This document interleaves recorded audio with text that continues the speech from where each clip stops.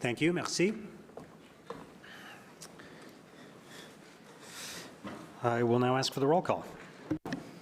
Councillor Luloff. Good morning, Robert. Councillor Dudas. Present. Councillor Hill. Present. Councillor Curry. Here. Councillor Kelly. Present. Councillor Gower. Here. Councillor Kavanaugh. Present. Councillor Johnson. Ici. Councillor Devine. Here. Councillor Bradley. Here. Councillor Tierney. Present. Conseillère Plante. Ici. Councillor King. Here. Councillor Troster. Here. Councillor Leeper. Bonjour. Councillor Brockington. Here. Councillor Menard. Here. Councillor Carr. Here. Councillor Kitts. Here. Councillor Skolsky. Here. Councillor Brown. Here. Conseil des Roches. Here. Councillor Hubley. Here. Councillor Lowe. Present. Mayor Sutcliffe. Here. Monsieur le maire, nous avons quorum. Merci. You have quorum. Started. I'll just walk through the plan for today, and I also just wanted to say, colleagues, you know, it's going to be a full day. It's a big day. We have a big decision. I know there were a lot of strong feelings, and I know that sometimes when there's a lot of debate, you know, tensions can run high, emotions can run high, but I think we have set a very good example over the last 3 years in a very toxic political environment of being respectful. Our council meetings have always been respectful, even when we don't all agree. So I just want to encourage everybody to take that approach today. And let's not make it personal. Let's stay focused on the matter in front of us. I think that's what our residents expect of us.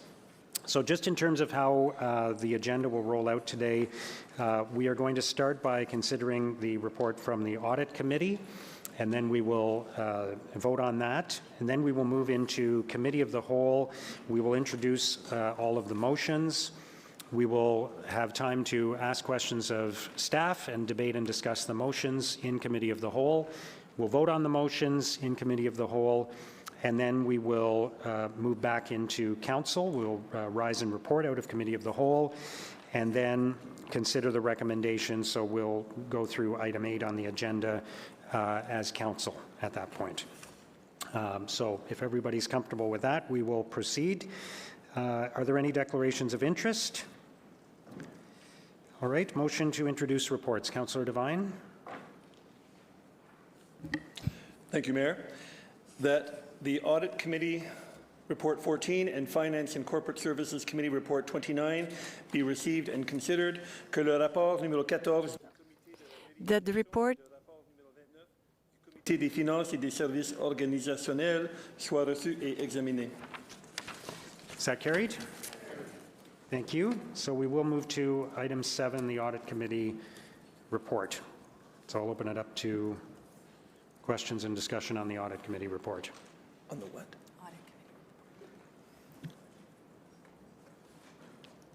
Not seeing any hands up, so, okay. Yeah. Okay. Councillor Menard? I don't know if the raise hands, oh, here we go. That's why I'm just not a panelist. Thank you very much, Mayor.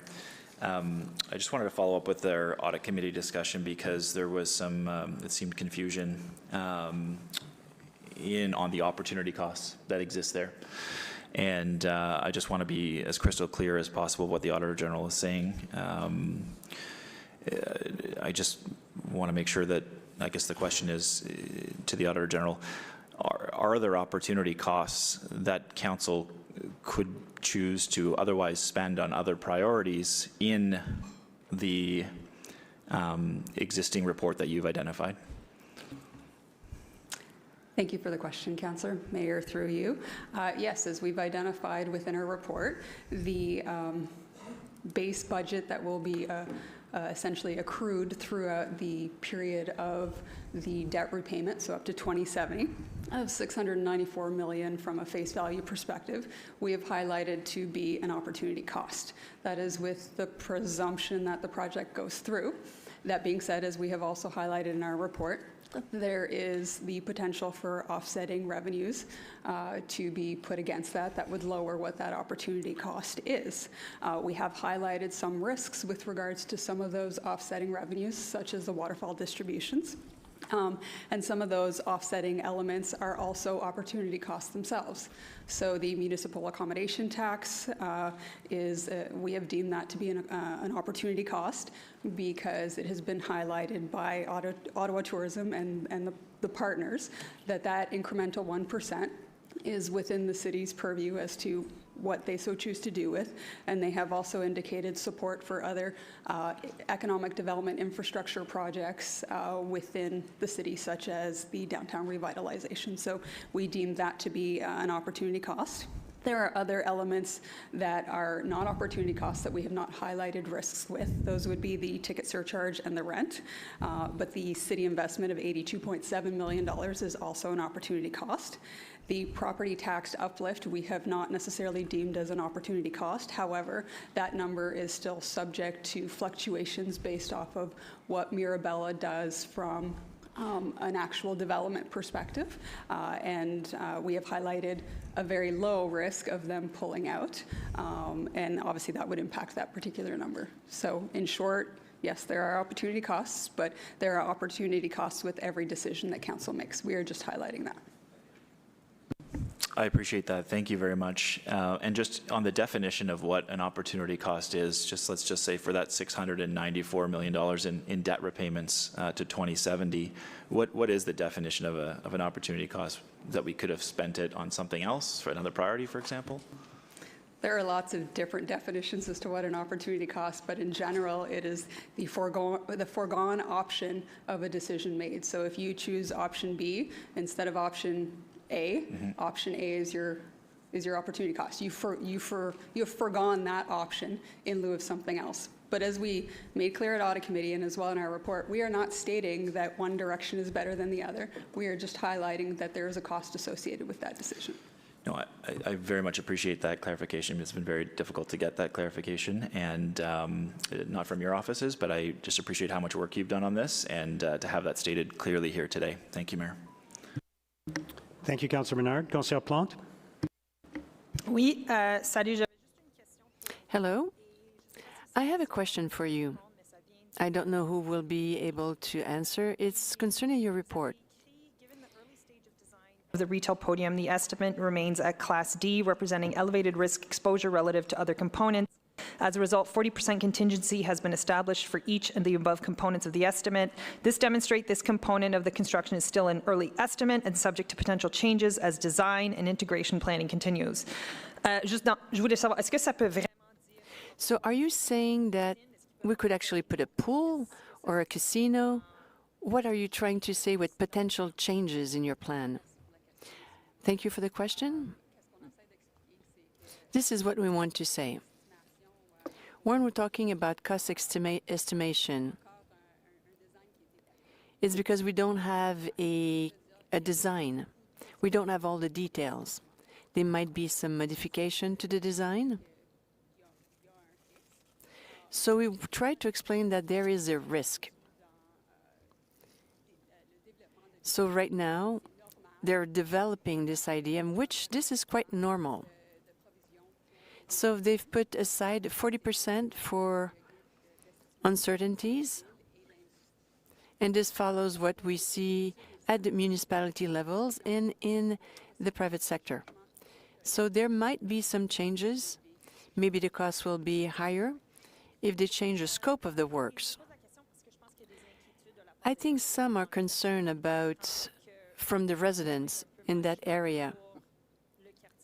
It will be too much for people in the area. So when will we know about what will be built in these potential changes?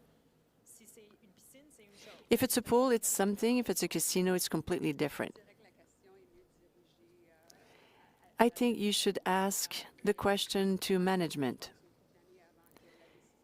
It will take a couple of years before we have a clear idea. Thank you so much.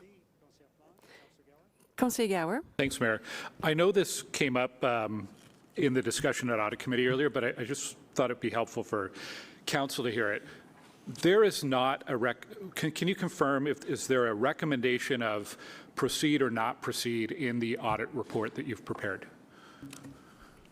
Through you, Mr. Mayor, as we have clearly outlined in our report, and I indicated at Audit Committee, it is not part of the mandate of my office to provide any direction to members of council. So as such, we are not providing any sort of support for or against the project. We are solely highlighting the risks that we have identified through our follow-up procedures. And as I mentioned at Audit Committee, just giving members of council another tool in your toolbox in your decision-making today. Okay, thanks, Mr. Mayor. Thank you, Councillor Gower. Councillor Carr?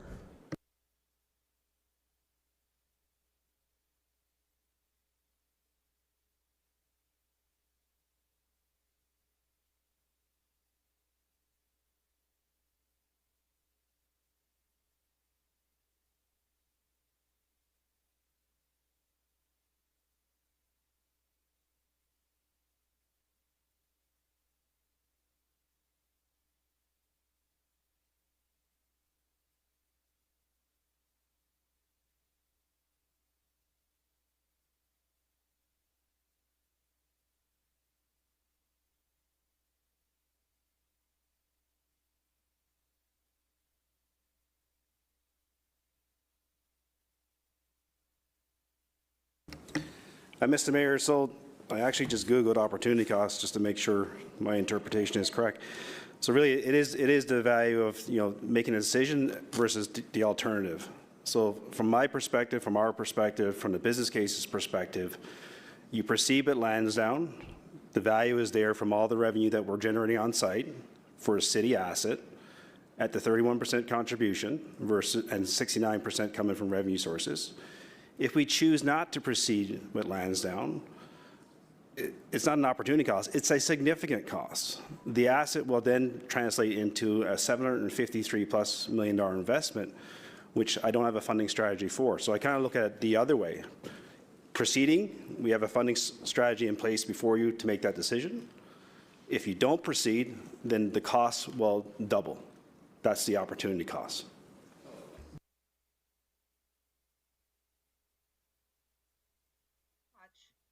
Money are we spending or proposing to spend that is an opportunity cost for the city?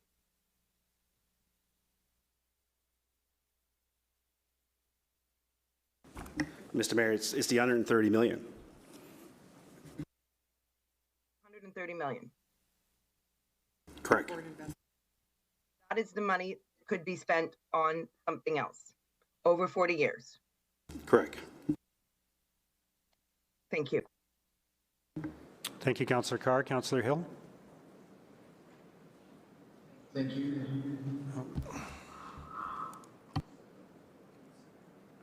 Thank you, Mr. Mayor. And I think my answer was pretty much summed up, I think, by Cyril, but I'll just reiterate it because I think it's important for this to be crystal clear, not just for the councillors that are going to vote today, but for the public who seem to have very strong opinions and concerns about the finances, and rightfully so. The finances are significant. We need to make sure that we make the right decision that's in the best economic imperative for the city and for our residents and for our local businesses. The opportunity cost to progressing, my colleague Councillor Menard highlighted earlier. I want to really focus with staff on the opportunity costs that are lost if we say no and we don't progress, because I think there is a misnomer in the public that to simply not advance the Lansdowne program as it currently exists means that we have a surplus pot of gold to the tune of either $419 million or $690 million or $130 million, depending on which line you're looking at, that could then go to pay for alternate options in the city, other assets, whether it's pipes or rec centers or upgrades. Is that a true statement? Mr. Mayor, no. What we have today is $2.6 million through the approved 2023 report, where we put $1.3 million in 2024 budget, $1.3 in the 2025 budget. So we have $2.6 million earmarked as we build up the base for the debt in the future. Thank you very much. Thank you, Councillor Hill. Councillor Troster.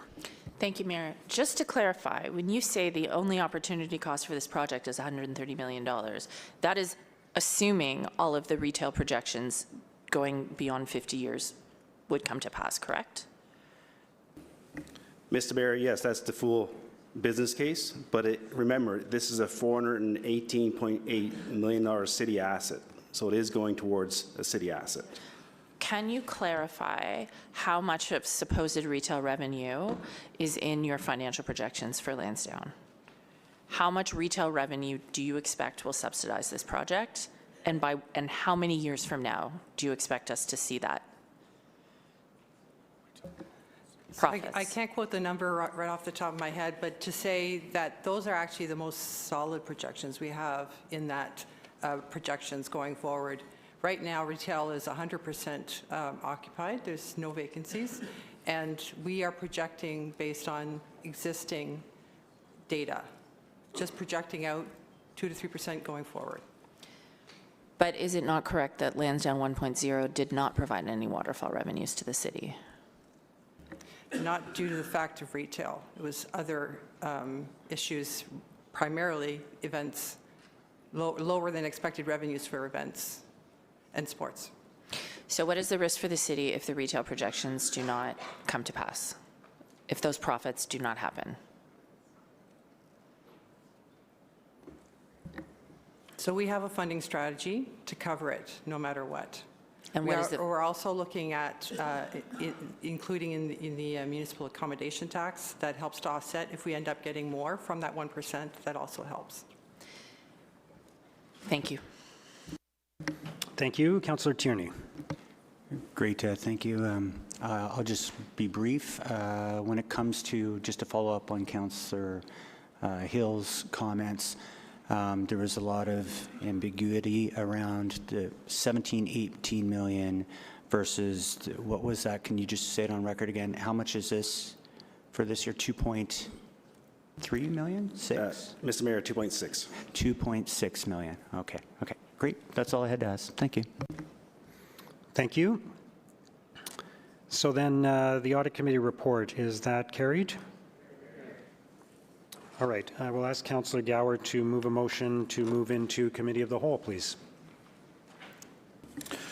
Be it resolved that City Council resolve to move into Committee of the Whole pursuant to Section 52 of the Procedure Bylaw to receive and consider all matters contained in Finance and Corporate Services Committee Report 29. Be it further resolved that any dissents and declarations of interest recording during the Committee of the Whole session be deemed to be recorded in the Council session. Is that carried? Okay. So what I would like to do is to ask members to introduce motions, and then we will have time to ask questions of staff and debate and discuss the motions. So I'll just go through the list of motions. First of all, Councillor Menard has a motion seconded by me on affordable housing. Did you want to introduce that now, Councillor Menard? Yes, thank you, Mayor. Whereas the city is in the midst of a housing and affordability crisis, and whereas the Lansdowne 2.0 proposal passed by Council in 2023 committed $9.75 million towards affordable housing based on the estimation that air rights would be sold for $39 million, and whereas City Council passed a motion that directed any additional revenues through the formal request for offer process for the disposal of subterranean property rights that are above and beyond the original estimated value of $39 million be split as per the affordable housing land and funding policy, and whereas the air rights are being proposed to be sold for $65 million less $6.7 million for the cost of integration for net proceeds of $58.3 million, whereas the difference between 58 and 39 is 19.3, and whereas 50% of 19.3 is 9.65 million, whereas the staff have only committed $14.4 million to affordable housing in the current proposal, meaning only $4.65 million of the proceeds from the disposal of subterranean property air rights that are above and beyond the original estimated value of $39 million, which equates to 24% of the $19.3 million rather than $9.65 million as directed by Council. Therefore, be it resolved that Council approve that the additional revenues less the cost of integration from the formal request for offer process for the disposal of subterranean property air rights that are above and beyond the original estimated value of $39 million be split 50% to the Affordable Housing Reserve Fund and 50% towards the project, resulting in the original Council directed approach with 96.5 million above the 9.75 million being dedicated to affordable housing, bringing the total contribution to 19.4 million. Therefore, be it resolved that Council approve that the resulting $5 million in additional funding now required for the project be funded out of the parking reserve. And Mayor, that motion is just to increase the affordable housing contribution should this go forward, given Council's direction previously on the issue. Thank you, Councillor Menard. Councillor Curry, I believe you have a motion on the municipal accommodation tax, I do. amending what came from committee. What came from committee, yeah. Whereas repayment of the Lansdowne 2.0 related debt is proposed to be offset by $2 million per year for a 40-year term from 2030 to 2070, achieved through a 20% increase to the municipal accommodation tax, or the MAT. And whereas a 20% increase from a rate of 5% to 6% would achieve approximately $5 million in new revenue in 2026, and the surplus revenue would be applied by the city to other tourism-related uses. And whereas the MAT revenues are a predictable source of revenue intended to reduce the cost to property taxpayers of servicing the Lansdowne 2.0 debt, and whereas the Auditor General identified in her follow-up audit, procedures presented on October 4th, 2025, a need to further mitigate risks against future revenues from other sources of revenue. Therefore, be it resolved that 40% of the 1% increase be allocated to the Lansdowne Reserve and a minimum of $2 million be allocated to the budget annually to offset the debt servicing cost of Lansdowne 2.0. And be it further resolved that any amount of the 40% above $2 million be retained in the Lansdowne Reserve to offset any fluctuations in projected revenues from other sources as required, or to fund other infrastructure needs at Lansdowne Park to be approved as part of the annual budget approval process as an additional risk mitigation strategy. And be it further resolved that this allocation be maintained as a fixed portion of the MAT rate, such that any future changes to the overall MAT rate do not alter the relative share dedicated to Lansdowne 2.0 repayment. And be it further resolved that the remaining 60% of the city's share of the MAT be allocated to a tourism reserve to fund the city's tourism-related priorities, initiatives, and infrastructure projects as part of the annual budget process, including the urban park at Lansdowne. Thank you, Councillor Curry. Councillor Gower, I believe you have a direction. I do. The direction is that staff review and present options to City Council to strengthen governance and oversight of the Lansdowne project and partnership, and consult with members and report back as part of the 2026 to 2030 term of council governance review process. There is a motion from Finance Committee from Councillor Menard, I believe, on enhancing the financial reporting and key performance metrics. I'm looking for other ways that we could strengthen council's insight and knowledge into this project. For our light rail project, we benefited for a number of years from third-party experts, and perhaps there's a similar approach that could be developed here. This is complex, and councilors are not sports management experts, and so I'm just encouraging staff to look for ways to provide more clarity to future councils, given the scope and the importance of this project. Thanks, Mayor. Thank you, Councillor Gower. Councillor Dudas, your motion. Thank you, Mr. Mayor. Whereas Lansdowne Park is a city-owned facility and a major destination for sports, entertainment, and community events, drawing thousands of residents and visitors year-round.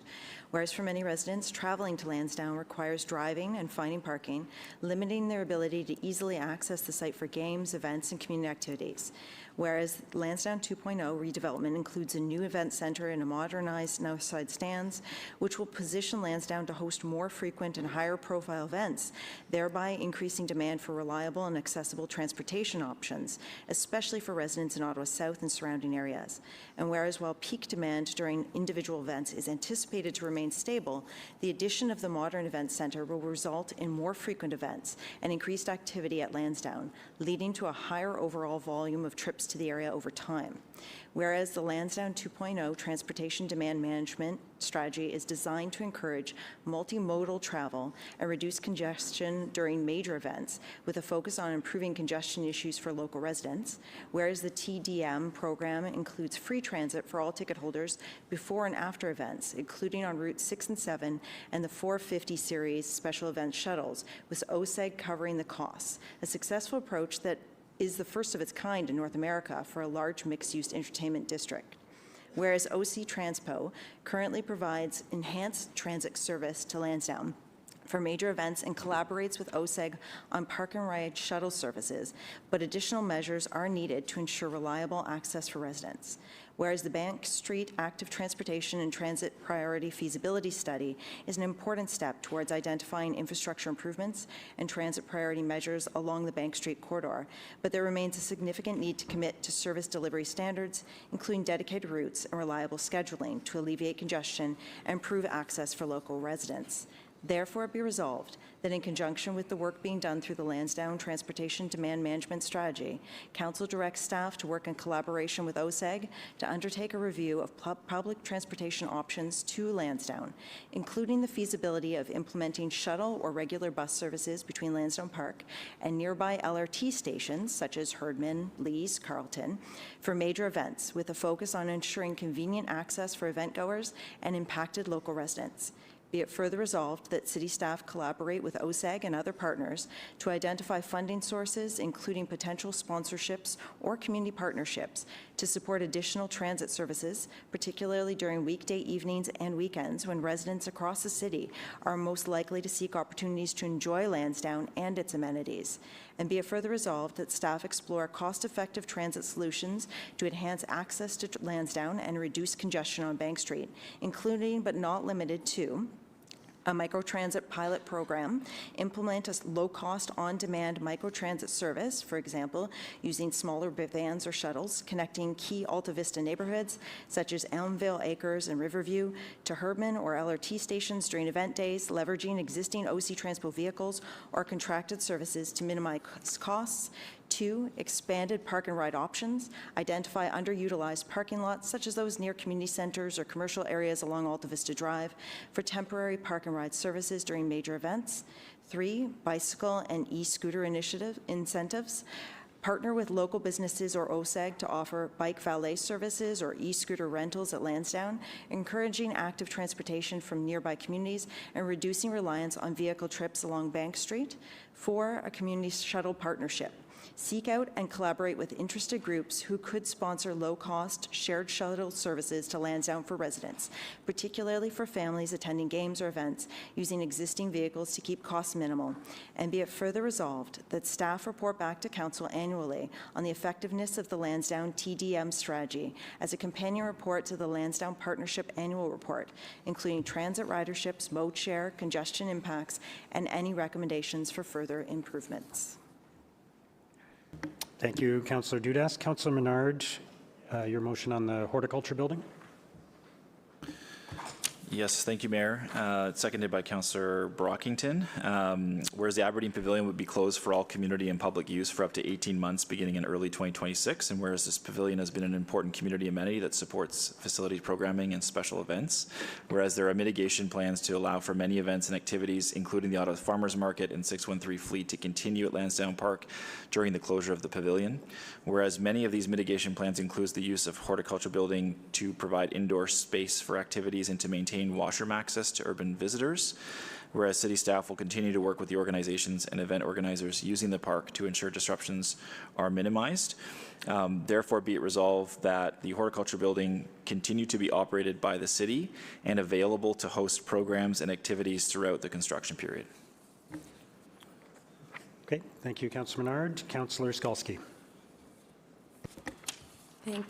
Thank you, Mr. Mayor. So this is in regard to the PWHL lease negotiations for the Ottawa Charge. Whereas Ottawa City Council voted in 2023 and in 2024 to direct staff to proceed with the plan for Lansdowne 2.0, including an event centre with a smaller capacity than the current TD Place Arena. And whereas the PWHL introduced an Ottawa franchise in 2024, and the team has been playing at TD Place for 2 seasons. And whereas members of City Council support girls and women's sports and the Ottawa Charge and want to see them succeed in Ottawa. And whereas the new event centre being built as part of Lansdowne 2.0 will be gender inclusive and responds to a need for purpose-built athlete facilities and gender-specific change rooms for the Charge. And whereas the new facility is a multi-purpose event centre designed to serve the needs of a wide range of sports, cultural, musical, and artistic events, and is not a single-use hockey arena. And whereas several different women's sports teams and events are hosted at Lansdowne and will be hosted in the future event center and a revitalized outdoor stadium, including basketball, volleyball, soccer, rugby, figure skating, and more. And whereas in 2024, representatives of the Ottawa Charge and the PWHL spoke in favor of Lansdowne 2.0, including the proposed event center. And whereas based in part on feedback from the Ottawa Charge, the capacity of the new event center has been increased from the original plan of 5,500 to 6,600 in the current plan. And whereas for several months, the Ottawa Charge has been in ongoing negotiations on a new lease with OSEG. And whereas at the City of Ottawa Committee meeting on October 29th, representatives of the Professional Women's Hockey League confirmed that there is a financial gap in the lease negotiations on with the Ottawa Sports and Entertainment Group. And whereas representatives of the PWHL confirm that their objective is to grow attendance beyond the capacity of the current arena at Lansdowne Park, and that in 3 other PWHL cities, they play games in current or former NHL arenas with the capacity of approximately 18,000. And whereas the Ottawa Charge have previously played in the Canadian Tire Centre, and PWHL representatives confirmed that the Charge could play some future games there and in a proposed new arena on LeBreton Flats. And whereas representatives of the PWHL confirmed that they are unable to commit to a lease that extends beyond 2031 season. And whereas city staff confirmed that additional seating at the event center would reverse several years of work done by staff, add roughly $100 million to the costs of construction, and delay the project by 2 to 3 years. Therefore, be it resolved that Council direct the City Manager to engage with OSEG and the PWHL to advance the lease negotiations of the Ottawa Charge. And be it further resolved that the City Manager be directed to work with OSEG and PWHL on a lease that is in alignment with the City of Ottawa and OSEG's partnership and in alignment with similar leases for existing tenants. And be it further resolved that the City Manager be directed to explore solutions for supporting the viability of the Ottawa Charge to ensure their continued success in Ottawa, including discussions with other facilities in the city. And be it further resolved that the City Manager report back to Council as soon as possible on the state of negotiations with the PWHL. Thank you, Councillor Skalski. Conseillère Plante. Merci beaucoup, Monsieur le maire, et j'aimerais aussi reconnaître la conseillère Carr qui a Thank you, Mr. Mayor. Attendu qu'Ottawa est dans une crise d'abordabilité et que l'on veut augmenter la capacité de développement des logements abordables avec les services de soutien, attendu qu'un autre objectif est de favoriser l'intensification urbaine et le développement axé sur les transports en commun, attendu que l'examen du plan d'accélération du logement lors d'une réunion conjointe du Comité des finances des services généraux et du Comité de l'urbanisme et du logement tenu le 1er octobre 25, une motion a été adoptée demandant au personnel d'accélérer les travaux liés à la prochaine phase de la stratégie municipale relative au terrain. Attendu que, dans le cadre d'une récente circulation par le personnel des propriétés candidates, le 160 Lees adjacent au parc Springhurst a été suggéré comme propriété potentielle à inclure dans la prochaine phase de la stratégie foncière municipale, car il est situé dans la zone de la gare principale de transport en commun, Lees. Attendu que le nouveau centre événementiel au parc Lansdowne entraînera la perte d'environ 1 acre d'espace vert. Phase of the municipal land strategy, that council directs staff to work with the ward councillor and community on a plan to preserve approximately 1 acre of green space at 160 Lees. Be it further resolved that council authorize the transfer of $100,000 from the citywide CIL account to the Ward 17 CIL account to improve local park features at the discretion of the ward councillor, including in the urban park at Lansdowne. Merci. Merci à vous. And Councillor Menard, you have one more motion, I believe? Yeah, is this the Better Lansdowne motion, Mayor? Yes. Sorry, that last motion's in my ward, just took me off guard there. Yeah, I can read this one in. It's a long motion, Mayor, and so stay tuned. Whereas the City of Ottawa is considering an updated partnership agreement with the Ottawa Sports and Entertainment Group to redevelop Lansdowne Park under Lansdowne 2.0, and whereas the partnership agreement allocates significant new financial risk to the city, including $340.2 million in public debt and a long-term taxpayer obligation of approximately $17.4 million annually from 2036 to 2070, regardless of the project's financial performance. And whereas the city's Auditor General has identified material risks which would increase costs in the project, including understated construction costs, limited contingency for overruns, city-related delays, tariff and supply chain risks, reliance on uncertain revenues from OSEG and the Red Blacks franchise, the deal lasting 50 years into the future, and dependencies on private residential and retail development timelines. And whereas Lansdowne 2.0 would reduce public green space by 58,000 square feet, remove sledding hills and berms used by families and spectators, eliminate 113 healthy trees, and potentially remove public artwork, resulting in a diminished experience for parkgoers, sports fans, and families with children. And whereas the redevelopment would remove the roof over the north side stands, reduce arena seating to 5,850 and stand seating by 3,000, and increase ticket prices, prioritizing high-end options over affordable access. And whereas existing retail and small business space newly built in 2014, including Good Life, Bean Cafe, Cigar Man, Cinnaholic, would be demolished and replaced with nearly identical square footage of retail as exists today at a cost of $45.9 million and throwaway costs of existing valuable retail. And whereas the project would entail 9 to 10 years of heavy truck construction through 2035, including 2 years of Great Long closure at least, creating disruption in a highly pedestrianized area. And whereas public investments made in 2014, including the Civic Center Arena, Northside stands, and $23 million spent on the steel roof would be stranded, with approximately $15 million remaining on loans that the city would still need to repay. Whereas the redevelopment includes no improvements to transportation or transit access for urban, suburban, or rural visitors, and whereas tradespeople and their unions have raised serious concerns about the Lansdowne 2.0 redevelopment, criticizing the city's decision to award major construction contracts to a non-local company, undermining local job creation and community economic benefits, and whereas City Folk, the organization behind Ottawa's popular annual music festival, has expressed concerns that the Lansdowne 2.0 redevelopment could disrupt the festival's traditional footprint on the Great Lawn and Hill, forcing the festival to leave Lansdowne Park potentially permanently. And whereas the Ottawa Charge of the Professional Women's Hockey League has raised concerns that the proposed Lansdowne 2.0 arena, with a planned capacity of 5,850 seats, is too small to accommodate their growing fan base, and that inadequate consultation with the team has left its future in Ottawa uncertain. And whereas the project lacks adequate transparency, alternatives, and no cost-benefit analysis, which should have been explored independently.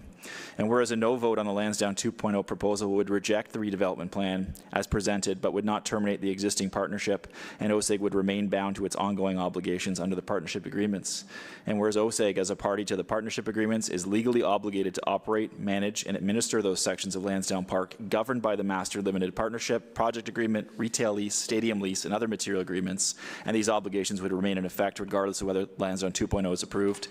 And whereas should OSEG choose to default for convenience, the city would not be required to make any payments to OSEG nor transfer any accrued equity, and would retain the right of first refusal for the sports teams, while continuing to receive all current retail-based rent revenue streams, including Whole Foods, Cineplex, and Sporting Life, and projected profits under Lansdowne 1.0 beyond 2030, as indicated in the EY report, representing a financially beneficial outcome for taxpayers without a $483 million expenditure.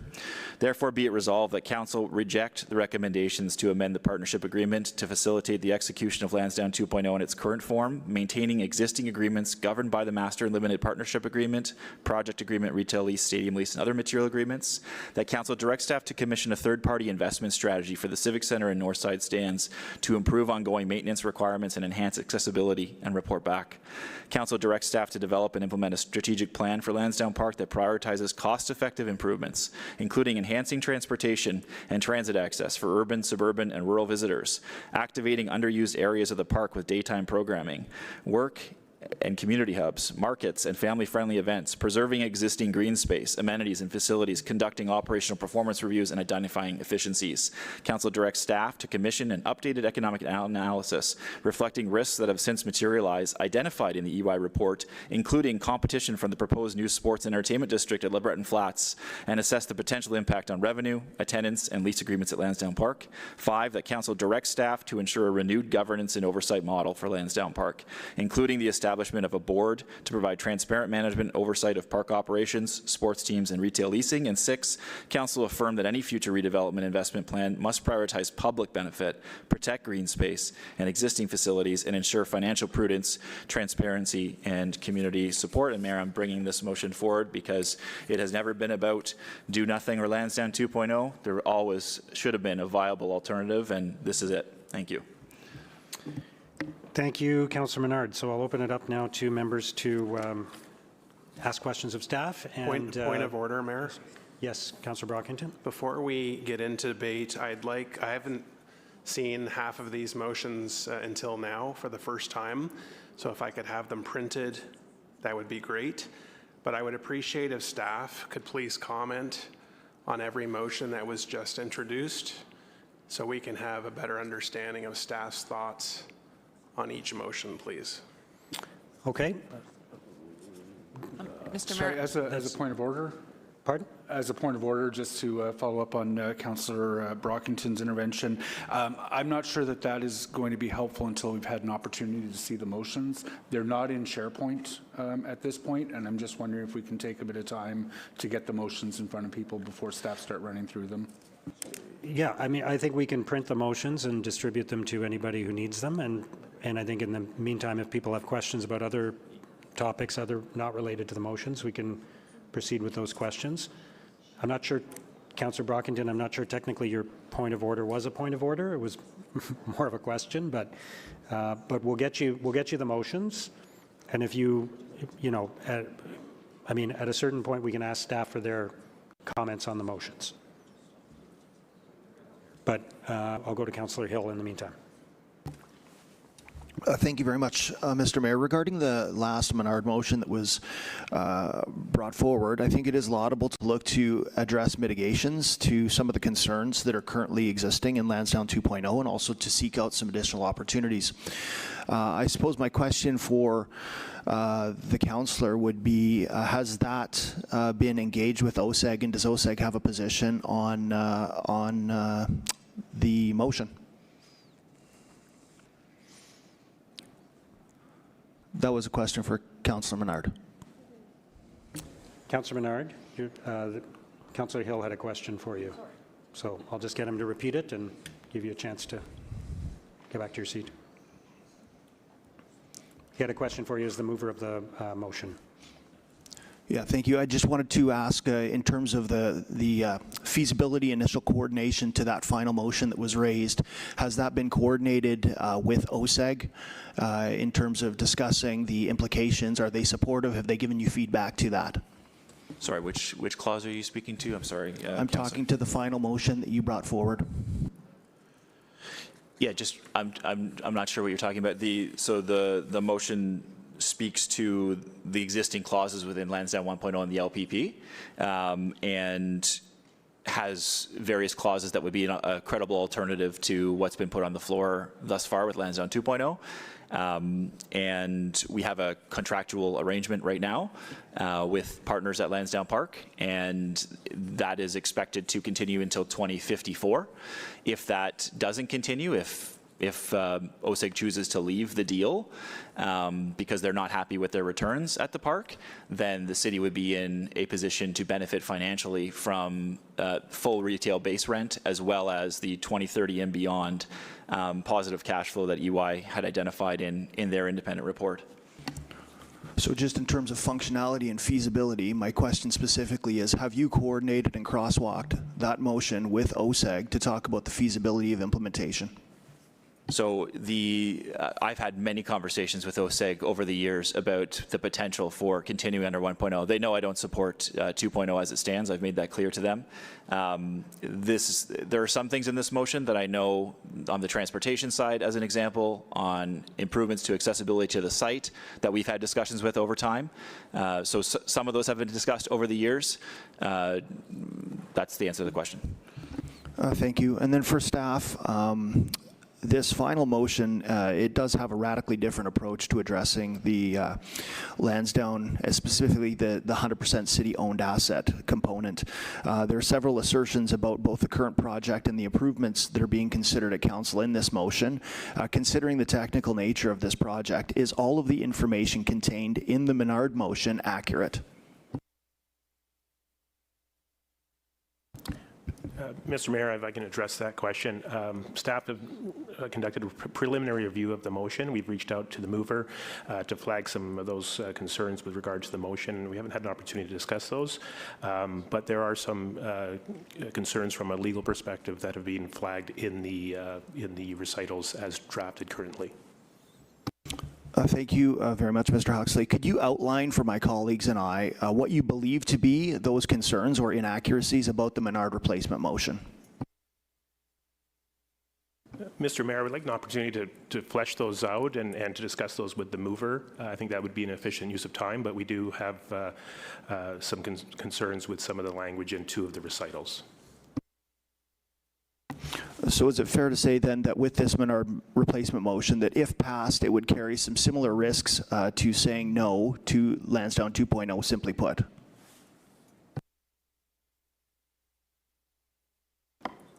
Mr. Mayor, our objective is to make sure that the motions that council considers are as accurate as possible, as up-to-date information. I would like that opportunity to discuss that with the mover, and so I can't respond immediately to that question, Mr. Mayor.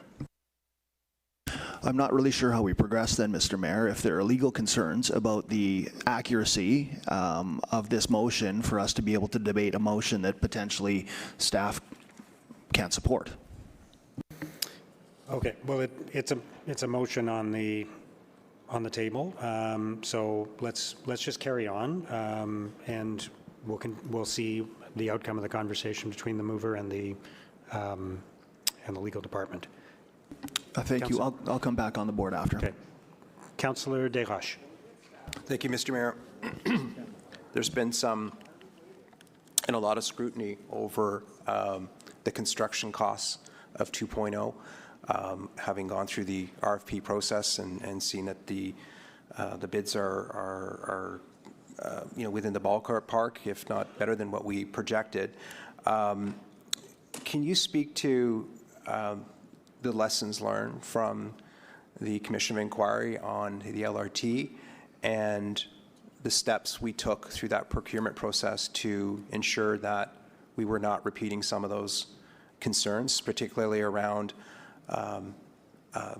the optimism bias, where we want it to be lower, and despite the realities that it comes out not what we thought it would be. So can you just speak to how we have, in fact, used the lessons of the North-South or the Commission of Inquiry to strengthen our procurement process and not have the optimism bias, for example?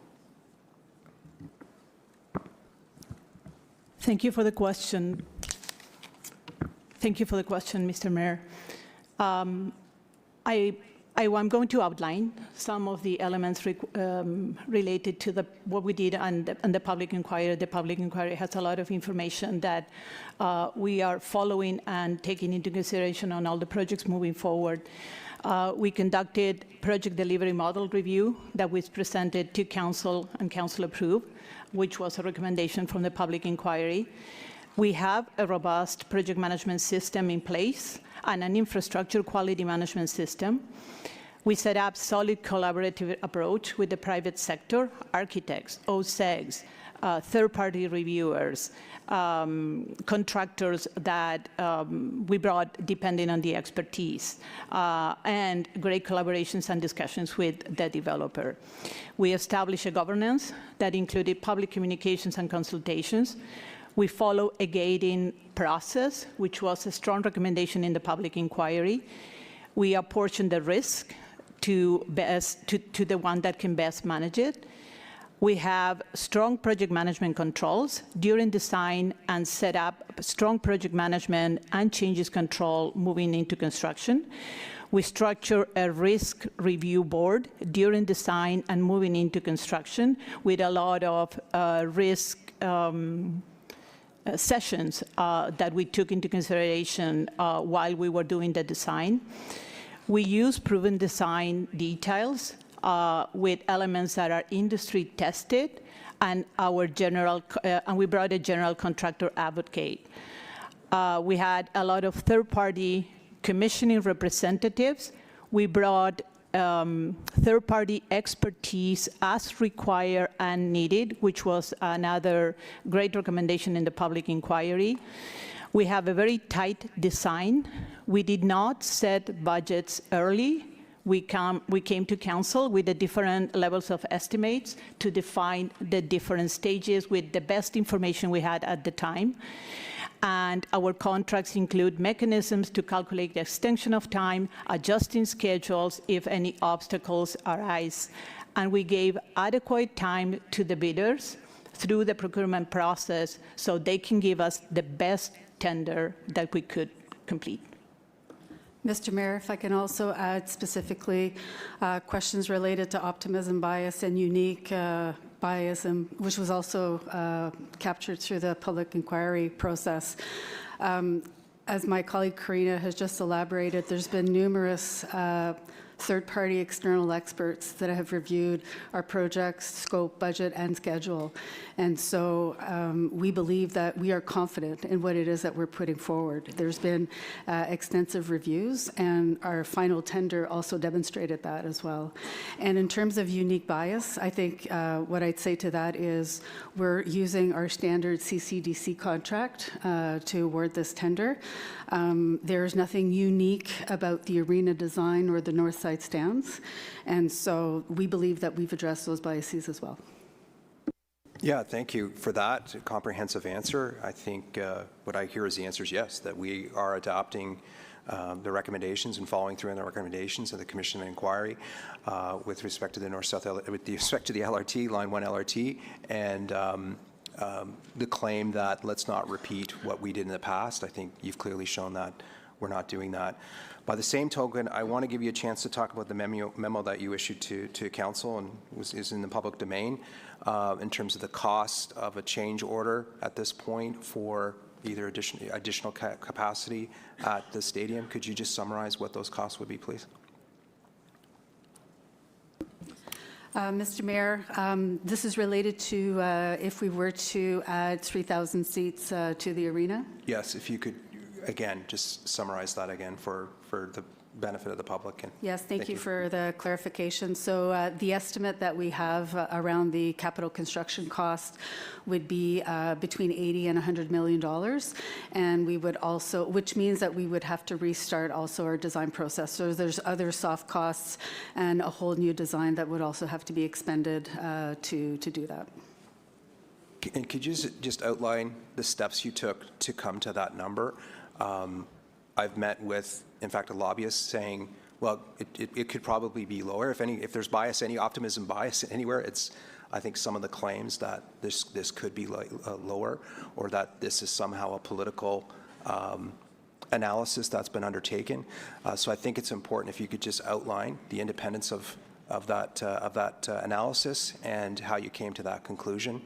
And again, learning the lessons from the LRT Commission of Inquiry, that we're not going to present numbers that aren't grounded on reality. So could you just comment on the process that you got to doing that? Thank you, Mr. Mayor.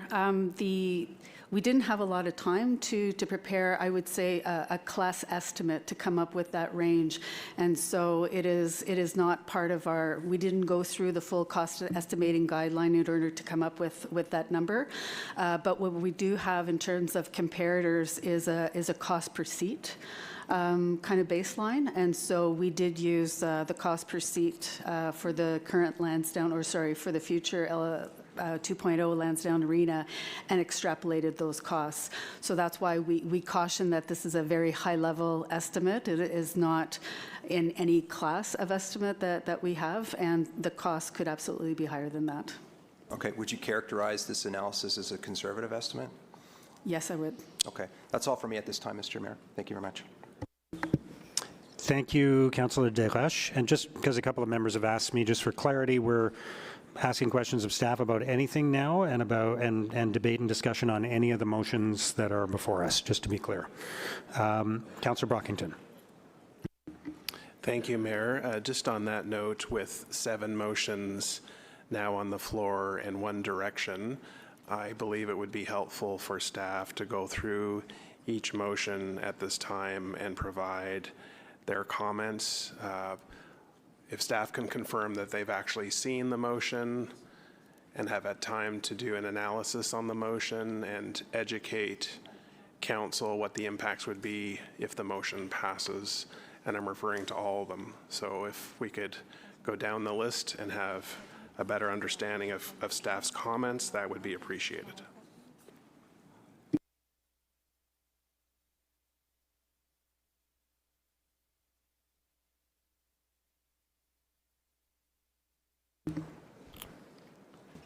Should we go through them one by one, I guess? starting with the motion on affordable housing. Does anybody want to comment on that? Mr. Mayor, yeah, we're supportive of the $5 million additional top-up to affordable housing. Okay. And then on the municipal accommodation tax? Mr. Mayor, yes, we're supportive of this one, and this one actually gives us some further risk mitigation. So what this will do is anything above the $2 million that we need for the project, it will sit in this reserve, so it actually will build up. So it will actually give us a bit more of a financial mitigation, just to be safe, I guess. And we're also going to establish a tourism reserve, so that way we can have a clear process where that money goes. So once that's established, you'll see that through the budget process where it clearly goes into its own reserve, so it's better for tracking moving forward. Okay, thank you. And then on Councillor Gower's direction on governance and oversight? Mr. Mayor, we're supportive of the direction. Thank you. Okay. Councillor Dudas's motion on public transportation options? Staff comfortable with that? I know there's a few different elements to it. Yes, Mr. Mayor, we're comfortable with the approach, and we'll incorporate that into our ongoing review of the transportation demand management strategy for Lansdowne. Okay. Councillor Menard's motion on the use of the horticulture building. Yes, Mayor, we're supportive. Okay. I think there's some questions about the timetable, though, around that, which maybe we can come back to later before we vote on it. Councillor Skalski's motion on the Ottawa charge. And Mr. Mayor, I just wanted to note before staff comment, we had version control issues on some of those motions, so I believe we had the wrong version on the screen of Councillor Skalski's motion. On Councillor Skalski's motion? Earlier, but I believe the correct version is on the screen now. Okay, we can reintroduce that. I don't think the wording changes are substantial. Just combining two of the therefore be it resolved clauses into one and changing a word in another clause. So, but I'll just ask the city manager. You're comfortable with Councillor Skalski's motion? Yeah, thank you, Mayor. I've just read what's on the screen, and I'm comfortable with it. Thank you. Okay. Regarding Councillor Plante's motion on green space, does staff have a comment on that? Mr. Mayor, we have looked at the motion. Staff are already working on a plan for this site, so we will continue to work on that, and the parameters that the motion outlines will be considered as part of that. Okay. And I guess a comment on Councillor Menard's motion entitled A Better Lansdowne. Who would like to speak to that? Mr. Mayor, we've provided some feedback to the mover on that particular motion. We do have concerns with two clauses, so I'm not sure if the movers had an opportunity to review our comments and whether it would be amended accordingly. Okay. But more broadly on that motion, not just those elements that you have, even if it were to be amended, do you want to speak to what the impact of that would be? I can start, Mr. Mayor. So I think, obviously, my colleague, Mr. Huxley, has indicated that there are some issues with respect to some of the clauses from a legal perspective. When we look at the financial pieces outlined in the whereas portions of the motion, it talks about a positive return that comes back to the city from the retail lease application. And I think if we're looking at the broader picture, we need to understand what the implication of implementing this motion would be. And we would be responsible, should our partner not be there, for those net deficits year over year. And I can ask my colleagues just to elaborate on that a little bit more.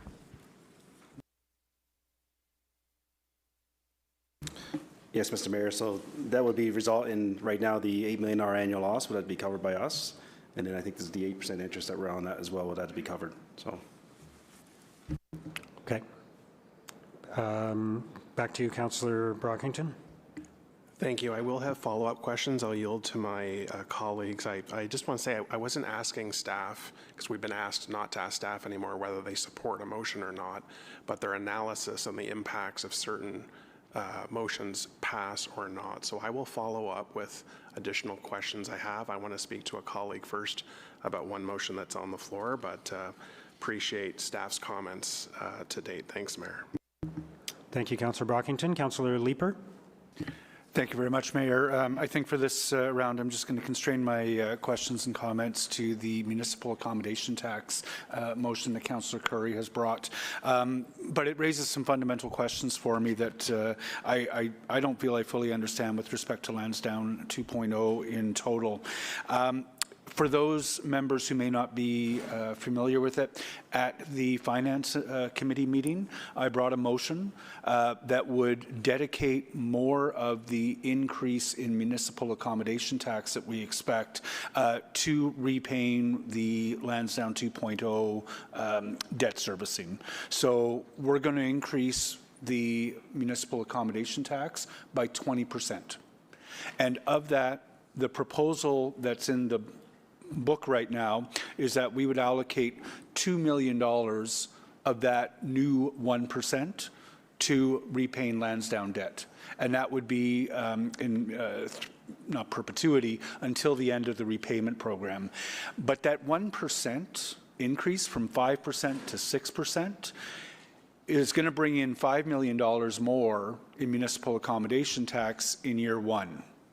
In year 10, that might be $4 million. In year 20, that might be $8 million. The amount is going to grow as the tourism sector grows and with inflation. And I sought with my motion at FinCo to index the amount of the MAT, of the municipal accommodation tax, that we're putting toward Lansdowne 2.0 at a rate that will constantly grow, so that as the MAT grows, it will be able to pay off more and more of the Lansdowne debt. The motion that is now in front of us would take any additional funding over $2 million and put it into a reserve. And if I understand the language of the motion, that reserve would be used if we need to smooth out some fluctuations in the Lansdowne financial performance. That's not my intent. My intent is to see more and more of the Lansdowne debt repaid through growth in the municipal accommodation tax. But it raises a fundamental question for me that staff can help me understand, I think, that as profits from the partnership come in, as property taxes go up, as the surcharge grows in size, as more rent comes to, more rent for the leases comes in, at some point that is going to be more funding coming in from Lansdowne if things go according to projections than we need to pay off the debt. And my understanding from the narrative that's been crafted by the proponents of Lansdowne is that that extra, that gravy, would go into our other priorities that we have as a city, that it would go into transit, that it would go into housing, that it would go into programs and services. Can I ask staff, at that point when there is more money coming in to from all those different revenue sources and is required to pay the debt, what was the mechanism by which those funds would then be used for the city's other priorities? So, Mr. Mayor, so our projections are conservative. So if the projections are above that, that would be net new revenue to the city. So that would be basically in those budget years in our annual results, we would report the incremental, and that would be funding then that we could allocate to other initiatives, or we could allocate it to pay off the debt sooner as a mechanism. But it will be incremental funds, like you stated, that we could use for pay off the debt or other investments. And those incremental funds would be unencumbered, right? They could be spent on transit or housing or social programs, whatever. Mr. Mayor, yes. Okay. Incremental funds from the municipal accommodation tax would be encumbered, no? The statutory requirement is that those would have to be spent on tourism initiatives. Mr. Mayor, the statutory requirement is 50% on tourism, and then the other 50% is at the discretion of council. Okay. So I'm trying to understand why we would use funds over and above what was contemplated that are actually encumbered and put those into a reserve rather than using those to pay off more of the debt and taking all those other unencumbered funds to go into other priorities that the city has. So, Mr. Mayor, when we ran it through our model, today it equates about $4.3 million of city dollars that's paying off the 17.4 debt. If we increase the MAT contribution, that 4.3 came down to 3.6 million. So it was a little bit of a reduction. So given all the discussions in terms around risk mitigation, which I've talked about, we've taken a lot of risk mitigations in the overall business case. The recommendation before you is to establish this reserve, so we have that money there as a sock drawer for additional if needed. Council can always choose in a future budget if we want to withdraw from that and pay off debt faster or allocate it to the project if there's other shortfalls. So really it's about reserving the incremental, but keeping it in the reserve as we go through the process, just in case there's peaks and valleys of other assumptions. So I'm going to ask my colleagues to reject this motion because the intent was to make the encumbered funds that Matt represent be a greater portion of the debt repayment and free up more of the unencumbered funds to pay into the city's other priorities. I know this is a small thing, and I'll leave it there for the moment because I'm out of time, but the motion that Councillor Curry has brought forward is very different from what I had intended in making my original motion at FinCo. Thanks, colleagues. Thank you. Councillor Johnson. Thank you, Mr. Mayor. So just to follow up on the Curry motion to help me understand a little bit more. So who pays the municipal accommodation tax? Where does that come from? Mr. Mayor, that comes from the hotel industry and Airbnb.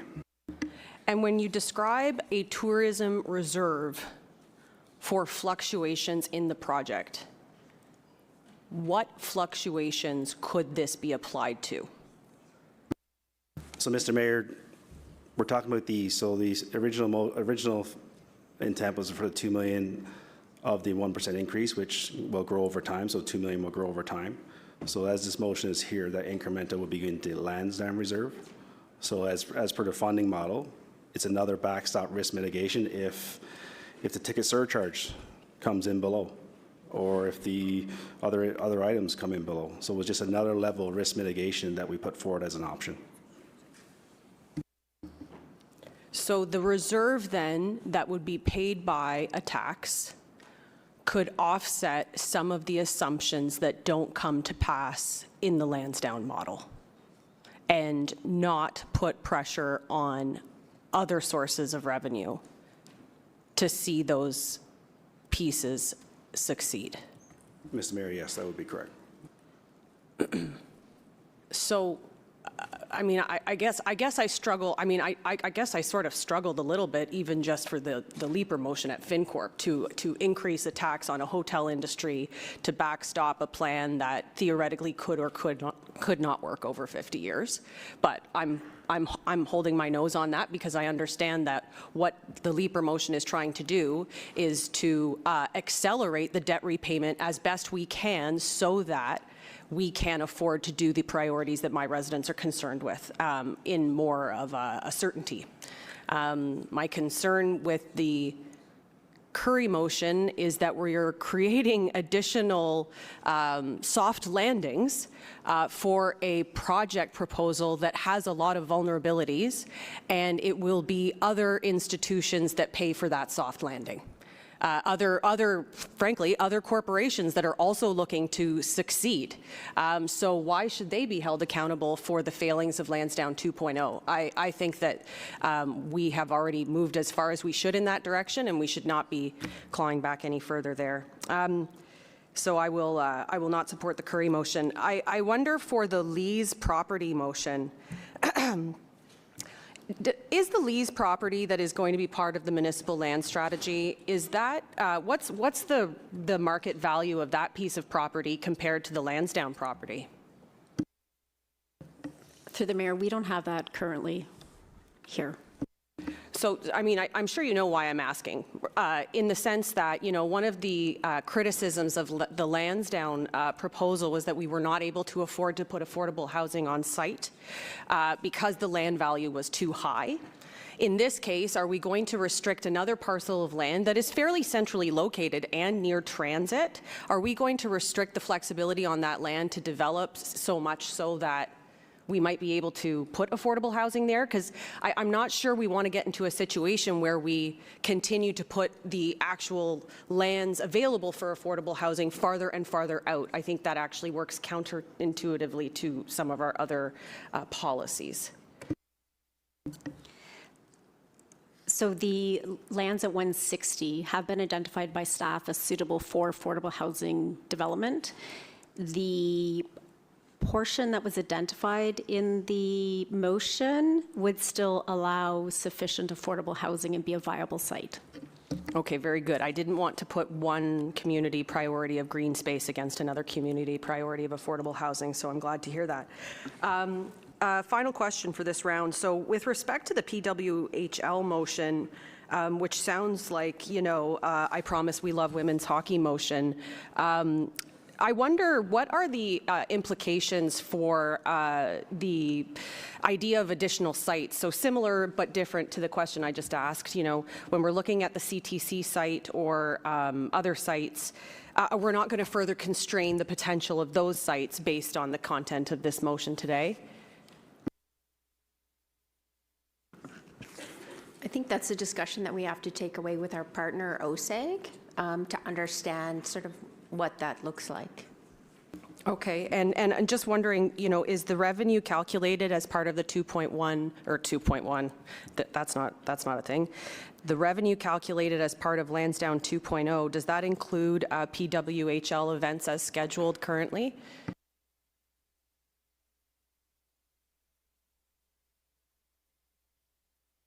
In the current projections, yes. So if they were to move to a different site, then those events would have to be replaced by other events as they came forward. Correct. Okay. I just want to be clear as to what our choices are when we're starting to shuffle our partners around. Thank you. Thank you. Councillor Menard. Thanks, Mayor. There's a few comments I want to make. The first is just on the 160 Lee's motion. It's first time I'm seeing it here. It's obviously in my ward, and right now staff and myself and parks and affordable housing staff members are in an active conversation about that area. We all agree we want to see some affordable housing here, and we all agree we want to preserve some of the park space here. Though I would love to say, great, $100,000 to help do that. The discussions are just going out now, so staff have just put out a request from departments for potential surplus property here. Everybody has submitted their comments, but we haven't we've had a couple of conversations. We have to have more conversations about it. This is an ongoing discussion where we all, I think, want the same thing here, but the parameters in the motion really wouldn't allow that fulsome discussion to happen, and I understand this will come to Finance Committee in any event at some point. So I've talked with Ms. Stewart and Mr. Chenier about the process here. As I understand it, they would support this being referred back to the process that has already started, which is internal circulation and discussion amongst departments and the councillor's office. I support the basic parameters of what that conversation have been occurring, as well as what the motion's general thrust is, that this is a spot where we can have some not-for-profit housing, some park space. It's located next to 1,700 units along the LRT. It makes perfect sense for affordable housing as well as park space. So just respectfully ask that we move that conversation, refer it back to the process that's already ongoing, instead of having a kind of random decision made here today that is not as well informed by all the comments that have been received. So I'll just respectfully ask, would that be a supportive process just to Mr. Chenier and Ms. Stewart?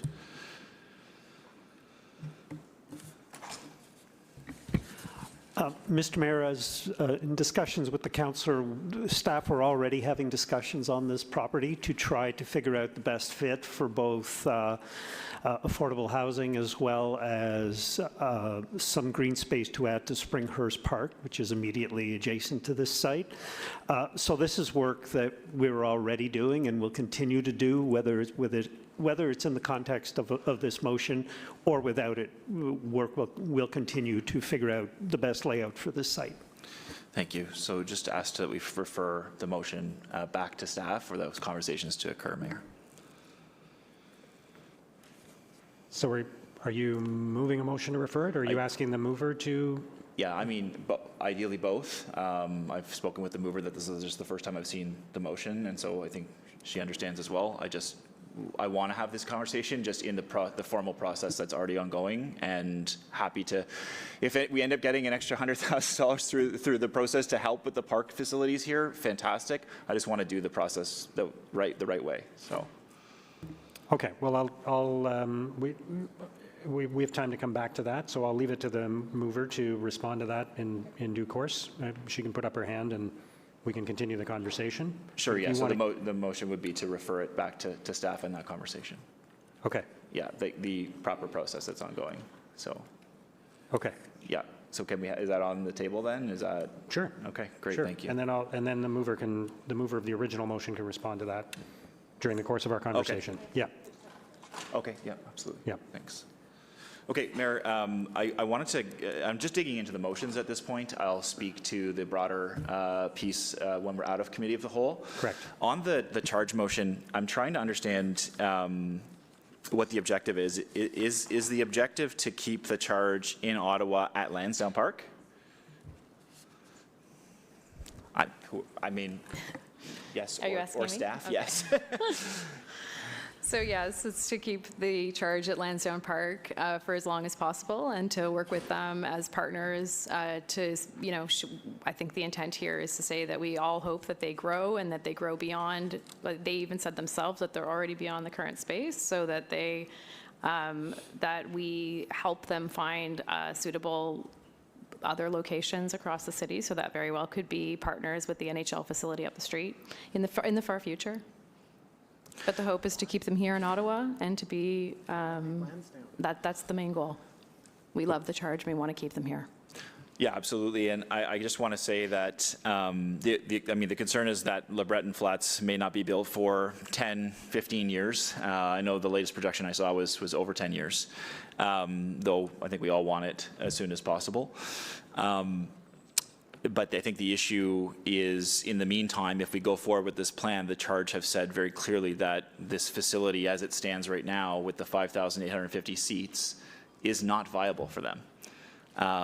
And so I suppose, have the charge confirmed that they're supportive of the motion on the floor to city staff?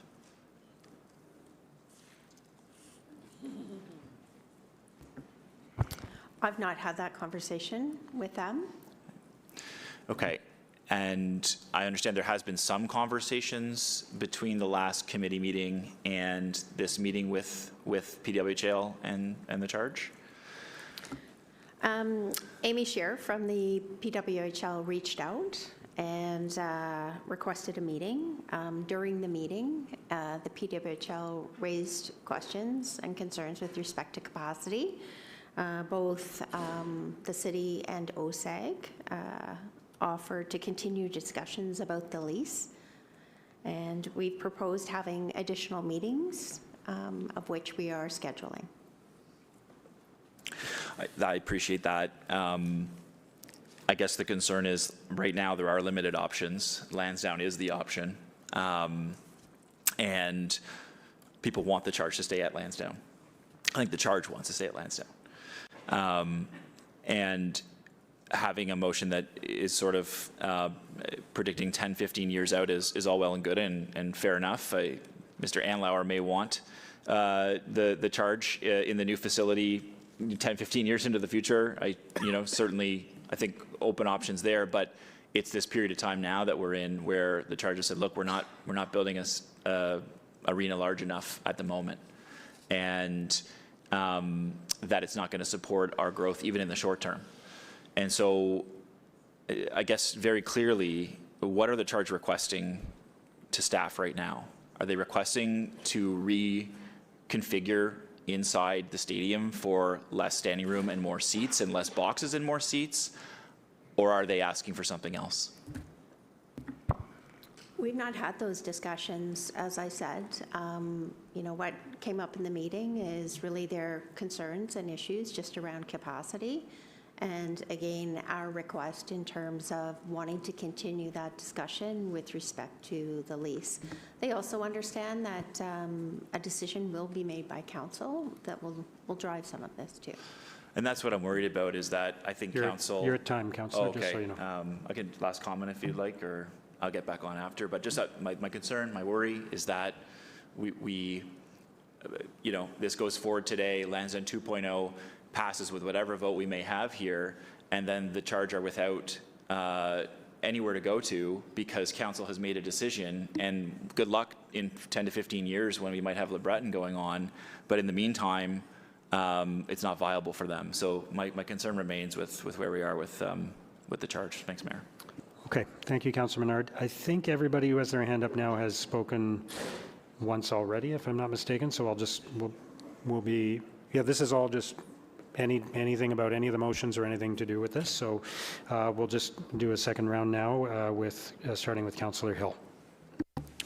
Thank you, Mr. Mayor. I do have a couple of questions about some of the issues that have been brought up so far. So my first one, I'll speak to the comments that were made about the charge motion. So I guess simply put to staff, is there a world where over the next few months, years, that there could be a revisiting of the ratio of use of TD Place versus CTC for the charge? For example, I have heard that the fan numbers for weekday games is lesser than it is on weekend games. Are those types of negotiations to leverage those other city assets with our other private partners ongoing as well in order to try to mitigate kind of that short midterm support to the charge? I don't want to speak on behalf of my colleagues at OSEG, but what I can say, and I think we heard this when we were at committee, is that those negotiations are ongoing in terms of the lease. So there are options with respect to forecasted attendance that would keep them and could be appropriately housed, and games could be played in the current location at Lansdowne Park. And there are options in terms of going to the CTC Centre to deal with the games where they're forecasting to have that greater attendance and that capacity. So that is available. It is an option today. Okay, thank you very much, City Manager. With regard to the comments on the Leaper municipal accommodation tax and the concerns that were raised about what the Curry motion could mean with regard to that, I just want to revert back and confirm that should City Council not move forward with Lansdowne 2.0, if we decide today to vote against Lansdowne 2.0, then the Leaper municipal accommodation tax motion becomes moot. Is that a correct comment? Mr. Mayor, in the discussions with our partners at Ottawa Tourism, the agreement to increase the 5% to 6%, so to 1%, is predicated on Lansdowne moving forward. They see this as a vital economic benefit from a tourism perspective. That's why they're very supportive of this. If Lansdowne 2.0 doesn't move forward, then the 5% stays at 5%. Okay, so that is clear to me then that should the concerns raised from the mover of that motion be regarding the Curry motion, that in fact that concern would not come to pass should we not progress with Lansdowne 2.0. We only see that benefit. We only see that $5 million up to year 20, $8 million plus. We only see those benefits if we support Lansdowne 2.0. That's correct? Mr. Mayor, yes, that's correct. Okay, thank you. And I think my last question for this time, I just want to confirm the Menard Better Ottawa motion We've heard that there may be some legal concerns with that. We've heard that there has been some coordination from the councillor's office with city staff, with OSEG. Could I get a perspective perhaps from OSEG on their interpretation of what that better Lansdowne motion would look like, or how that would progress?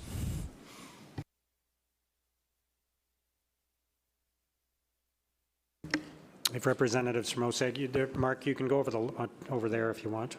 There's spots available there. Yeah, Mark can speak to it. I think just collectively and overarchingly, if I may, before Mark starts to speak, staff have put a report forward in terms of the recommendations and the path forward.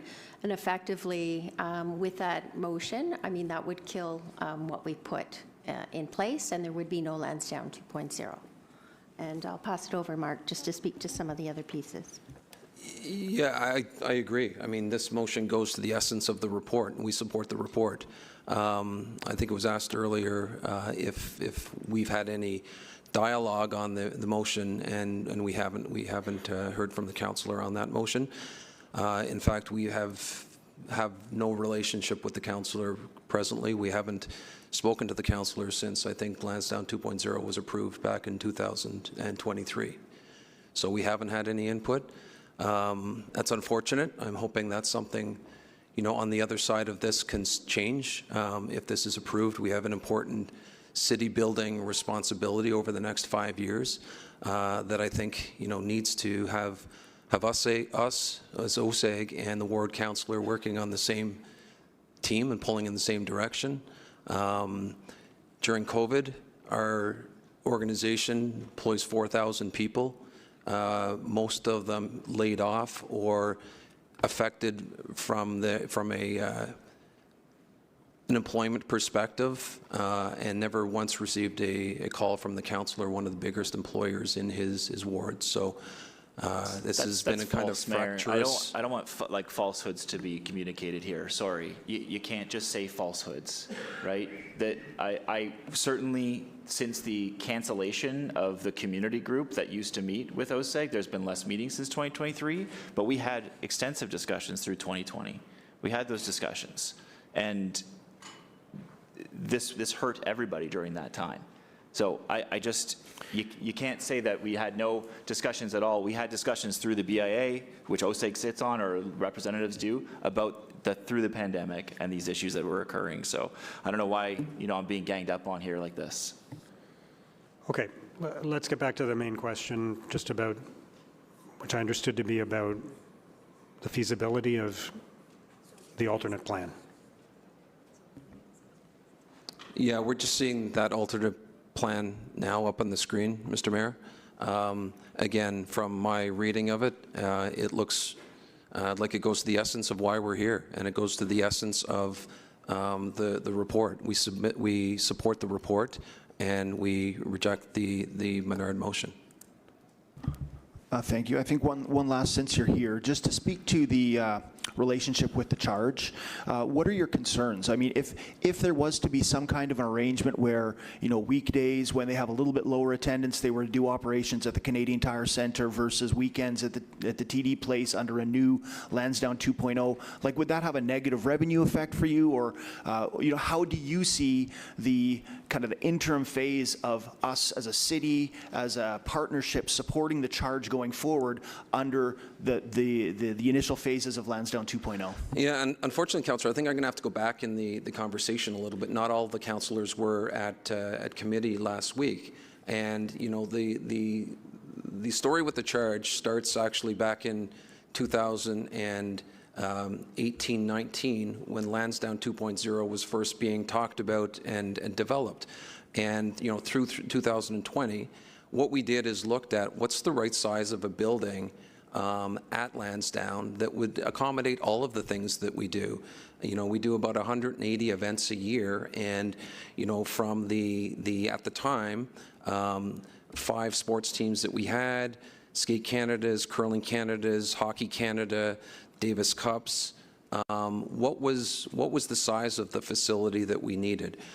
We understood, that At the time, the NAC had, concerts and musical and cultural events kind of covered up to 2,000, and that the CTC, could cut down to 7,500, go to 7,500 up to 18,000. The stadium at TD Place could pick up over that. And the sweet spot for all of our customers, our promoters, our national associations that were using it was a 6,500, 7,000 capacity building. So that's what we built. Roll the tape forward. We were thrilled and honored to be able to speak to a group that was starting a women's professional hockey league in 2023, spring of 2023. I think the story, I think from my perspective, how the story goes is we were being looked at for future expansion possibilities. I think the NHL told the PWHL that Ottawa was a good market. You really should go talk to them. And there's some good folks at OSIG you might want to drop by on your way back to LA, which happened. And I think we were able to convince the PWHL that we could be a good market right out of the chute.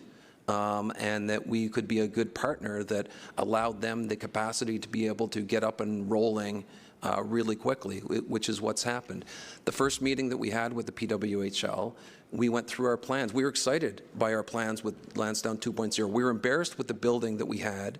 We showed them the space. We talked about what we might be able to cobble together for players, facilities, and rooms, and we showed them the plans for the new arena, which at the time was 5,500 capacity,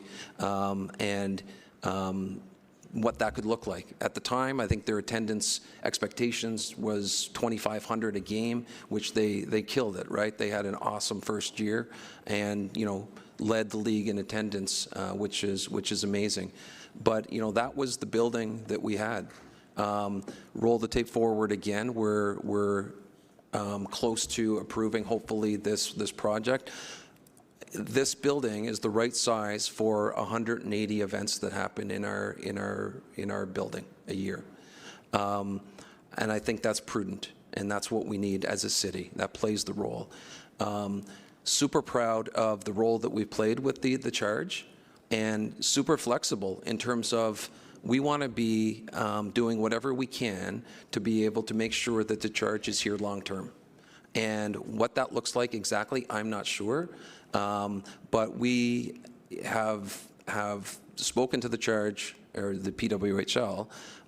We have presented what we think are very aggressive in their favor lease terms, and super flexibility in terms of if you want to play games somewhere else that helps you. I mean, forever and ever, it's going to level off and be at a capacity that we can accommodate. That's be awesome. What would be more awesome is if it continues to grow. And if there's an interim step where they're playing some in our building, that'd be terrific. And some in the other building, that'd be terrific. If it's 15, 16, 18,000 and it belongs in the NHL building, that's awesome. If that building moves to Le Breton, fantastic. So I don't know what exactly our role is. There's been some unfortunately choppy waters over the last couple weeks on this, and I'm hoping we can pick it up on the other side, Councillor, and figure out, what the charge, what the PWHL needs us to be, and we'll be that for them, ensuring that the charge are here forever and ever. Thank you, and I guess a follow-up on that to either you, Mark, or to city staff.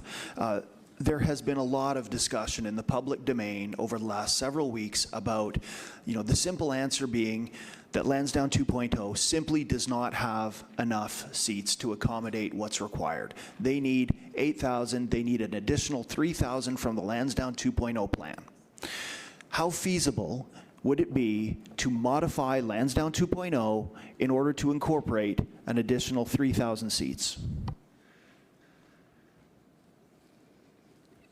From my perspective, in the floor plate that we have right now, it's impossible. But we're open to talking about, is there a way to reconfigure things and have a different configuration in the footprint that we have and the footprint that's been part of our plan for the last 6 years. If the question is, how would building additional 3,000 seats look in terms of the size of the building, the cost of the building, encroachment on the Great Lawn, view corridors for the Aberdeen Pavilion. That's not my department, that's City's department. Mr. Mayor, we can answer on behalf of staff. Part of the city manager's memo had addressed what would be required in order to add 3,000 extra seats to the current arena. But essentially what that would do is it would be a complete redesign. So that would be probably about a 2-year process in order to take a look at that. And then we also have to assess the footprint on the site as well, because we think that that would be a larger footprint than what the current planned stadium would look like.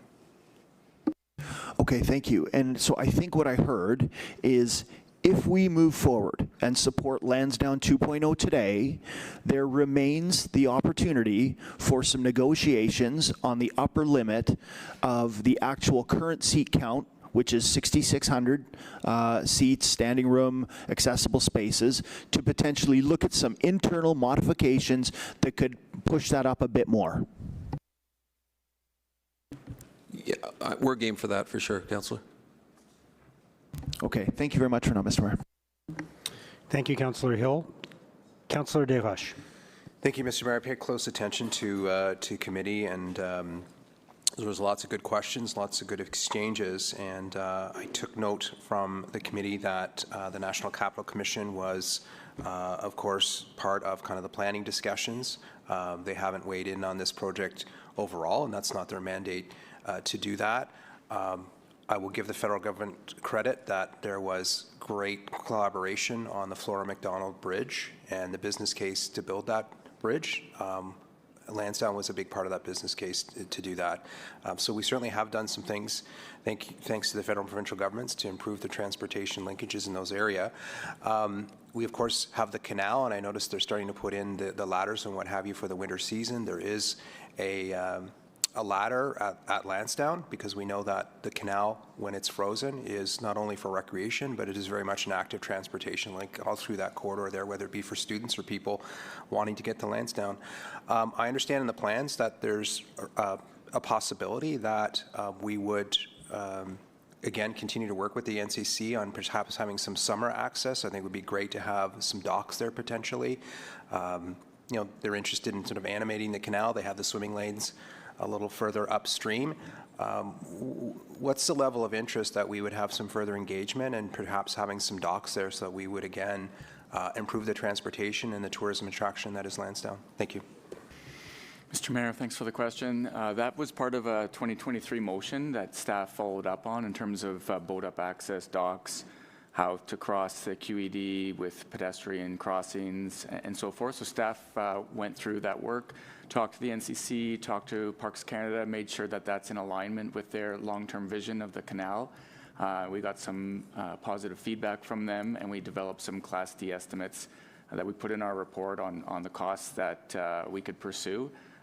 Should Council proceed with Lansdowne 2.0, we can come back with some further information to Council on those as future projects, and if Council wishes for us to continue pursuing those are viable.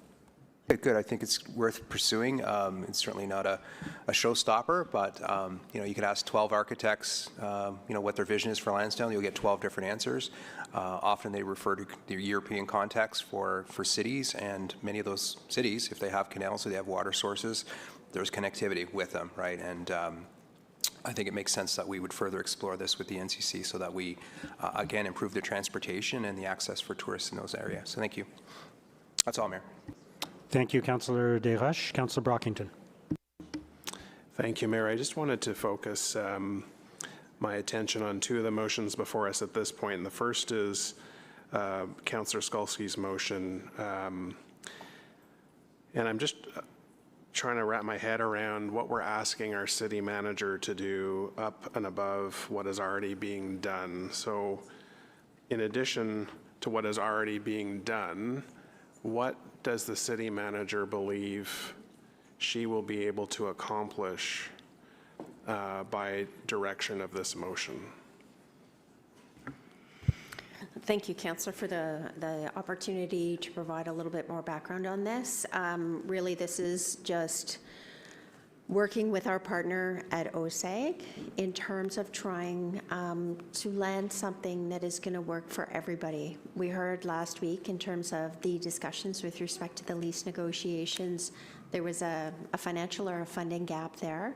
We can bring some expertise to the table in terms of trying to assist with that funding gap, whether it be outside sponsorship or other ideas, and really working towards trying to find something that is amenable to all parties involved. I appreciate that. Thank you. I guess my concerns, there's two private entities, OSAG and the League, and we're now going to get involved in their lease negotiations, which frankly should be hammered out by them. Since the League appeared at committee last week, is the city manager aware of any ongoing discussions or negotiations that those two parties have had since the committee met? As I mentioned, I did have a meeting with the PWHL at the request of Amy Scheer. I talked to you about that in terms of their request and, you know, their concerns with respect to capacity and our issues with respect to the lease negotiation. I would really leave it to my colleagues at OSAG with respect to an update on the lease negotiations to provide that. I believe we're still in a place where we have that funding gap that we talked about at committee, and that has not been closed to date.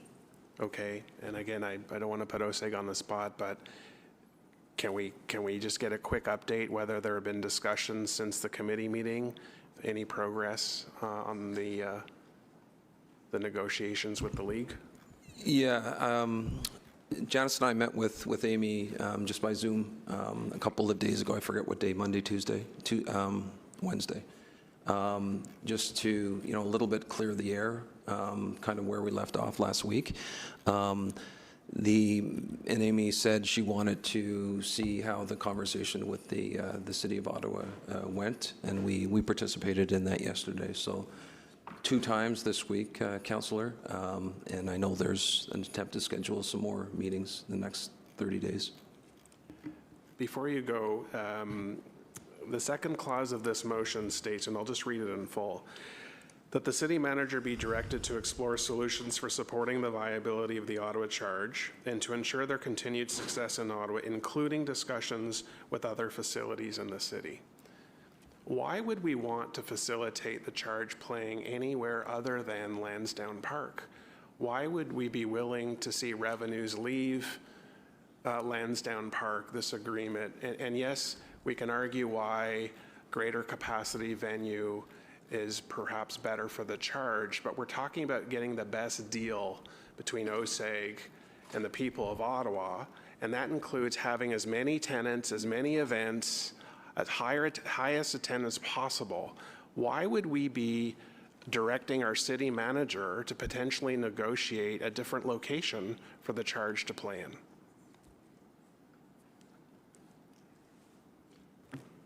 I'm happy to start, and I probably ask my colleague Mark just to provide some additional comments. I spoke earlier about the fact around the size and capacity of the arena, and I think particularly around the playoff games, and you know, when that fluctuates such that they won't fit in the current arena. Mr. Gowdy can speak to what the future looks like in terms of providing an alternate spot for them to play so they can be successful. I think when you look at that, I mean, we're trying to find the best solution here in terms of our wish, and I think everybody around this circle, in terms of keeping the PWHL in Ottawa and particularly at Lansdowne. Councillor, I think your question was something like, how stupid of a CEO are you trying to divert revenues out of your building to another building? Let me kind of go through that. I think the charge, I'll repeat, is important to our city. It's important to our culture, our vibrancy, all of that stuff. So, you know, as a CEO, but as a citizen of Ottawa as well, I want to see them here for as long as they can be here. From a financial perspective, it would be probably more money for the partnership to use those Saturday nights for concerts and other things. There's more variability with that because we need to go and source like 13 different things over the course of the year, but aggregate probably at more money. There's more stability in terms of having a tenant that is there and playing 13 games, and we just need to work on the relationship. We don't need to kind of go and sell each of those events. Does that kind of make sense? Yeah, I mean, I understand why we would want to facilitate when there are critical attendance periods, making sure they had a place to play other than at TD Place. But I want to maximize every opportunity, every event, every revenue. And I guess I question whether that's the City of Ottawa's job to engage in those discussions or the owner of the current Canadian Tire Centre, but I appreciate that. I just want to transition, if I may, to the Councillor Dudas motion. I will support the Dudas motion, and I appreciate expanding public transit options and other transportation options for Lansdowne. And I have spoke to both the mover and the seconder about my concerns about in clause 1 and 2 of the therefore clauses. They specifically mention Alta Vista, and certainly I'm not opposed to Alta Vista at all, but I want to make sure this motion is as inclusive, incorporating as many neighborhoods as possible, and not leaving staff with the direction or feeling that they're to exclusively look at Alta Vista. So in consultation with both the mover and the seconder, there's agreement to amend parts 1 and 2 of these motions. In part 1, Mr. Mayor, the motion or my suggestion amendment would be to remove just the words Alta Vista. So we would keep the words connecting key neighborhoods. It's okay to say such as, they're just examples. And in part 2, my amendment would be to remove the words along Alta Vista Drive. It doesn't mean staff won't look at Alta Vista. I just want staff to look at as many neighborhoods where we can benefit from microtransit and park and ride opportunities. So that's formally on the floor, Mayor, is to remove in part 1, Alta Vista, and in part 2, the words along Alta Vista Drive. I support the entirety of the motion and thank Councillor Dudas and Carr. Thank you. So are you proposing a friendly amendment to the motion? Is that what you're? Yeah. I do find that friendly, yes. That's a friendly amendment? Yes. Okay. All right. Thank you. Okay. Thank you, Councillor Brockington. I haven't taken a turn yet myself, so I'm just going to ask a couple of questions now and then go back to other people who have their hands up. Maybe, Mark Gowdy, I can ask you to come back to the table for this, if you don't mind. I want to underscore, I think like all of us, I am a fan of the Ottawa Charge. I want to see the Charge be successful in Ottawa, and I just want to follow up on a couple of points that have been raised by others. And I want to go back to what we heard at committee last week directly from Amy Scheer. So I'm relying on what Amy Scheer told us during the committee meeting last week. And so I just want to recap that really quickly before I ask Mark Gowdy a couple of questions. So first of all, the Charge have been negotiating a lease with OSEG for a number of months, which I think you can confirm, Mark. Yeah. Secondly, there was a gap in the negotiation, and I believe that was expressed to us as being about approximately roughly $1 million. There was a gap in terms of what they needed in order to be successful in the new facility. They were aware of the proposed size of the new facility. There were potentially options on how to close that gap. They were not able to commit to a lease beyond 2031 because of their collective bargaining agreement, which is basically 3 seasons in the new facility. They are in 3 different PWHL cities playing in 18,000-seat arenas. In Seattle, Vancouver, and Minnesota, they're playing in 18,000-seat arenas. And I think we determined in our discussion with Amy Scheer that it's likely, given their current attendance, that they're going to grow to 11,000 fans or 12,000 fans within a few years, meaning they would outgrow the capacity of the current arena at Lansdowne Park, regardless of even, or a new arena with a larger capacity. So first of all, Mark, is that consistent with your recollection of your conversations with the PWHL and with their testimony here at committee? It is. And in your you know, I'll say I look around the table, I don't think anybody here has been the owner of a professional sports franchise or the manager of a professional sports franchise. So you know, we're looking to you as our partner. Is it realistic to think that the Ottawa Charge, based on their 2 years of success so far, and I realize that's not a huge sample size, but it's realistic to think that a few years out from now, they are going to be successful enough that they would outgrow not only a 6,600 capacity arena, but a 7,600 capacity arena or an 8,600 capacity arena, and that it would be more logical for them to play in a larger arena? Based on what we've seen so far and experienced, and based on, you know, my conversations with Amy, that's their expectations, and I think the evidence points to that's probably a good probability of happening. And your, you know, I respect that Councillor Brockington asked a question. You know, we're partners in this facility, so we want as much activity there as possible. But I guess your outlook is, if, you know, if there is a team that outgrows the current facility and ends up playing at a different facility in Ottawa, that's a win for the city. That's a success for that team, and you don't want to limit that success by constraining them by forcing them to stay at a smaller facility. Correct. Yeah, and that same would apply, by the way, I assume, to music and comedy acts. Like there could be somebody who comes to TD Place next year or in 3 years, and based on where they are in their career right now, they're a musician playing or a band playing in front of 5,000 or 6,000 fans. But the next time they come, they might be playing in front of 20,000 fans, and so or 18,000 fans. So they might go from their first trip into Ottawa being at TD Place to their second trip being at the Canadian Tire Centre. In fact, I think you heard that from Live Nation last week, right? That they want to be able to cultivate music in our city. It's why history that they're going to be building down in the Byward Market at 2,000 is important, right? They can start bands out at 2,000, then they can come into our facility and foster them to 7,000, and then they graduate off to CTC or LeBreton or wherever that is, so that there's a progression and they can invest in acts, you know, as they progress through our market. I had a conversation recently with the Ottawa Senators, and I just want to get your thoughts on this. My understanding is the Senators are happy to host the Charge anytime at their current arena and at their future arena. Is that your understanding as well? Yeah, why wouldn't they, Mr. Mayor? I haven't had conversations with them.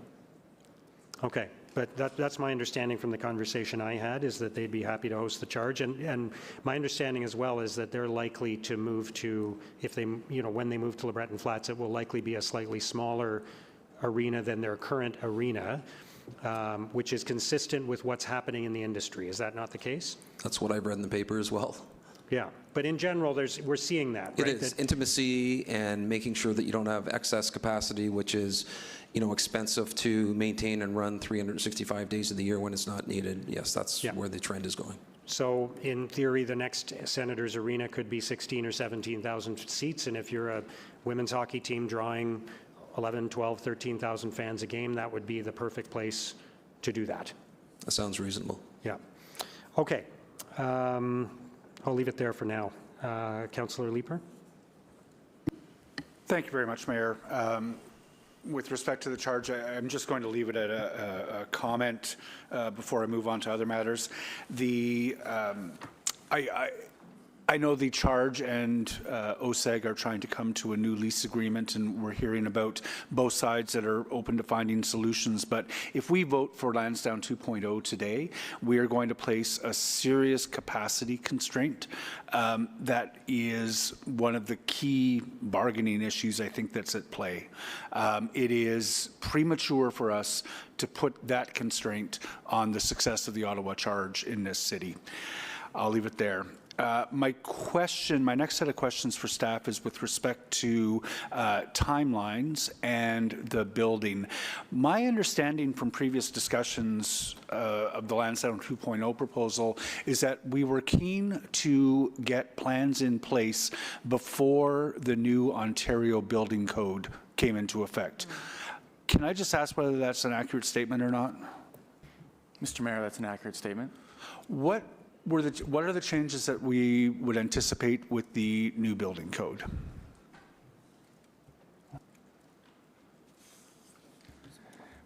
Mr. Mayor, can I have a clarification? Is that with respect to building under the new building code, starting anew? Correct. Yeah, staff have not been able, because we've been designing with our architect and team under the 2012 as amended code, we haven't gone into the depth of all the aspects of the new code and new code requirements should we have to build under the 2025 code. Okay, it has been asserted to me that the new code has significantly stronger accessibility requirements. Is that accurate? Sorry, can you repeat the question? It's been asserted to me that the new OBC has got more stringent accessibility requirements particularly. Is that accurate? Yeah, there's a variety of different code requirements from the current or the 2012 code as amended in the 2025, and staff had mentioned before, I think at Finance Committee, that we'll be using the restrictor of in terms of ensuring that accessibility complies with the better performance for the accessibility measures. Okay, and has that been, sorry, Karina? Maybe I can add, I have a few examples, Mr. Mayor. For example, for doors, the 2012 code required doorways with a minimum width. The new code has a different width, and we were able to accomplish that. The same happened with exterior walls and entrances. So what I'm trying to say is that there are some elements of the new code that we were able to incorporate, even if we are following the old code. What elements of the new code are we not able to incorporate? Well, then I can speak to the length of the new building code, Mr. Mayor. There's a lot of details, but there are some elements like the doors and the windows, the exterior walls, the entrances, that it aligns in some cases with accessibility that we have been taking into consideration, but the focus was the old code. Okay, and how has that been written into the contract? Is there contractual language to ensure compliance with the new code? You know, some of those accessibility areas? Yeah, Mr. Mayor, so there was a cutoff in terms of having a building permit application in order to comply, in order to meet and go build under the old code. So we've accomplished that. We've applied for a building permit and have the building permit will be ready. So the general contractor will be using the building permit applied under the 2012 as amended code. Sorry, I lost track of that. In terms of meeting the new accessibility requirements particularly, will the plans that are approved for the new building permit meet those more stringent accessibility requirements? Yeah, so as my colleague said, the detailed design plans, which are 100% designed right now, take into account those factors that she mentioned. She mentioned the door widths and so forth. Those are designed into the design that EBC bid on and that EBC will carry out and construct. Okay, so they are contractually required at this point? Yes, Mr. Mayor. To adhere to whatever they've shown you, which does adhere to the OBC. Perfect. Okay, thank you very much. That's correct. Yep. Thank you. Thank you, Councillor Leeper. Councillor Plante. Oui, merci beaucoup. Mr. Menard, too, who's been sort of engaging on this, and I apologize if it did come up sort of at the last second. My understanding was this green space is very, very important to the community, and just to give a bit of context on Laurier Avenue, we have a lot of students who are going to the University of Ottawa in these towers. We have 2 towers. There is 820 units in these towers with the equivalent of 44 floors, 22 floors each. Filled with students. They use this green space a lot for practices and just, using a green space as we all do. So, Mr. Chenier, if you don't mind, I just have a couple questions because I just want to get some clarification. Do we have the equivalent of an acreage of green space downtown that the city owns that we could use for this kind of purpose, that we could repurpose into parks? Do we have the equivalent of an acreage of green space downtown that we could transform into a city park? Mr. Mayor, I'm not aware of any site that isn't currently a park that would meet that requirement. Okay. Do we have, my understanding is it's an acreage of green space at Lansdowne that we would be losing in this new proposal, correct? Approximately, yes. Approximately, okay. Could we sort of puzzle piece, I take a little bit of green space here, I take a little bit of green space there, and come up with the equivalent of an acreage of green space to remediate the loss of this green space, either in Capital Ward or across downtown? Mr. Mayor, we would have to look at that. Presumably, if it was in addition to existing parkland, then it would probably require purchase of private land to do that, as we've done in other wards, but we're not aware of sites that would meet that requirement. And just to give you guys an idea, I recently looked at a green space on Rideau. The building had sort of been torn down, and we wanted to take the green space for downtown green space. The guy wanted $3.5 million for like a space the equivalent of this horseshoe. Like, it's very, very expensive to buy green space on the private market. And I know when I was on Action Sandy Hill, we worked a lot with the Community Association of Old Ottawa South about this space. Can you confirm if the Community Association at Old Ottawa South wants to turn this into a park? Have you ever had conversations with them? Mr. Mayor, we have had access to this green space for several years now, and various sports groups, the Ottawa East Community Association, organizations of that nature have made informal and more formal use. Because the land has significant restrictions in terms of contamination, we have not been able to put any infrastructure on it. Right. So the use has been generally for sports practices or for community events, that kind of thing. And do the people who live in the towers next door use that green space? Observation is yes, that people do migrate to that area for community events. Okay. So, Mr. Mayor, if it's okay with you, I think I am going to go to a vote on this motion, written as is. I feel very strongly that this parcel, and I understand it's in Mr. Menard's area, but it also Lee's does come into our area, and I think the students would benefit greatly from having this acreage of green space. Thank you. Okay, thank you. Councillor Tierney? Great, thank you, Mr. Mayor. And thank you very much to staff. It's been a long little while, lots of questions. I've asked some previous questions to clarify, the 18 million, now it's 2.6. We seem to inflate some numbers on occasion. I hear this 15 years, and maybe the mayor knows better than everybody else. My understanding is the NHL arena, they were targeting 5 to 6 years, and I just got a message from a few people saying, where did 15 years come from? Do we have any indication it's going to be 15 years away before the new LeBreton Flats Sens go into play? I don't think we have any line of sight with respect to that at this point, Councillor. Okay, maybe the individual had determined 15 years how they can. Is this just a assumption? No, it's media reports have said between 10 and 15 years that I've read. Which one? Lots of media reports have talked about a decade or more, Mayor. Oh, okay. Well, I'll continue on to my next line of questions is Bank Street. I've had a lot of questions asking in regards to the transit priority. Obviously, we want to make sure we get people in and out of the sites very quickly. That requires allowing transit and buses to go up and down Bank Street at the appropriate times, especially during events. Are we looking at moving quicker on this now? I think this is a kind of a priority. I'd like to see this to come to Public Works and Infrastructure Committee as soon as possible.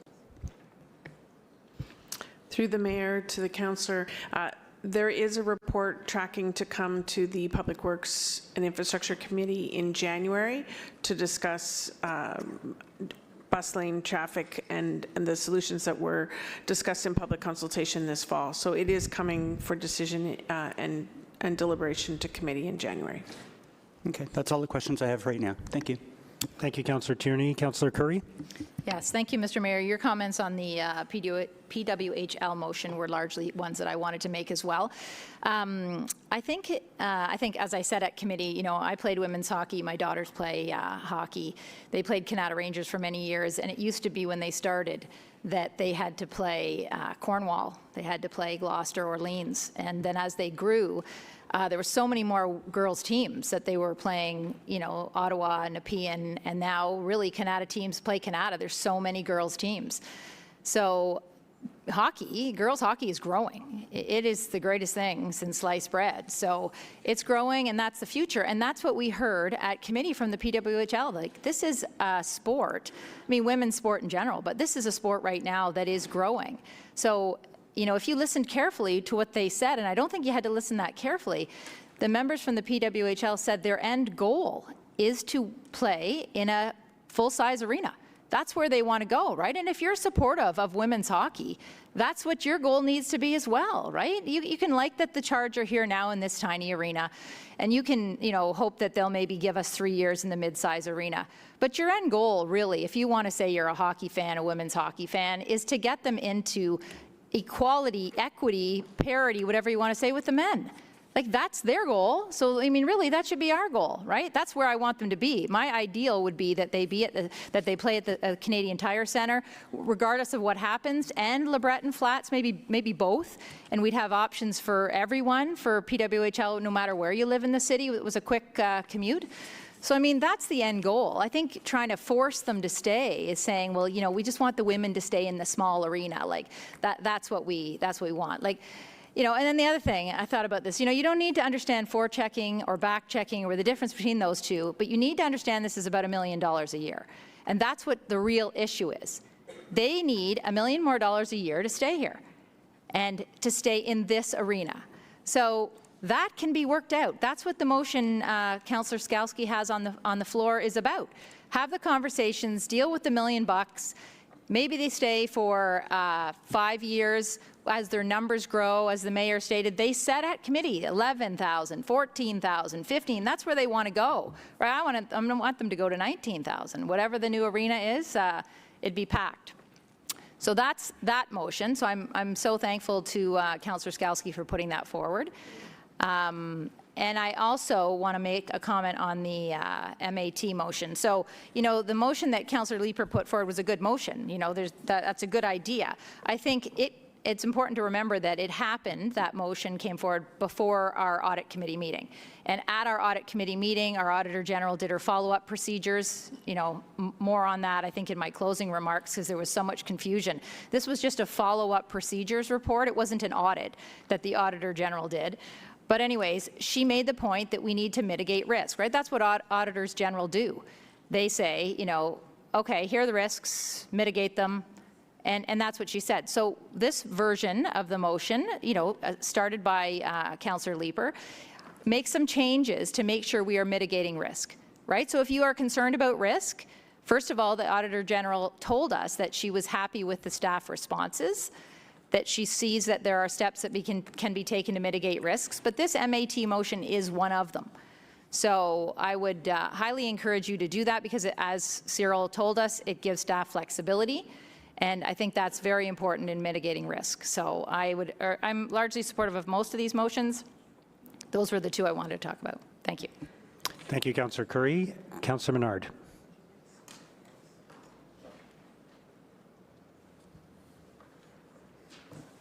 Thanks very much, Mayor. A few things I just wanted to come back on. The motion that I had put forward with regard to a Better Lansdowne, City Legal had some suggestions for the last two clauses. And I'm happy to read those in as changes to the last two clauses, if you'd like. Sure. Yeah, go ahead. I don't know if we can just get that up on the screen or not. These are suggestions from the legal department on the final motion that you introduced? That's correct, which I'm happy to incorporate.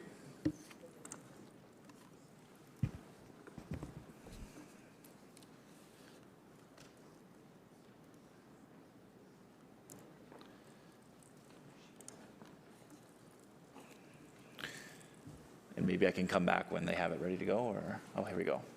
So it's just the last two clauses.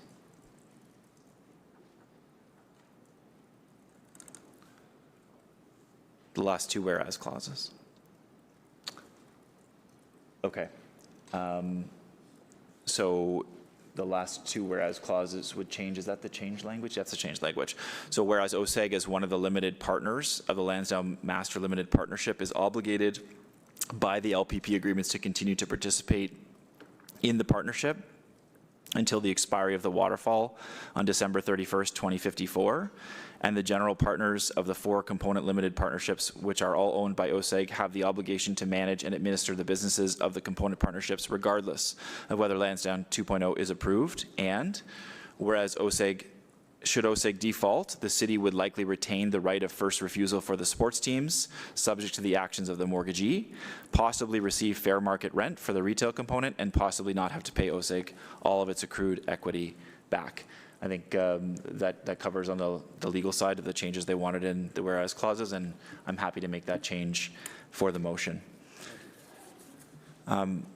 Mayor, with regard to coming back to the charge, we have heard, my understanding is that the charge is concerned about the motion on the floor.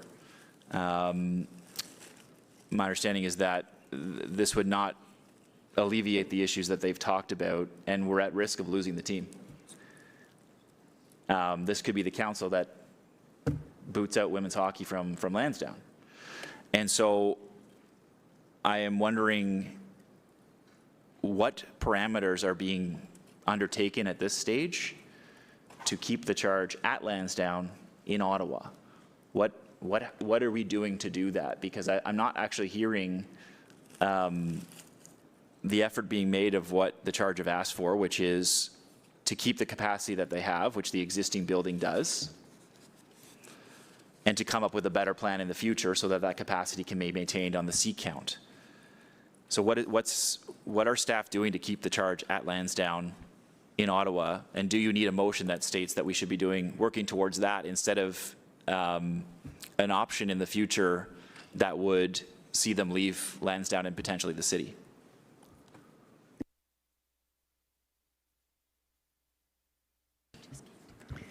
I'm going to ask my colleague, Mark Gowdy, to come up from OSEG to speak to some of the things that they are doing with respect to the charge at the current location, as well as I know he has done a recap in terms of the negotiations with respect to the new lease, and he can address some of those issues. Thank you.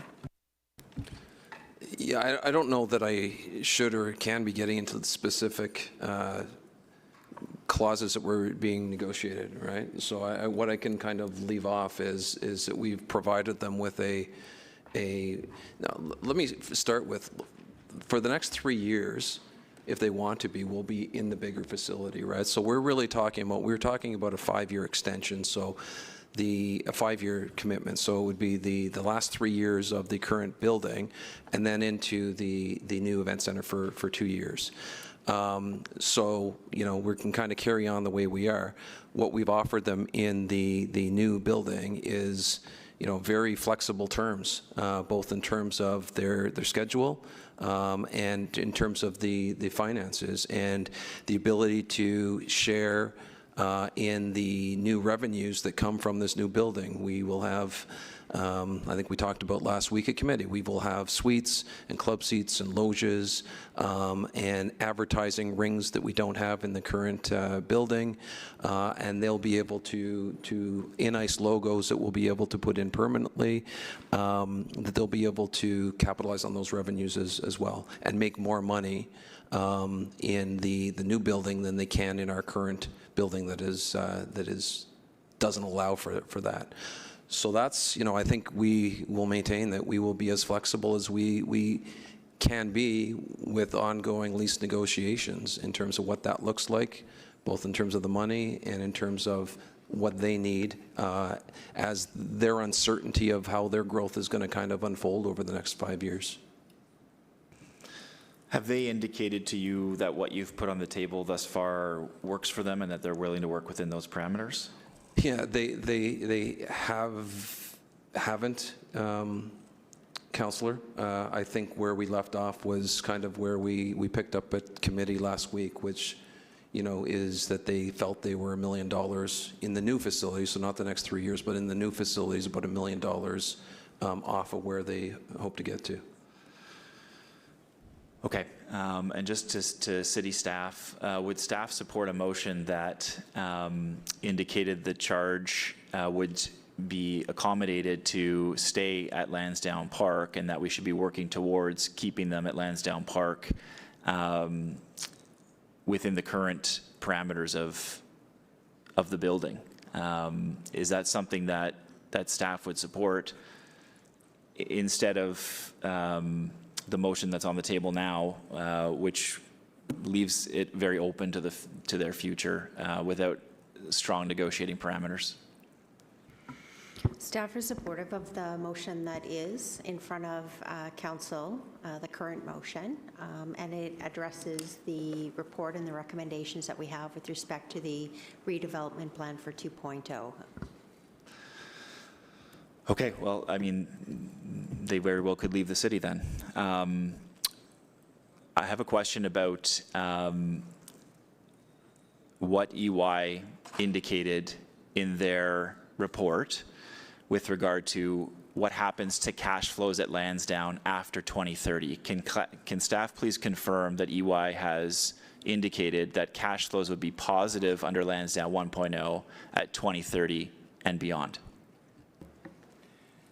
So the cash flows become slightly positive, yes, in 2030, but not enough to repay back what OSEG has put in, and the city would not see any money from 1.0.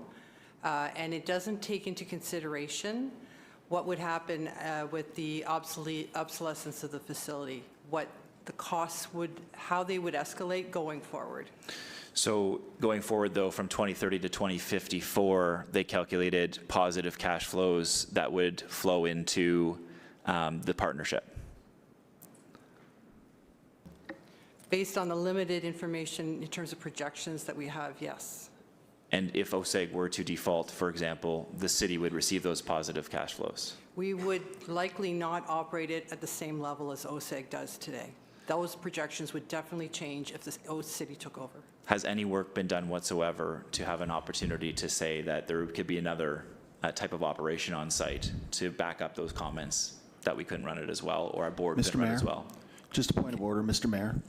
Could I just get a confirmation from either the clerk or perhaps legal to ensure that the content of this discussion right now should not transmit in camera? Should we be talking about a current legal contractual relationship with a private entity?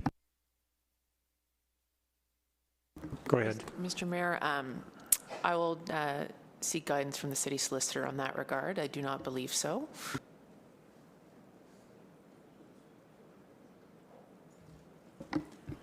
Mr. Mayor, I understand the question is in regards to an old report from E&Y that I think is now in the public domain. That would have been the report that was shared in 2023. Correct? Am I correct? Yeah, okay. That's my understanding, which shows cash flow positive for 2030 and beyond for the 1.0 partnership with operational losses under the existing partnership, and without us having to spend the $483 million. Thank you, Mayor. But I just want to have a question on the, not to staff, but just to you on process. Are we able to speak to the motions at the end? To speak to one or two of the motions at the end? Like as a wrap-up? Within committee. Like the movers of the motion wrapping up, you mean?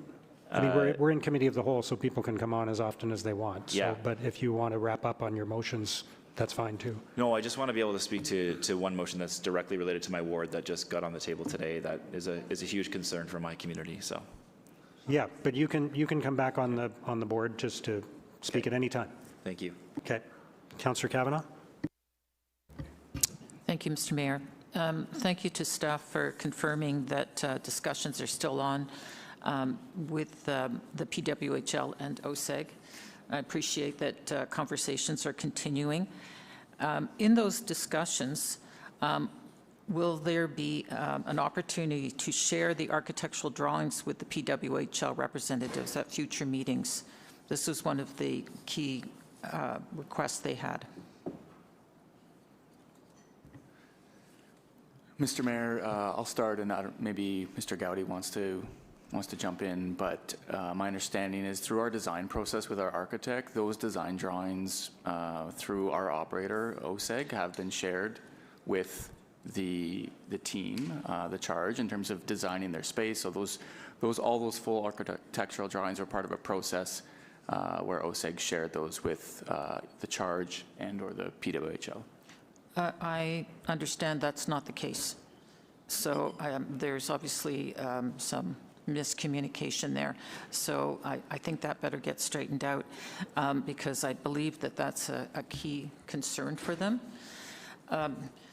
So we'll get that looked at, and I believe we got a motion coming forward on it. I just wanted to say I can't support the Skalski motion. It's pretty clear that the PWHL was not consulted with this motion, which I find very discouraging, and frankly, it's patronizing to put forward this motion without having consulted with those that you're talking about. So I think that we have to look at that, and I can't support it. I'm going to come back on later, but I think we need to move forward on a motion related to PWHL, and I'll speak again later. Thank you. Thank you. Councillor Carr? This whole discussion file, Lansdowne, has become very convoluted and a bit of a communications disaster, if I may say so, with various parties communicating various elements. I look at other cities that own arenas. Hamilton is undertaking a massive renovation of their arena. Brantford has plans. Sudbury has plans. It is not an anomaly to update a municipal arena and replace it. And it is unfortunate what has happened with the entire file and what has transpired, and it is unfortunate what has transpired with the PWHL.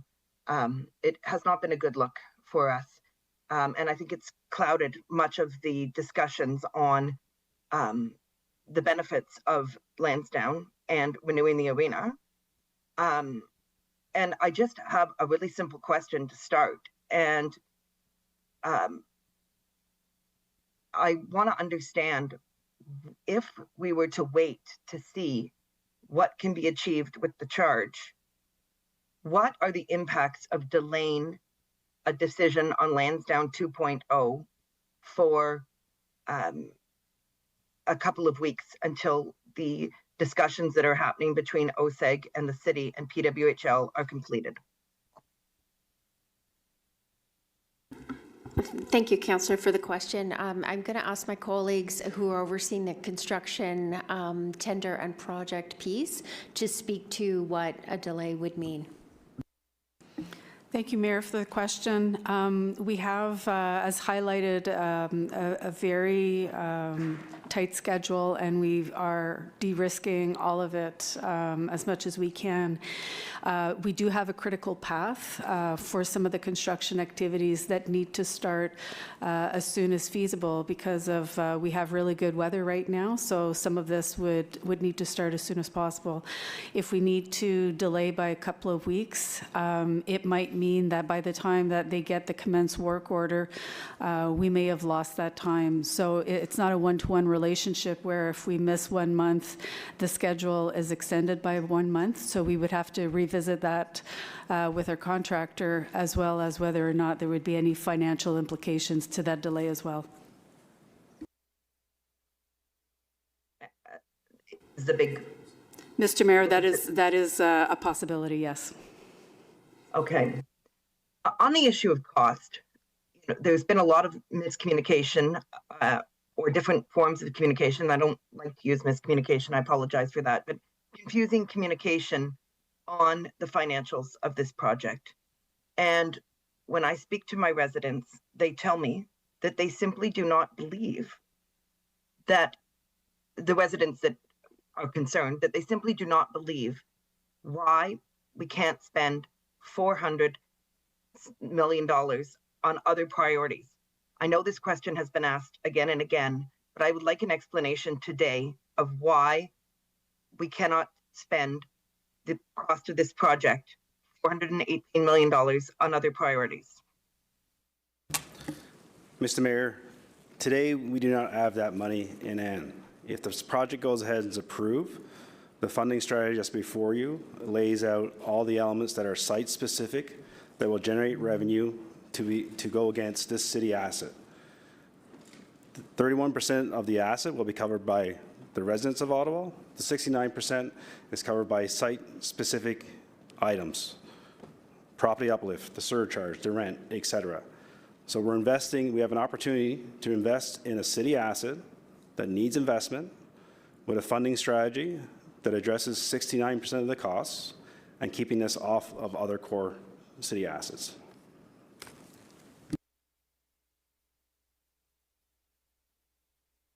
Is there would be more confidence in the costing if there had been a third-party review of the financials. My understanding is that there has been a third-party review of the financials all throughout the design phase. Can somebody please confirm that? Mr. Mayor, we can confirm. So throughout the design, we evaluated Class C, Class B, and Class A estimates, and those were all reviewed with experts and third-party verifiers. And Mr. Mayor, I got to take the opportunity to also layer in some of that as well. We've had EY, KPMG, Deloitte, a long list of external experts, not to mention the experts you have in the room. Myself, certified professional accountant, 25 years of experience, worked on multiple complex business cases. On this side of me, I have a certified professional accountant. On this side of me, I got a certified professional accountant. Behind us, over to the far tables, I have another 2 or 3 certified professional accountants, and I have lots more back at Constellation putting the budget together today. So when we talk about external experts, you have external experts, but you also have internal experts as well.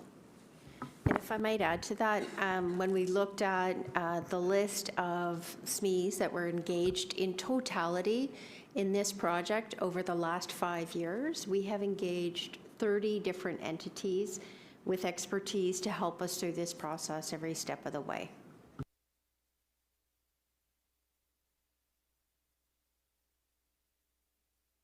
The concern that we hear is that the city should not be taking on debt or this amount of debt for a project. Can I understand a little bit better what are the advantages and disadvantages of this type of debt? Mr. Mayor, you're going to hear me speak about this in 4 or 5 days when we're back here for budget on Wednesday. And it was part of the memo that I sent out 2 weeks ago, I guess, when we got our updated credit ratings for 2025. And as I've shown in the previous budgets this term of council, a nice little chart that talks about our debt servicing ratios, which are well below the provincial limit of 25%, well below the 7.5% limit that council has endorsed through our fiscal framework. We're down below 5%. So debt, there is a responsibility in using debt, so we do use debt. It is a financial prudent tool to use, especially when we have such low debt servicing ratios. This is the kind of asset that we want to use debt on. This is a 40-year asset that we get some great rates on, and it's an asset that will be around for 40 years.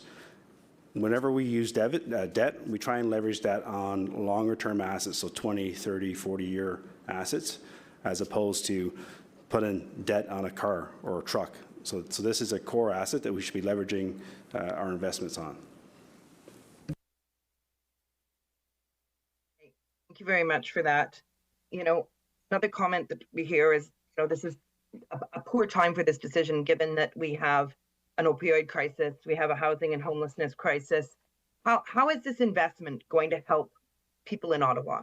How is investing in this now going to help the situation that we're facing as a city right now with, you know, federal government layoffs looming and the current social crises that we're facing?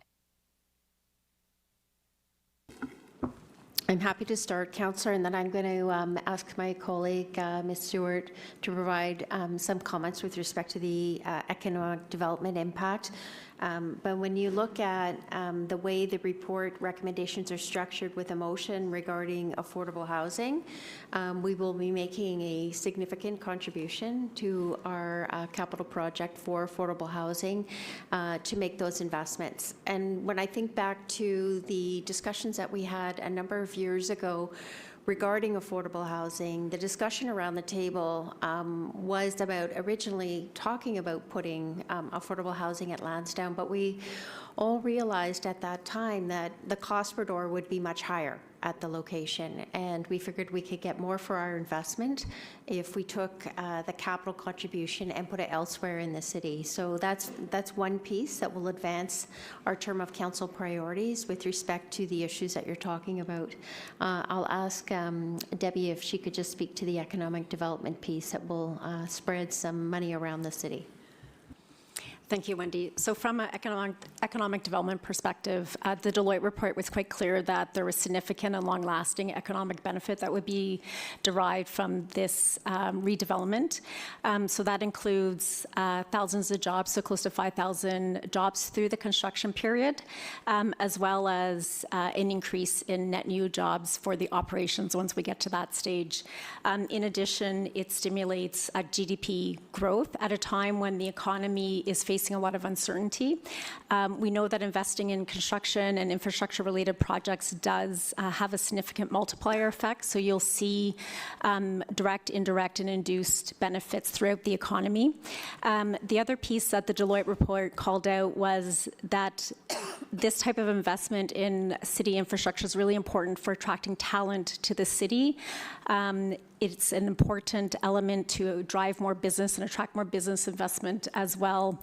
And then over and above that, we know, of course, that the investment in Lansdowne will support small businesses in the community, and it will have quite a number of just economic stimulus benefits. And if I could just add on the residential piece, we have 770 residential units through the development, but I do want to call out that Mirabella has in their conceptual design prioritize larger units, including 2- and 3-bedroom units as well.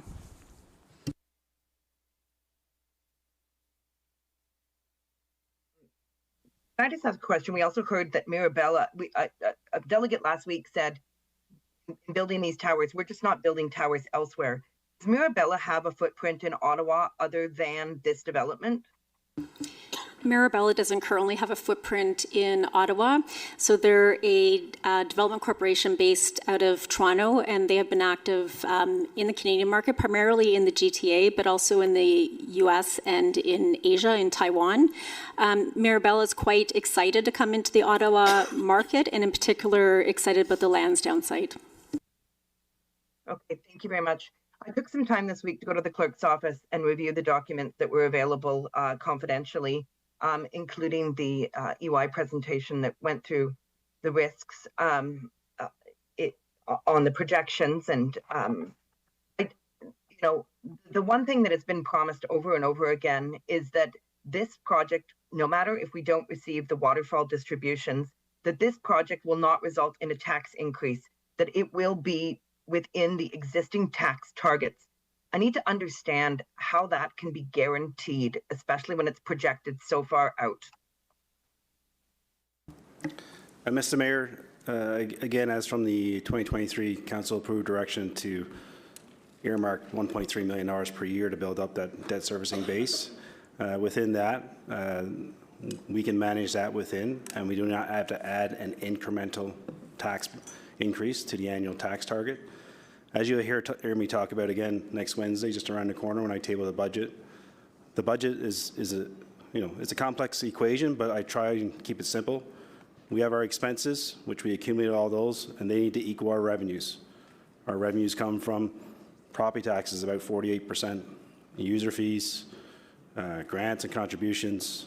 We have a myriad of non-departmental revenues, such as our investment income, which has been very lucrative for us as we're transitioning to a prudent investor regime.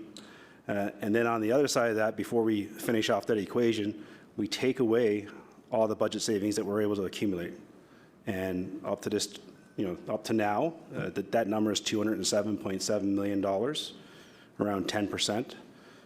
And again, 4 or 5 days, that number will be bigger than that. So we're even reducing the pressure. So revenues come in, costs go up, but costs go down as well. So that's the kind of the equation that we use to get there. And this amount is not putting a burden on that incremental tax increase that we need. And I just want to ask, like, is the city and OSEG, are you committed to working this out with the Ottawa charge? I can speak for the city, Councillor Carr, and I can tell you, yes, we are committed to working with the charge. And my colleague Mark is just coming to the mic now. Yeah, Councillor, 1 billion%. Okay. I do think that this has been a bad look with this transpiring right before the vote. And I really need to hear the commitment that this will be worked out. So I appreciate that. Thank you. Thank you, Councillor Carr. Councillor Hill. Thank you, Mr. Mayor. Could I ask staff if they could put up the amendments that were made to the Menard motion? I do have a couple of questions on those.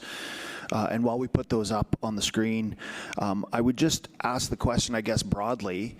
We have heard the concerns about capacity at Lansdowne for the charge. We've heard that going forward with Lansdowne 2.0 means that there will be about 3,000 too few seats, and that is problematic. A solution is that we reject Lansdowne 2.0. We continue to condemn our players to operate out of a closet in the basement that is being made do as best as possible. That's an option. That gives the charge the ability to play in front of the maximum number of players if we reject Lansdowne 2.0. But the alternative that I have heard whisperings and implications of is, well, perhaps Lansdowne 2.0 simply didn't include the right accommodations. It should have 3,000 additional seats. And we've heard a couple of engagements now that indicate that to do that would probably cause a couple years of delay, and it would probably cost in the vicinity of an additional $100 million. So I would offer, is there any one of my colleagues that actually wants to put forward a motion to amend this report that says we want to add $100 million of delegated authority to staff to go forward and build a plan that in 2 years' time will have an extra 3,000 seats of capacity for Lansdowne? For an organization that has a 3-year lease. I've still got 3 minutes and 24 seconds. I'll consider that a rhetorical question since you're not asking the mover of a motion a specific question. But if anybody wants to respond to your question, they can put their hand up in due course. Well, I don't see any hands, so thank you, Mr. Mayor. But I do want to ask a couple of questions if those amendments could be put up, because I think this is actually pretty critical to the whole discussion.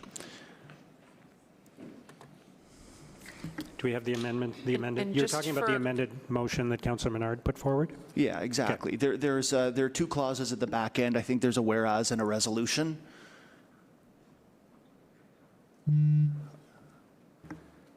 Yeah, it's these 2 right here, I believe, that were changed. Yes, that's exactly it. So, and again, I would ask if City Legal or if the clerk feel that I'm treading into a space that needs to go in camera, please feel free to stop me. Right here, it says that should we reject Lansdowne 2.0, then we will continue with our existing partnership. We will operate with OSEG. They will operate with us until December 31st, 2054, doing the stuff that we're doing in an old, close to aging out, end-of-life facility that we will at some point need to invest capital money. We have had reports that have been internally and externally validated that say that those costs will be substantially more than what we're seeing with Lansdowne 2.0. But this implication suggests that a rejection of Lansdowne 2.0 will then lead to a continued partnership with OSEG until December 31st, 2054, despite the fact that there has been a net negative revenue for OSEG over the last 10 years. Now, my experience in this space, working, and this is public information, working with, I've got a golf course in my ward. It's been losing money for several years. The proponent has said it is unfair for me as a business owner to continue operating in a partnership with the city at a loss. So why are we saying in this case that it's acceptable to have a business partner that's going to go forward until 2054 working at a loss with projections that could see net positive revenue coming in 7-8 years? But we don't know that. We don't know that for sure. And we do know that the indicators are that it's not going to get to cash flow positive over the total duration of Lansdowne 1.0. So what assumption, how strong do we believe in the assumption that we're not actually going to see litigation starting Tuesday of next week if we reject Lansdowne 2.0 to see a dissolution of the partnership?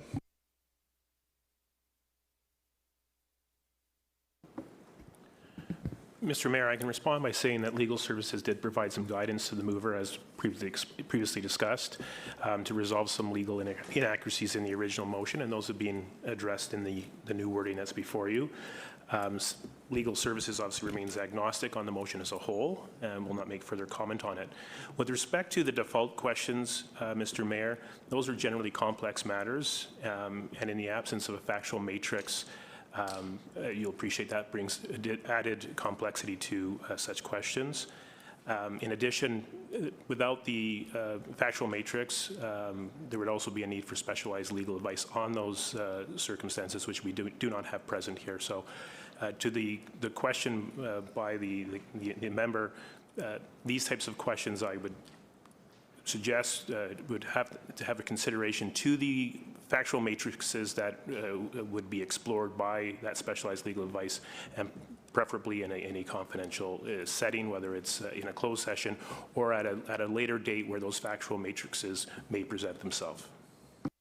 But is it fair to say that that could come with significant risk?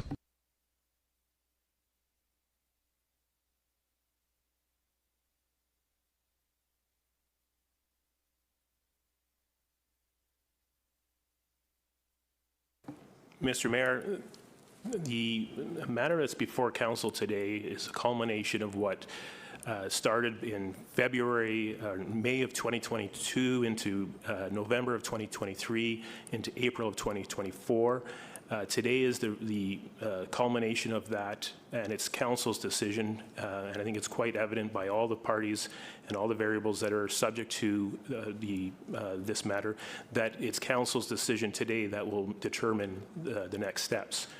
As such, because of that, the agreements and all the processes that have been put in place have culminated in allowing council to be the final decider on this matter based on your decision today. So in that regard, I would say there would be a managed legal risk if council chooses to decide one way or the other on this matter today. No, I appreciate that, and I appreciate the fact that we're going to be taking that risk, whether we say yes or no to Lansdowne 2.0. But I do think it's important for the public to be well aware that saying no to Lansdowne 2.0 does not simply translate to we have an extra bag of $419 million of gold that we can spend on other projects. It simply put means that we lose the opportunity for the revenue that will be generated through that partnership. We put at risk a partnership that may well default or go insolvent within the next week or more. We don't know, but that comes with the potential loss of teams. That comes with the potential loss of the charge. We've heard people talking about we're going to risk the charge if we say yes to Lansdowne 2.0. We're going to risk the charge if we say no. Prove me wrong. Somebody tell me. There's significant downside risk that comes with saying no to Lansdowne 2.0, and that's articulated right here. Mr. Mayor, my last questions are with regard to the horticulture building motion, for which I do have some concerns. Just so I'm clear, is staff's interpretation of the Menard motion that we will only need horticulture as a spillover space during the Aberdeen construction work, or could the current language be interpreted to limit your flexibility in how the space is used after Aberdeen is constructed? I think the motion, as it's written, limits the flexibility, and what we would like to mirror the language in terms of the 18 months in the top whereas, as well as in the therefore be it resolved. So will the horticulture building be needed for other purposes during the construction period of Lansdowne 2.0? We are unsure at this point as to whether it will be needed or not, so I don't think we want to limit its use at this point. That's time, Councillor. Can I just finish this one then? Sure. So, Mr. Mayor, I'd like to present a motion then, which I hope will be friendly, to amend the Menard horticulture building motion to give staff and our partnership a bit more flexibility to use the horticulture building when the Aberdeen construction is completed. Okay. Do you want to, so is that this that we're seeing right now? Just to be, you're adding the 18-month construction period, just to be clear about the amount of time? Yeah, so I will dispose with the whereas clauses and speak solely to the resolution. Therefore, be it resolved that the horticulture building continue to be available for host programs and activities throughout the 18-month construction period. Okay. Councillor Menard, do you consider that a friendly amendment? I just need to get clarity. Are you talking about the pavilion construction period, or are you talking about Lansdowne 2.0 construction period? I think you're talking about the pavilion, the Aberdeen Pavilion construction period. So In the second whereas, it speaks to the pavilion, the Aberdeen Pavilion. Okay, so I'll just say the concern right now is that there's been an expressed interest by OSEG to control the horticulture building in the future if Good Life moves in there. Staff are opposed to that. So I don't want to give any opening of public buildings, again, moving over to this model that we publicly program to move into being controlled not by the city staff, which control it now. So I just want to be sure that anything we're saying here doesn't lead to that conclusion, that city staff continue to operate this building as they want to be operating the building. But just for the foreseeable future. That's all I'm... Yeah. No, I'm just asking a question for clarity, Councillor Menard. Your concern was during the period that the Aberdeen Pavilion was closed, that the horticulture building be available to be used by the people who would have normally used the Aberdeen Pavilion. Is that right? That is obviously one concern. The bigger concern here is if we were to move something in there, that then city staff would not have operational use of that building, where there's $300,000 in revenue generated there, where there's all kinds of events, there's weddings. We don't want that to stop there and be under a different control. We need to maintain that in public control of the horticulture building, which it has been since 2012 when it was all moved. So the clarity there is really important, Mayor. And I understand staff support that position, that we want to maintain Hort into the future for public programming. So let's come back to staff in a moment, but I just want to be, when you wrote the original motion, was your intent, when you talked about the construction period, were you referring to the construction period for the Aberdeen Pavilion or the construction period for Lansdowne 2.0? So the intent was for Lansdowne 2.0. In there it says pavilion, but the intent was for 2.0. I just got it this morning, and it's not speaking to intent of the construction period for 2.0, and it should be. So your intent was for the horticulture building to be available for the entire period of Lansdowne 2.0 construction? That's which is staff's intent, as I understand it, yes. I don't know if that is staff's intent, though. Can we clarify that, please? I can speak to the councillor's concern over the control of the building, and staff will not be relinquishing control. I mean, the building will be under the city's control. But what we do need and what we appreciate in terms of Councillor Hill's motion that's before us is just that flexibility that we have here. Sorry, Wendy, could you please could you repeat that last bit, please? Sure. Just saying that the asset will not move to OSEG's control. That is not the intent of what you're seeing here before you, the conversation that's being had. But what we do appreciate is the flexibility that the city will have throughout this period in terms of that space. What does that mean?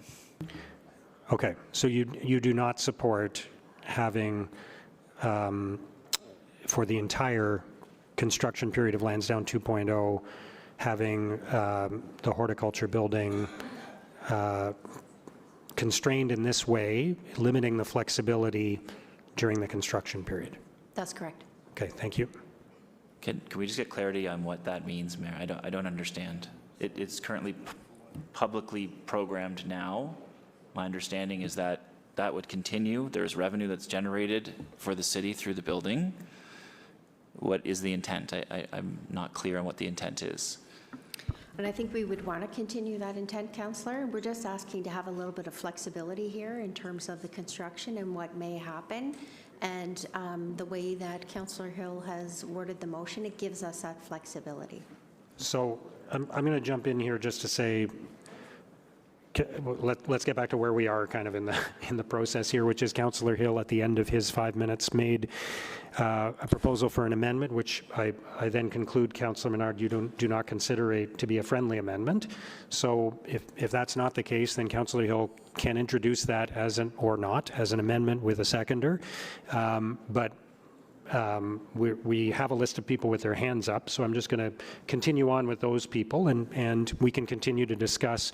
If Councillor Hill decides to go ahead with a motion with a seconder to amend your motion, we can discuss that, but we'll stick with the order of people who have their hands up. So would it be easiest just if I present this as a motion then and ask if somebody would second this? I want to clarify, like, I don't have a problem with the pavilion work and the construction of the pavilion work. The motion that's fine. It's after that. It's the period of construction of 2.0 where we don't want an entity moving in there, ceding operational use of the building when we have everything else shut down. Sure. No, I understand exactly what you're saying. I don't have a problem with in terms of the construction timeline of the pavilion. Councillor Menard, I'm just saying we're following an order of hands Sir, up. yeah, no, we can go back to the list. So you can get back on and spend 5 minutes on this if you want. I'm just saying right now there's other people who had their hands up, and we're having a discussion that's the follow-on to Councillor Hill's proposed friendly amendment, and now we're all speaking out of order. So that's all. I'll go off the list. I'll come back. Yeah. Okay. Councillor Devine. Thank you, Chair. So I'm going to change topic dramatically now and possibly irritate everyone by talking about lunch. So I can walk across the street right now and I can get a slice of pizza for $6, but what would that slice of pizza cost me in 2075? What's the time value of $6 today compared to $6 several decades from now? With that in mind, I have questions for staff on how they presented both costs and revenues in the staff report. And more recently, yesterday's memo from the city manager about the true cost of Lansdowne 2.0, it described how the annual debt servicing payment of $17.4 million will have a different valuation in 2075 than it does today. To illustrate that, the memo said, for example, $20 million today is worth $2.9 million in 2070 when the debt is repaid. Staff have taken this time value into account when estimating the true cost of $17.4 million. Now, what's being described here is the concept of net present value, where $20 million today has a net present value of $2.9 million in 2075 based on a reasonable compounded annual discount rate. Now, I understand why staff did this. By explaining costs of Lansdowne 2.0 in this manner, what we get is a more realistic sense of costs over time. But staff did not use the same approach to explain project revenues. So I need to clarify the revenue valuations as they were presented in the staff report. As mentioned in Table 8, page 108 of the staff report, can staff confirm that the amount of $411.1 million described as the city's total equity, interest, and residual profit share is presented as nominal value and has not been discounted to net present value? That's correct. Thank you. Now, in Table 11, where staff refers to project costs, the figures are shown in net present value.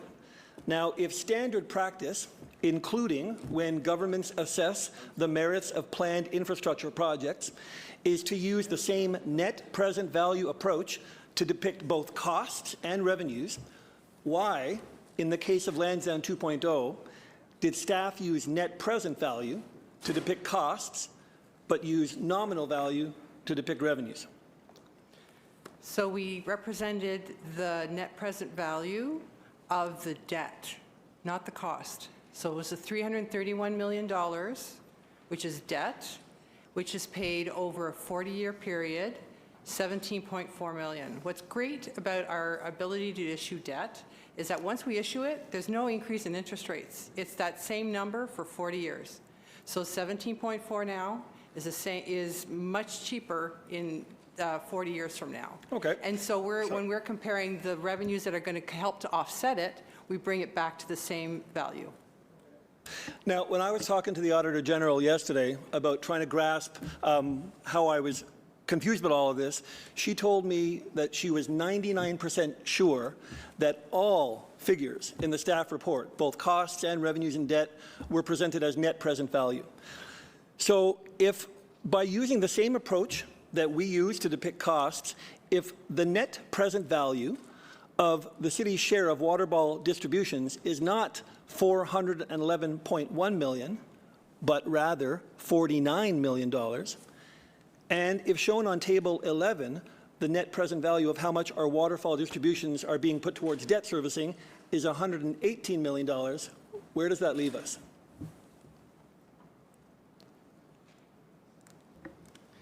So one thing we should have included in the report when we showed that 17.4 was the nominal value. In the presentation to committee, we included that table. And so we can share that table, but it showed the nominal value compared to the net present value. And so, for example, what we need from waterfall returns, we said we need 118.4 million to pay off the 331. In nominal dollars, that's $339 million. That was included in the presentation. So the reason that it's standard practice that both project costs and revenues are shown using the same time value approach is because that provides an apples-to-apples comparison, which facilitates better decision making. What we have here in the report on one table compared to the next is apples to oranges, where the costs appear low, the revenues appear high.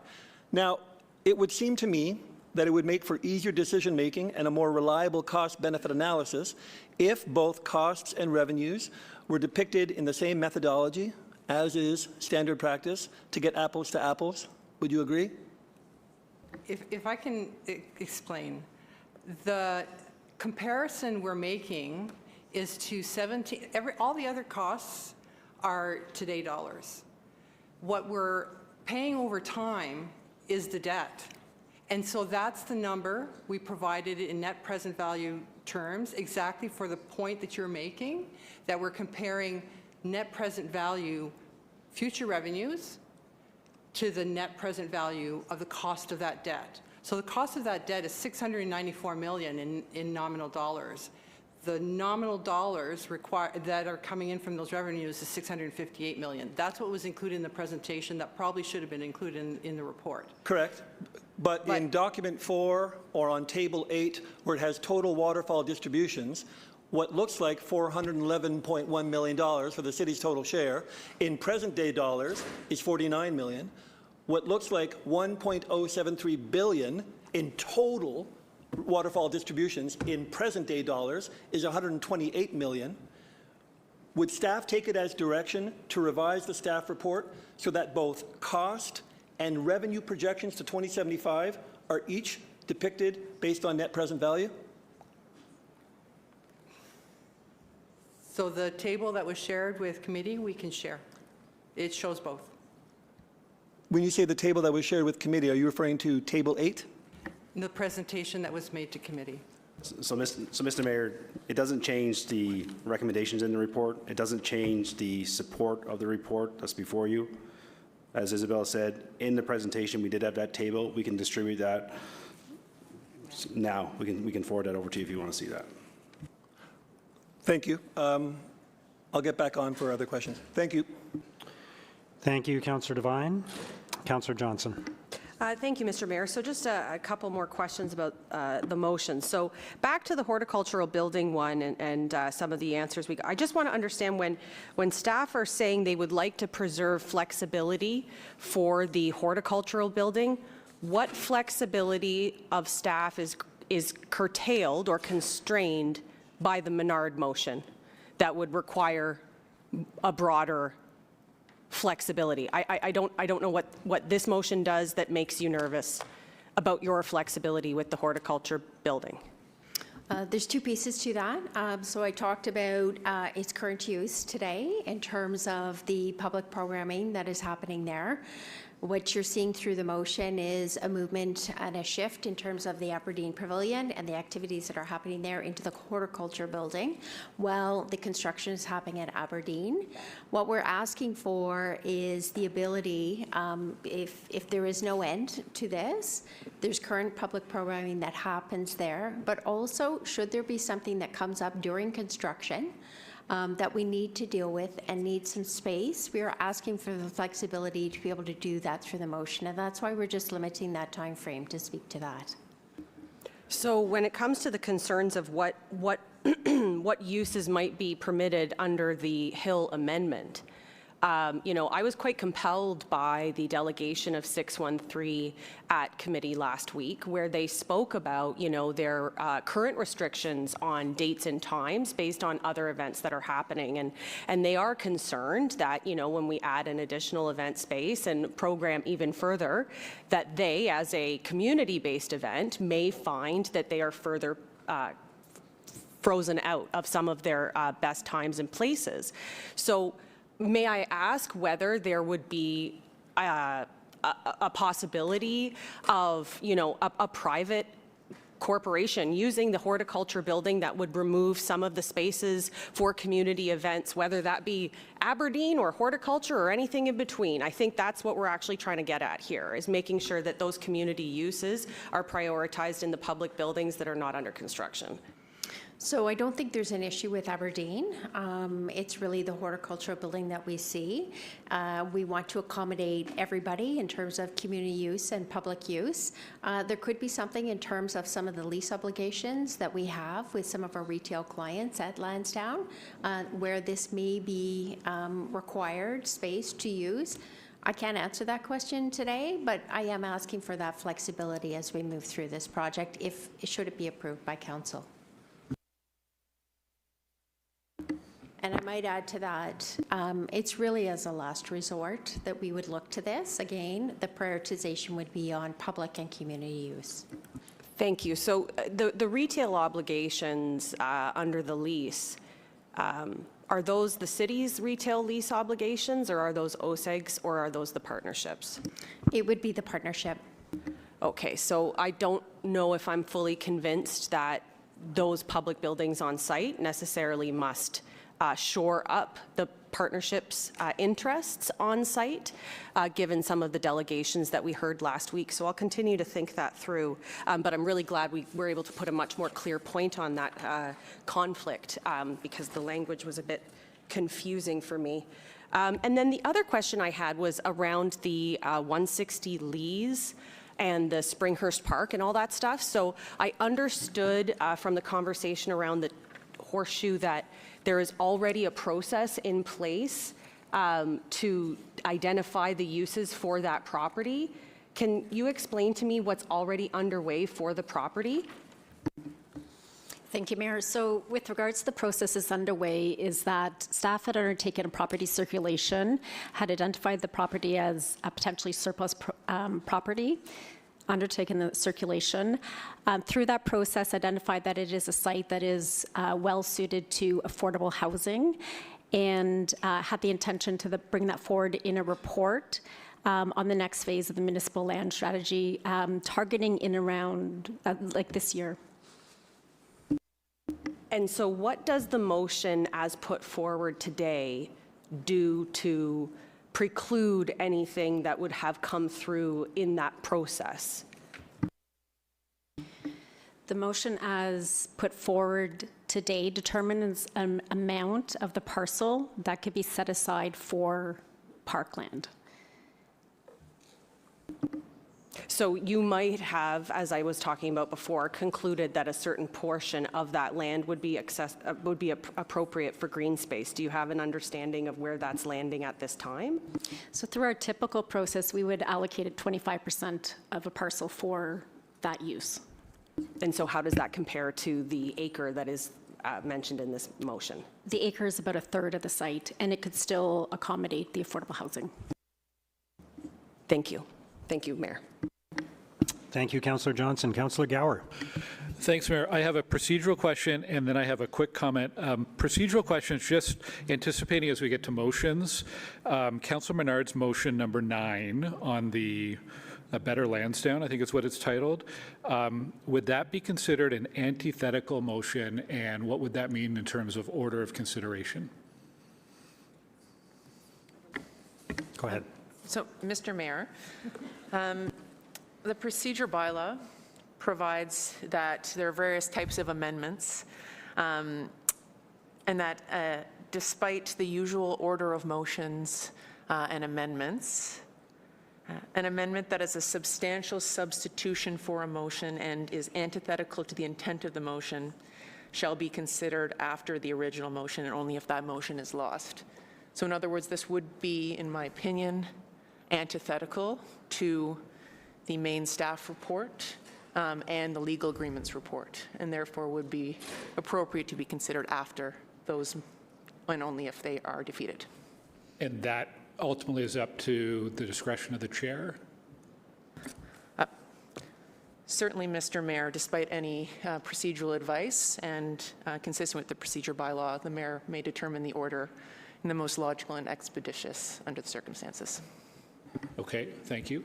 And then my comment, just last weekend, nearly half of all Canadians, 18.5 million people, watched all or part of the World Series. We now have 21 professional sports leagues in Canada and many more amateur sports leagues.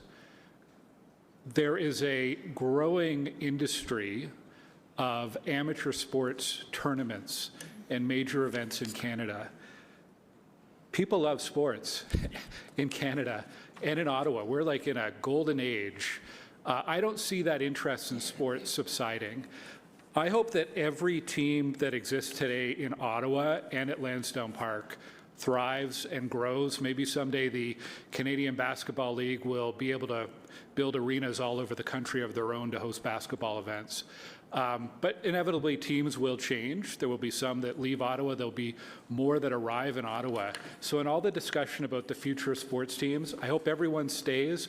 But in the event that they cannot continue, I don't think there's going to be any shortage of leagues and teams and sporting events that want a space like Lansdowne to call home. I just want to make sure we're ready for those teams, that we have a facility that is world-class, that is adaptable, flexible for their needs. And I think that's important to keep that in mind while we're making our decision on risk and the future of Lansdowne. Thanks, Mayor. Thank you, Councillor Gower. Councillor Troster. Thank you so much. I have a motion to put forward. I'm wondering if staff could put it on the screen, please.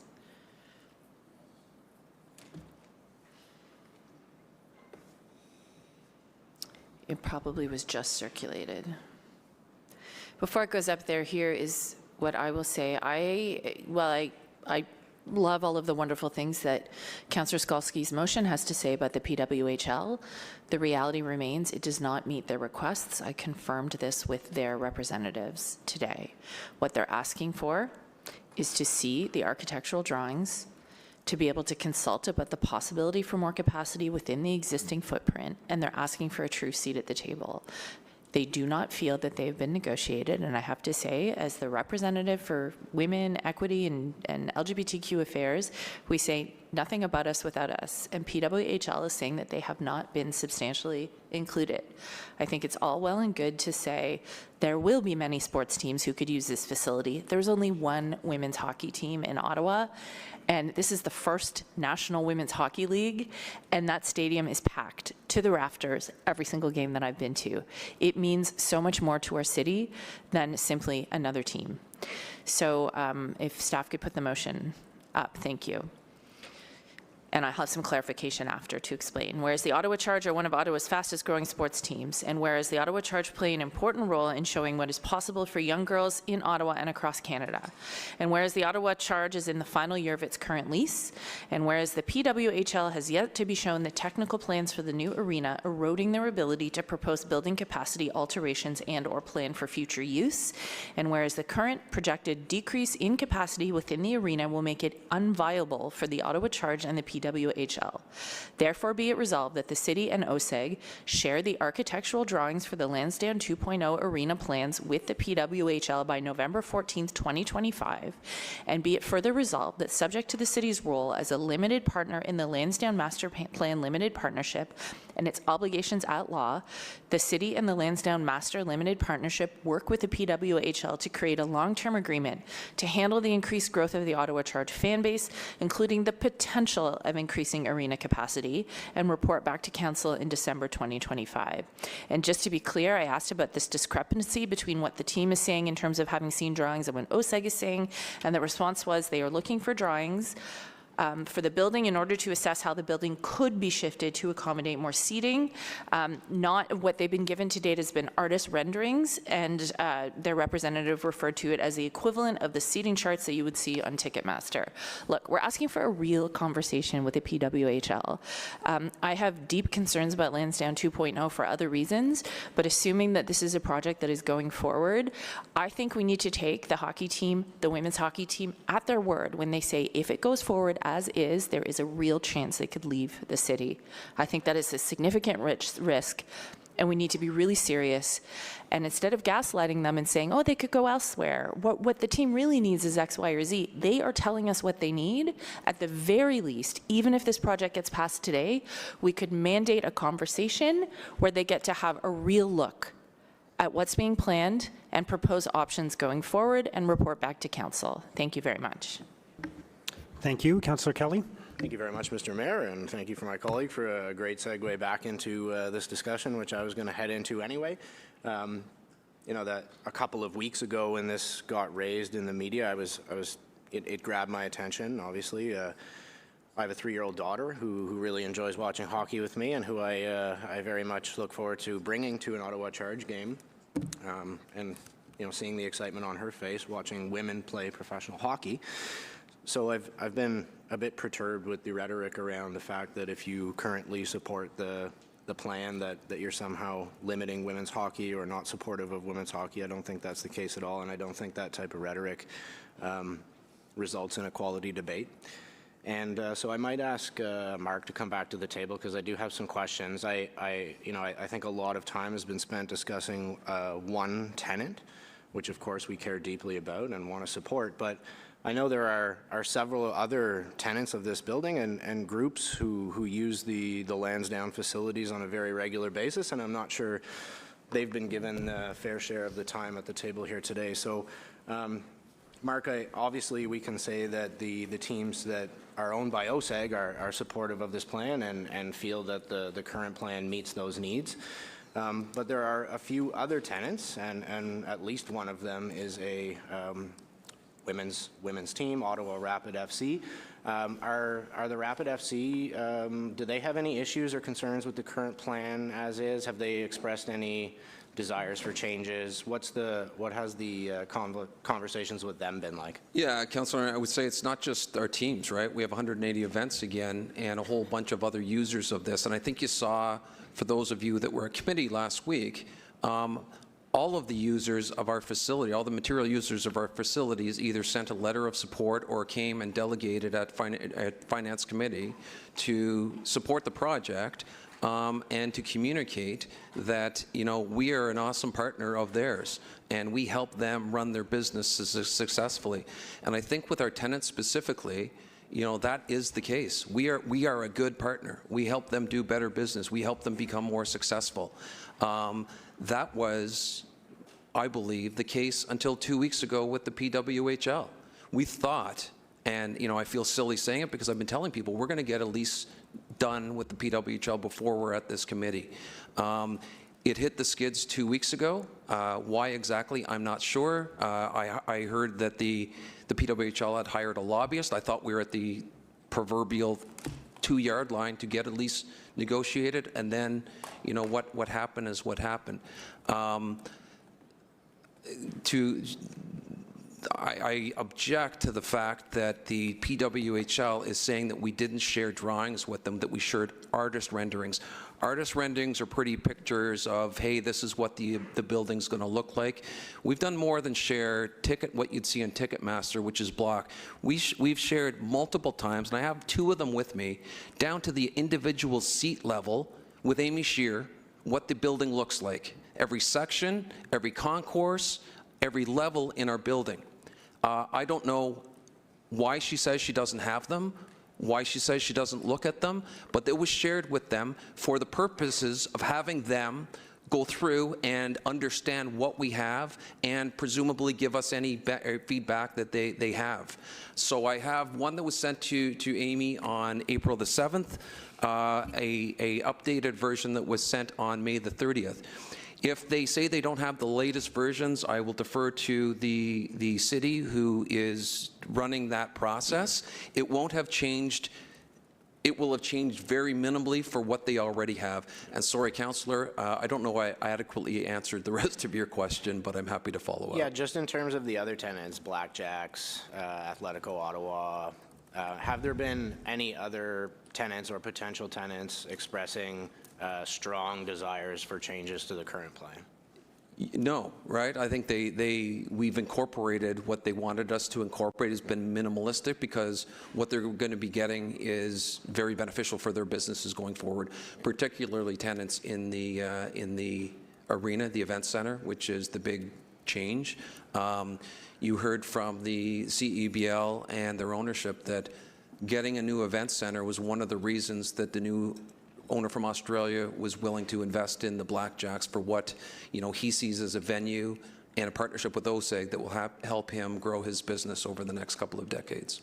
I know this is a business that you've been in for some time. Do you ever foresee a scenario where a multi-purpose event center that serves sports and different cultural events, comedy shows, concerts, do you ever foresee designing one that's going to 100% satisfy every single group that uses it?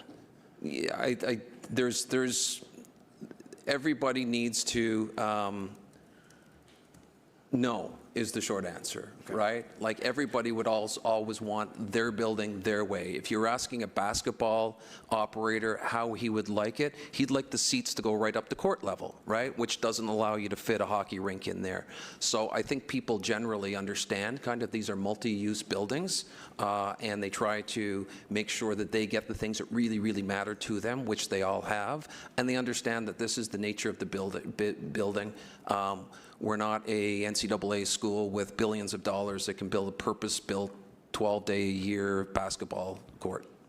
And I'll have to look at Councillor Troster's motion that she just put on the table in more detail, but I know one of the things that she's asking in that motion is that you look at ways to increase capacity with the Ottawa charge, but I believe that you've already committed to doing that here today at this table, have you not? Yeah, and I think what that would look like is we were probably talking about suites, right? And can we remove some of the suites, have more seating in there, which would be a cool conversation to have, and in 3, 5, 7 years, if the charge is playing at LeBreton Flats in a big new NHL rink, then we go back and look at, is now a time to put the things that we were going to put in there otherwise. So I've said it a couple times, but happy to deal with the PWHL and their consultants in terms of if they get any awesome ideas that would make this event center even better. Yeah, well, I'll echo my colleagues' comments today that I fully support the Ottawa charge and hope that one day I can take a shorter drive to the Canadian Tire Centre and watch them there when they outgrow the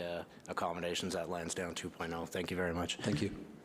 Thank you, Councillor Kelly. Councillor Skalski. Thank you, Mayor. So first, I just want to thank staff and OSEG for answering all the questions that have been put to you so far this morning about the motion that I put on the table. I am really happy also to hear that you have been sharing the floor plans. That's great, and I appreciate the flexibility that it has been expressed already.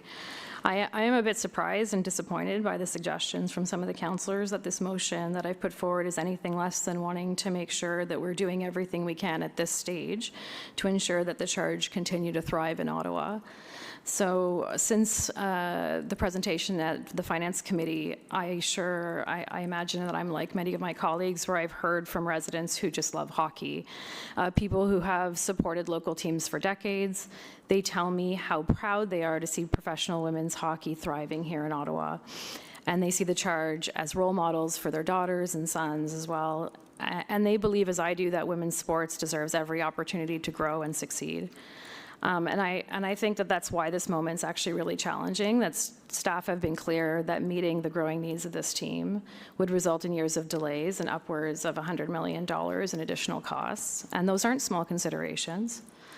I think the ambitions that we have for the Charge and that the fans have for them are bigger than even the arena that they're currently using, which we heard today as well. And that's a good thing. It means that women's hockey is succeeding. It also means that we need to be realistic about what the right long-term home for that success might be. And we know that just down the street, a new NHL facility is being developed, one that could be fit to offer the kind of infrastructure a championship team like the Charge deserves long-term. So if this team continues on the trajectory that we all hope for it, I can imagine a day when we're not just succeeding in Ottawa, but we lead a national movement of women's professional hockey, possibly alongside the NHL itself. So I just want to be really clear. This motion is to ensure that the city is doing everything we can to see the Charge continue to thrive at Lansdowne for as long as possible. And that when their success outgrows our facilities, as I hope they do, and I hope we all hope that, Ottawa remains the place that they call home. Thanks. Thank you, Councillor Skalski. Councillor Devine. Thank you, Chair. Some questions with regards to the asset management plan.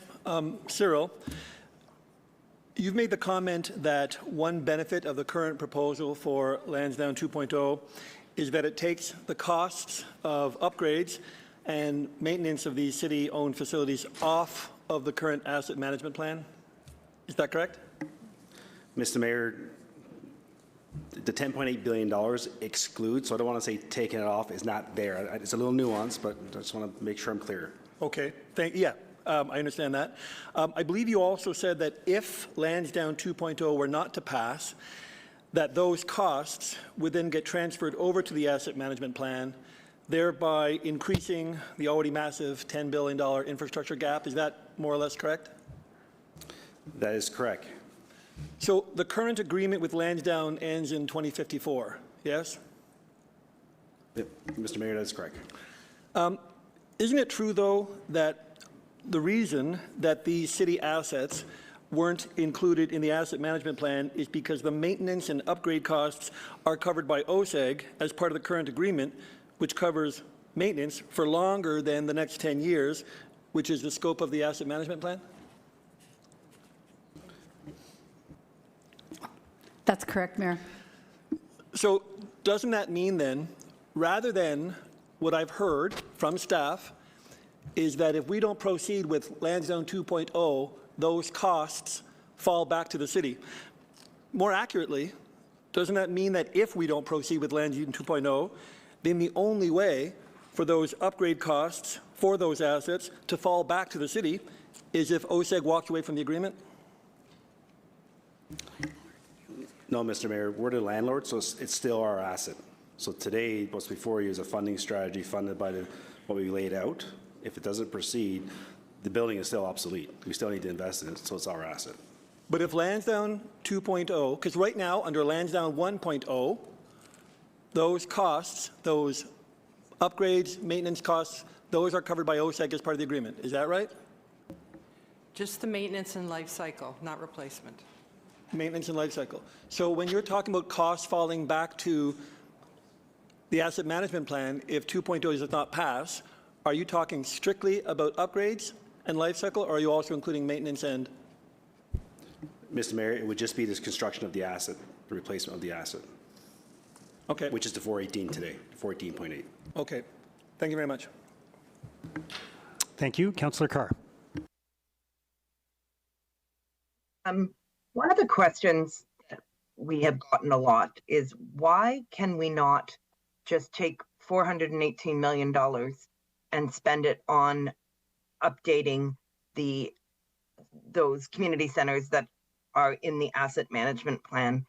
It is my understanding that because we have a revenue source against the $418 million that reduces it to $130 million, that is the answer. Is that correct?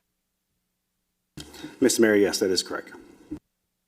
So how much do we normally spend on maintaining our assets in a year?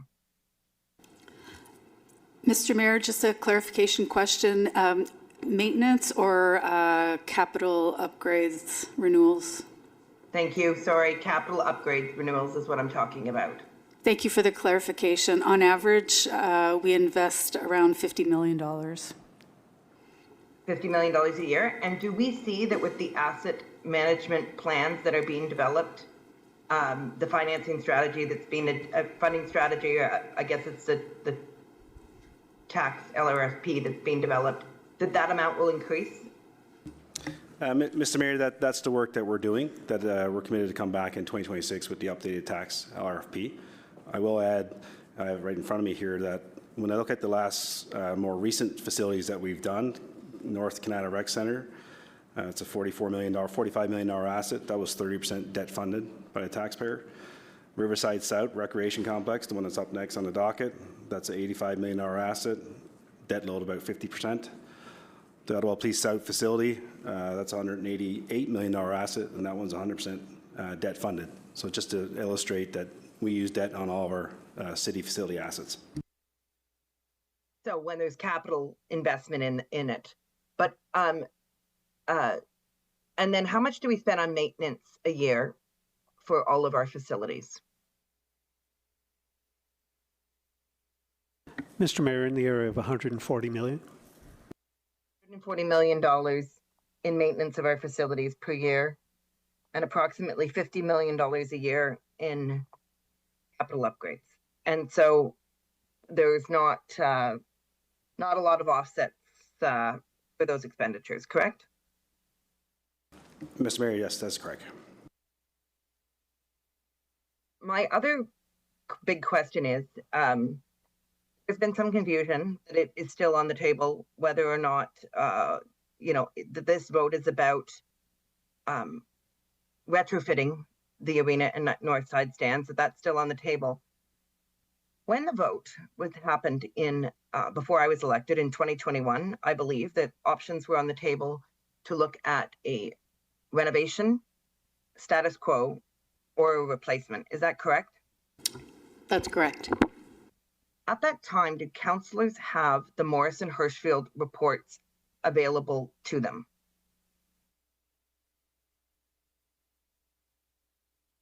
That laid out a 40-year capital plan and assumed a complete replacement at the end of that 40 years. Would that have been made available to councillors at the time? Mr. Mayor, if we can just take that one away and get back to the councillor as soon as we get the answer. Okay, it is important that I have that, so thank you. Okay. Thank you, Councillor Carr. Councillor Dudas? Yes, I have a question of clarification. It's kind of come to mind after hearing from Councillor Troster and her motion. So, Wendy, you had sent out a memo to council indicating that to create a larger arena to add capacity would represent an increase of cost between $80 to $1 million. That's not including the $22 million we've already spent on the current designs, but the $80 to $1 million. Say we approve a motion that allows for more time, say the discussion lands on let's increase the size of the arena, where does that money come from? Councillor, I will look to my right, and I would say debt is probably the most likely source. Mr. Mayor, yes, additional $80 to $100 million, it would have to be exclusively debt funded. Today, what you have before you is a fully funded strategy. If we layer in another $100 million, I need to pay for that. I'll call it another mortgage. $100 million is about $5 million or so in annual debt servicing. So that would be a tax burden. That's a significant addition to the funding strategy. The funding strategy is fully funded. Additional costs would add to that. So that would be a tax burden? Yes, that's correct. Thank you for the clarification. Thank you. Councillor Kavanagh? Thank you, Mr. Mayor. I want to first of all thank Councillor Troster for putting forward a motion that was done in consultation with the PHWL. And I hope that we can see some work done on that in terms of having their arena architects look at the drawings. So it's a little more of a deep dive than had been previously talked about. So I hope we can see that happening. I want to thank everyone who took the time out of their busy lives, and I'm talking about the greater public. There is a lot of people that emailed and called and made delegations to that marathon meeting, and they put down their thoughts. And this is something that impacts the entire city. And while every one of these residents had different perspectives and views, it was overwhelming majority that had some serious concerns about the plans as it's been presented.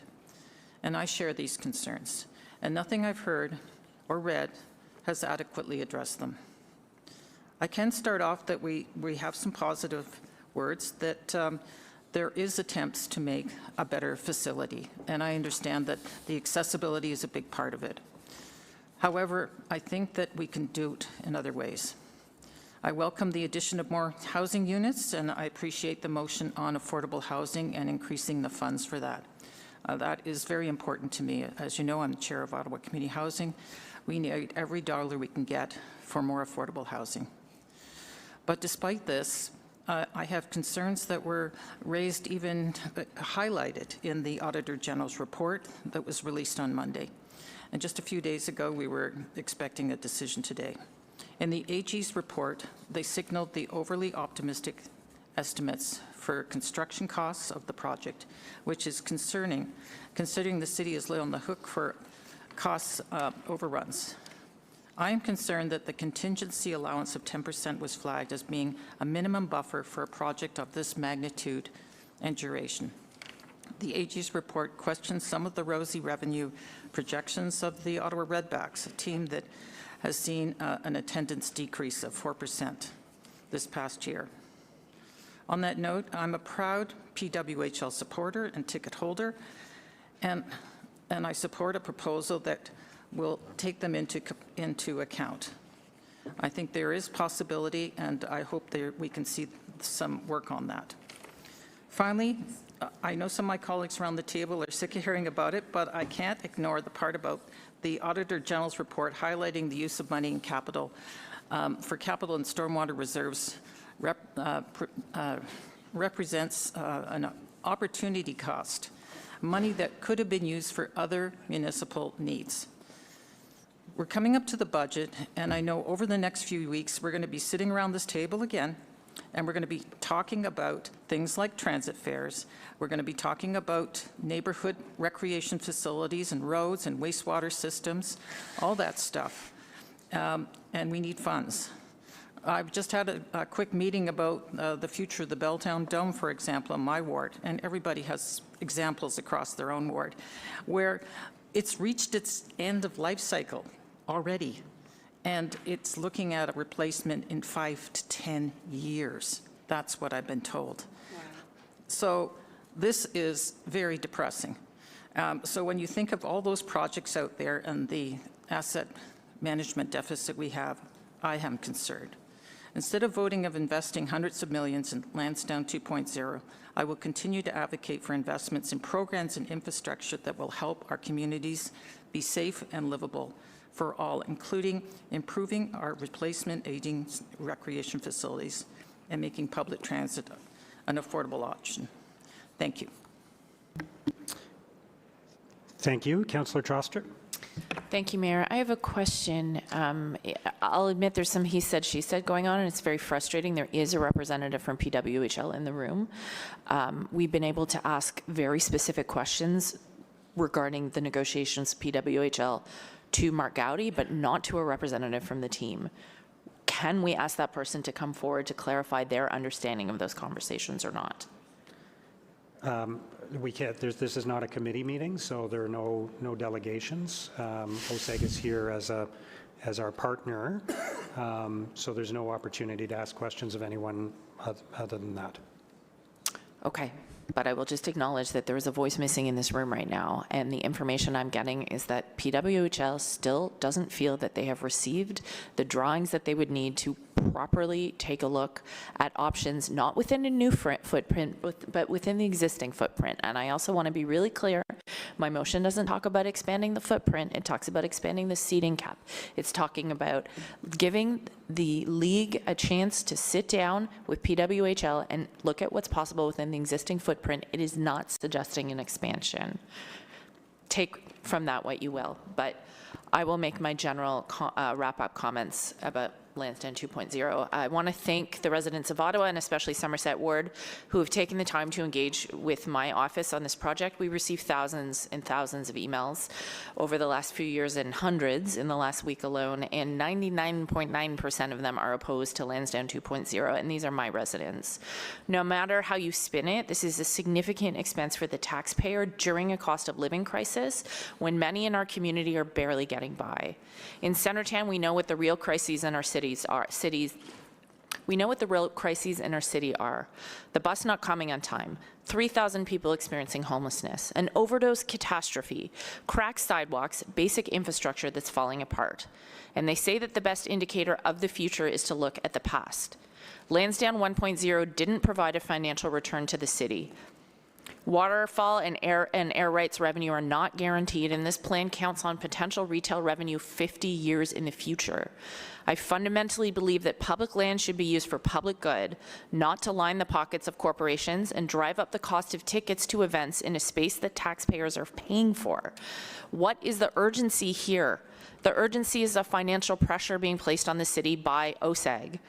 Should public land even turn a profit? I believe that's a legitimate question we should be asking, and I believe we can imagine something better. And if the stadium and the arena eventually need to be replaced, and I'm not disputing that, and I don't think anyone at this table is suggesting we keep the current facilities forever and let them fall apart. But I'd rather do this in a transparent public manner instead of a shell game based on financial fiction. I'm not sure that city government should be in the stadium business at all, but if we are, we need to accept the fact at face value that the Women's Hockey League, the Ottawa Charge, are telling us that this plan is not good for them and that if we proceed, they may leave our city. That is a real threat. It is not an imagined threat. It is the actual words that they have said to us. I think there's a lot of unknowns in our city, and we're about to hit a major potential economic crisis with massive job cuts in the federal public service. I don't believe we should rush this. I don't think it would hurt to do some repairs, extend the life of the current facilities, and imagine something better. I have overwhelmingly been told to reject this plan by my residents, and they're my boss as far as I'm concerned. There's no stadium emergency. My residents are worried about whether they'll still be able to pay their mortgage or rent, put food on the table, or buy winter clothes for their kids. What we fund tells us who we are, and I believe Ottawa is so much better than this deal, and I'll be voting no. Thank you. Thank you. Councillor Bradley. Thanks so much, Mr. Mayor, and thanks to staff for the time today to answer all of our questions. I will have a wrap-up too, but I'm going to save that for once we get out of Committee of the Whole. I wasn't going to ask any questions today, but I just got the revised language of the Councillor Hill amendment to the horticulture building, and I just wanted to clarify because I don't think I fully understood during the first conversation. So the amendment intentionally crosses out operated by the city. Obviously, that the horticulture building now is operated by the city. It feels like a very strange clause to be specifically crossing out. So am I to believe then that OSEG could operate this facility, or that we might lease this out to a long-term tenant during the construction? Because if not the city, who? My understanding is, as I said previously, that this would remain the city's asset and under our care and control. Yeah, of course we're going to own the asset, but who will be operating it if it's not the city? That's what I said, under our care and control and operating it. So then why are we intentionally striking out continue to be operated by the city if it's our intention to be operated by the city? I'm not aware of that, Councillor. So the amendment before me, and maybe it's been captured incorrectly, says, therefore be it resolved that the horticultural building continue to be operated by the city, intentionally stricken out, available to host programs and activities throughout the 18-month construction period. So if I read it with operated by the city taken out, it says that the horticultural building continue to be available to host programs and activities throughout the 18-month construction period, which to me says that there may be another operator other than the city. So who would be the operator if it's not the city? I think the mover of the amendment is happy to speak to your question about that, if that's okay. We can leave that in if that's going to solve the problem. You can leave that in? Yeah.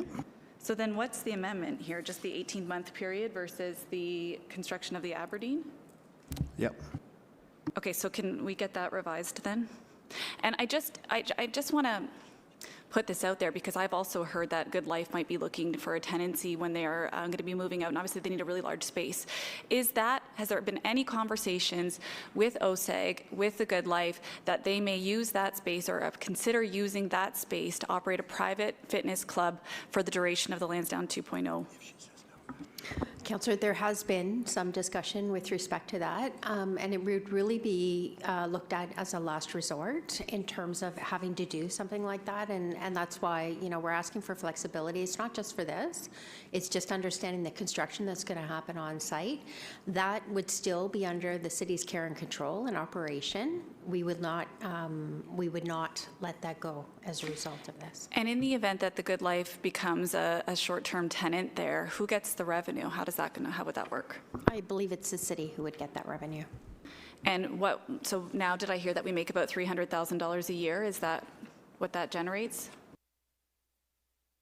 Excuse me, Isabel has corrected me, so it will flow through the partnership revenue. Okay, so we would be giving up $300,000 of potential revenue directly to the city in favor of entering into an agreement with the partnership to share revenue for that period of time? We would, if that was the case, I mean, we're going very far off in the future, so difficult to speak to and predict in terms of that, but we would get market rent in terms of that. The partnership would get market rent? Yes. So to the mover then, are you comfortable foregoing $300,000 of direct revenue to the city in favor of splitting rent with the partnership?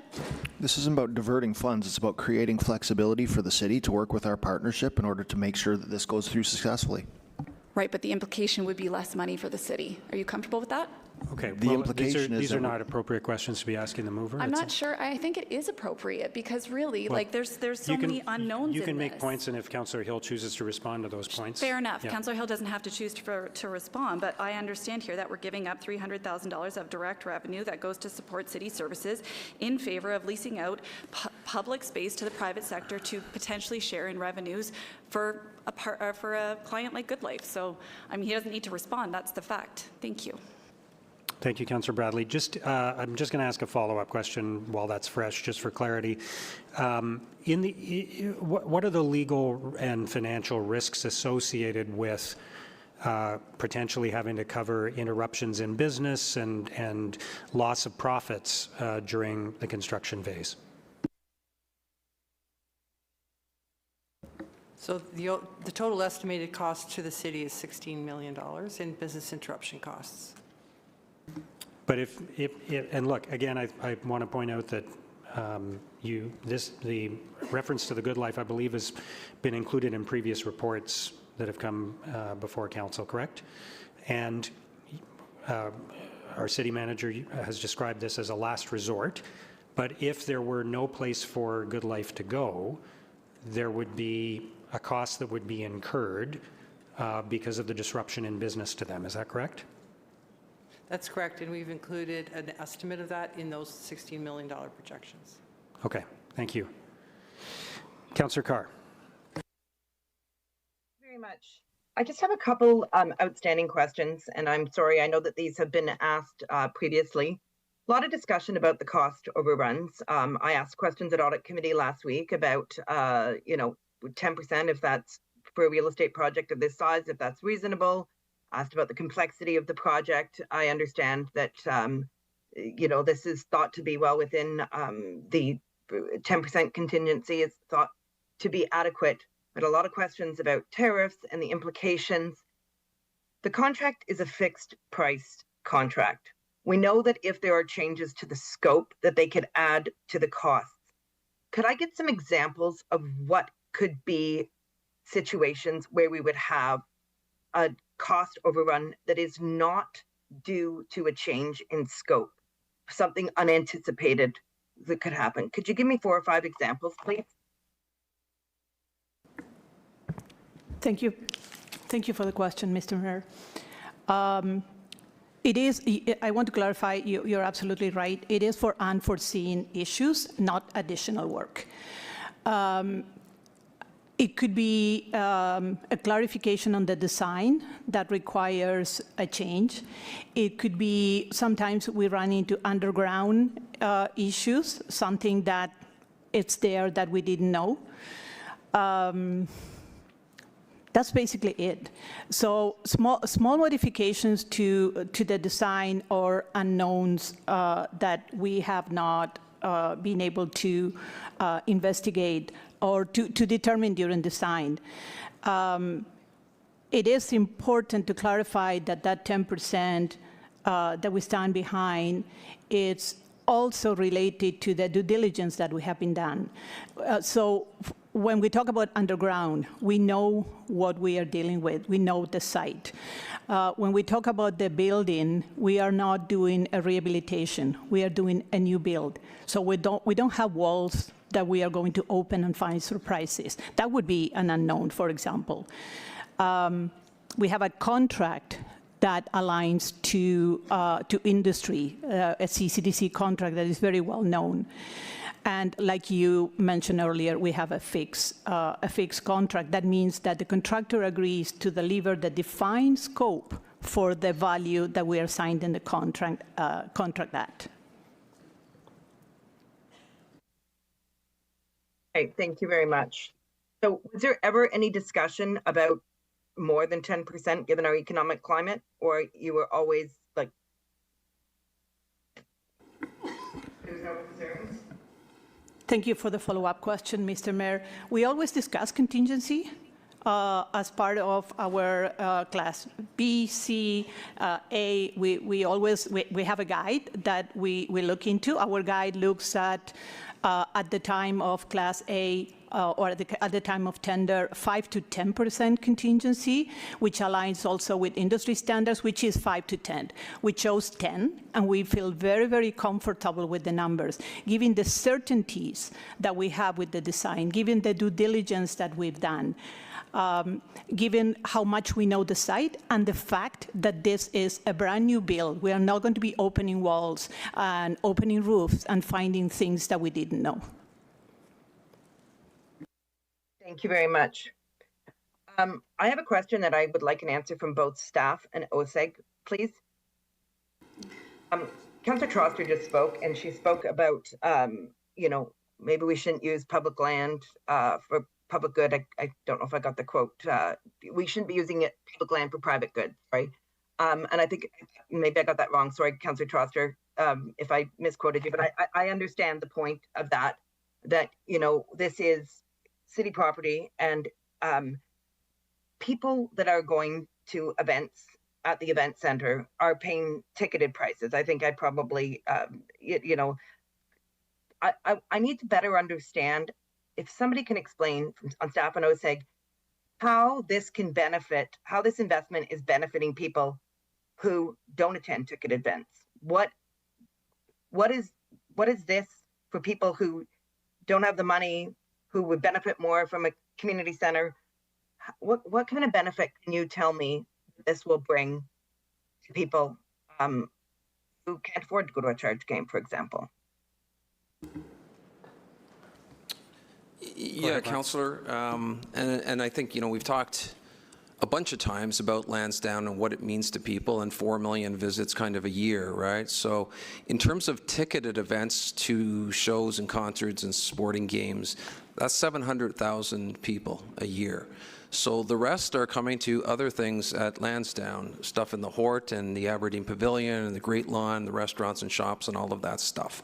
In terms of our partnership specifically, things like the Christmas market, right? That's outside of our venue, but our partnership enables, Ottawa to have its first Christmas market, and something that's grown exponentially over the last couple of years. We do a lot of community programming stuff, whether it's minor soccer, minor football, minor hockey. We had the Franco-Ontarian 50th anniversary of the flag with 8,000 students there a couple of weeks ago. So, for sure, it's used as a, the hub of sports and entertainment in our city, but it's also a giant-sized community center. And I think we play a role both in our neighborhood, in our region, and in our city. So I'm happy to answer any follow-up questions on that, Councillor, but it's a whole bunch of things to a whole bunch of people, including a whole bunch of jobs. I think it's talked about a couple times here. There's about 4,000 full and part-time jobs that are dependent on stuff that happens at Lansdowne in our city. Yeah, no, and I was very moved by the presentations from staff that are working in the hospitality industry and that have accessibility challenges and the opportunity for employment. And I know as the council liaison to the Accessibility Advisory Committee, I often hear from people with disabilities who are unable to find employment. And they talk about it all the time, how it is impossible when they have to rely on ODSP. And actually, so I do appreciate that your organization is employing people. Can you speak a little bit more about, are there things that you do with school groups that don't cost money to the schools? What sort of things the community is benefiting from? Yeah, I'm going to ask Janice Baresi to come up. She's probably the best person to talk about all of the, the youth related things we do both inside of our partnership and in our foundation as well. So maybe we're going to ask Janice to talk about that.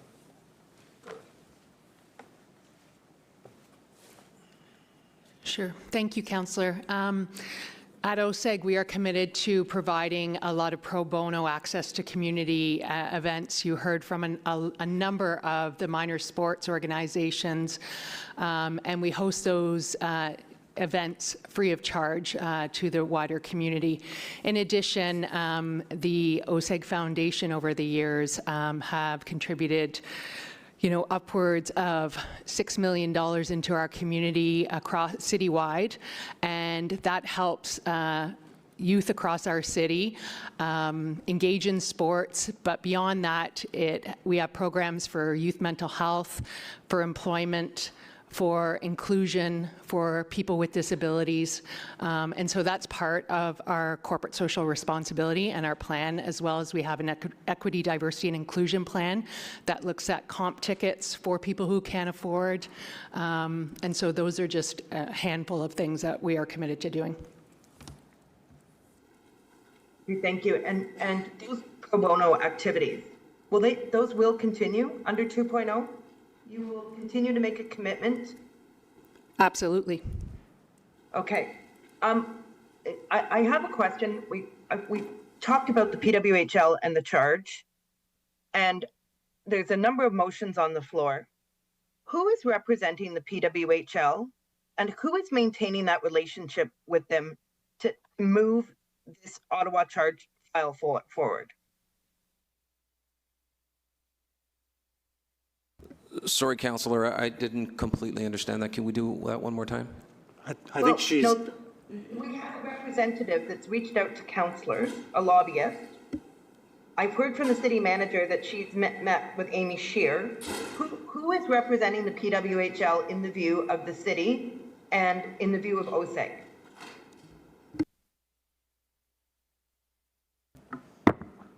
I can speak on behalf of the city, and my dealings have been with the Vice President, which is Amy Scheer.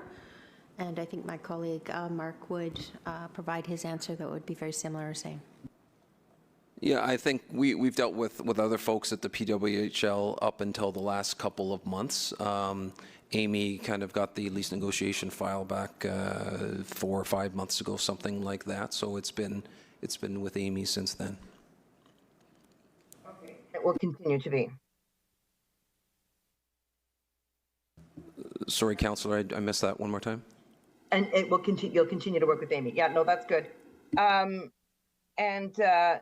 just when we received the staff presentation on Lansdowne, it looks like, discussions and votes started happening on moving this file forward as far back as I think 2019 was the first vote.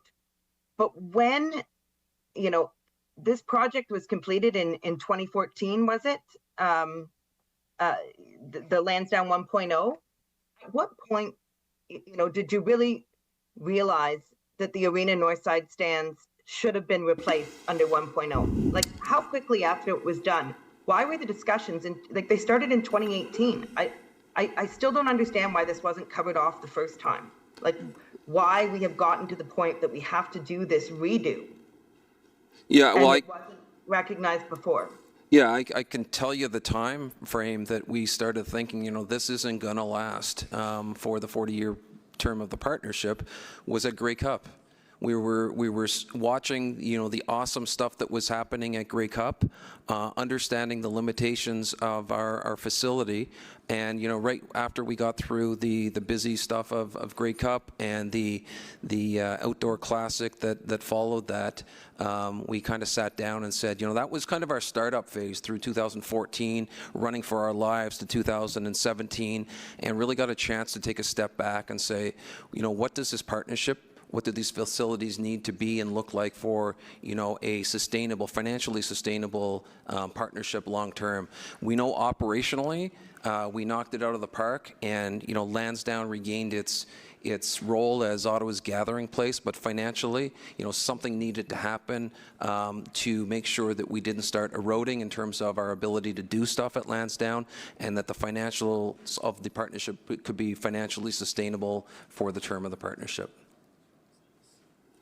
Okay, now I don't think this is a question for you, but when those, we redid the south stands, and now we are going to take on the north side stands. My understanding is, Councillor, there are cables. you are at time, but I'll let you finish this question. Oh, okay, sorry about that. Yeah, go ahead. Isn't there cables that cantilever the roof that run underground over to the south side stands? Like, I'm worried about the fact that the field may have to be redone. Is this at all a possibility? Is this something that has been looked at? I'm sorry, Councillor, can you repeat the question? We just didn't quite hear the end of it. Just in terms of when the south side stands were redone and the north side stands were not, my understanding is that there's cables that cantilever the roof that run from the north side stands to the south side stands. Has it been looked at whether or not we're going to have to redo the field?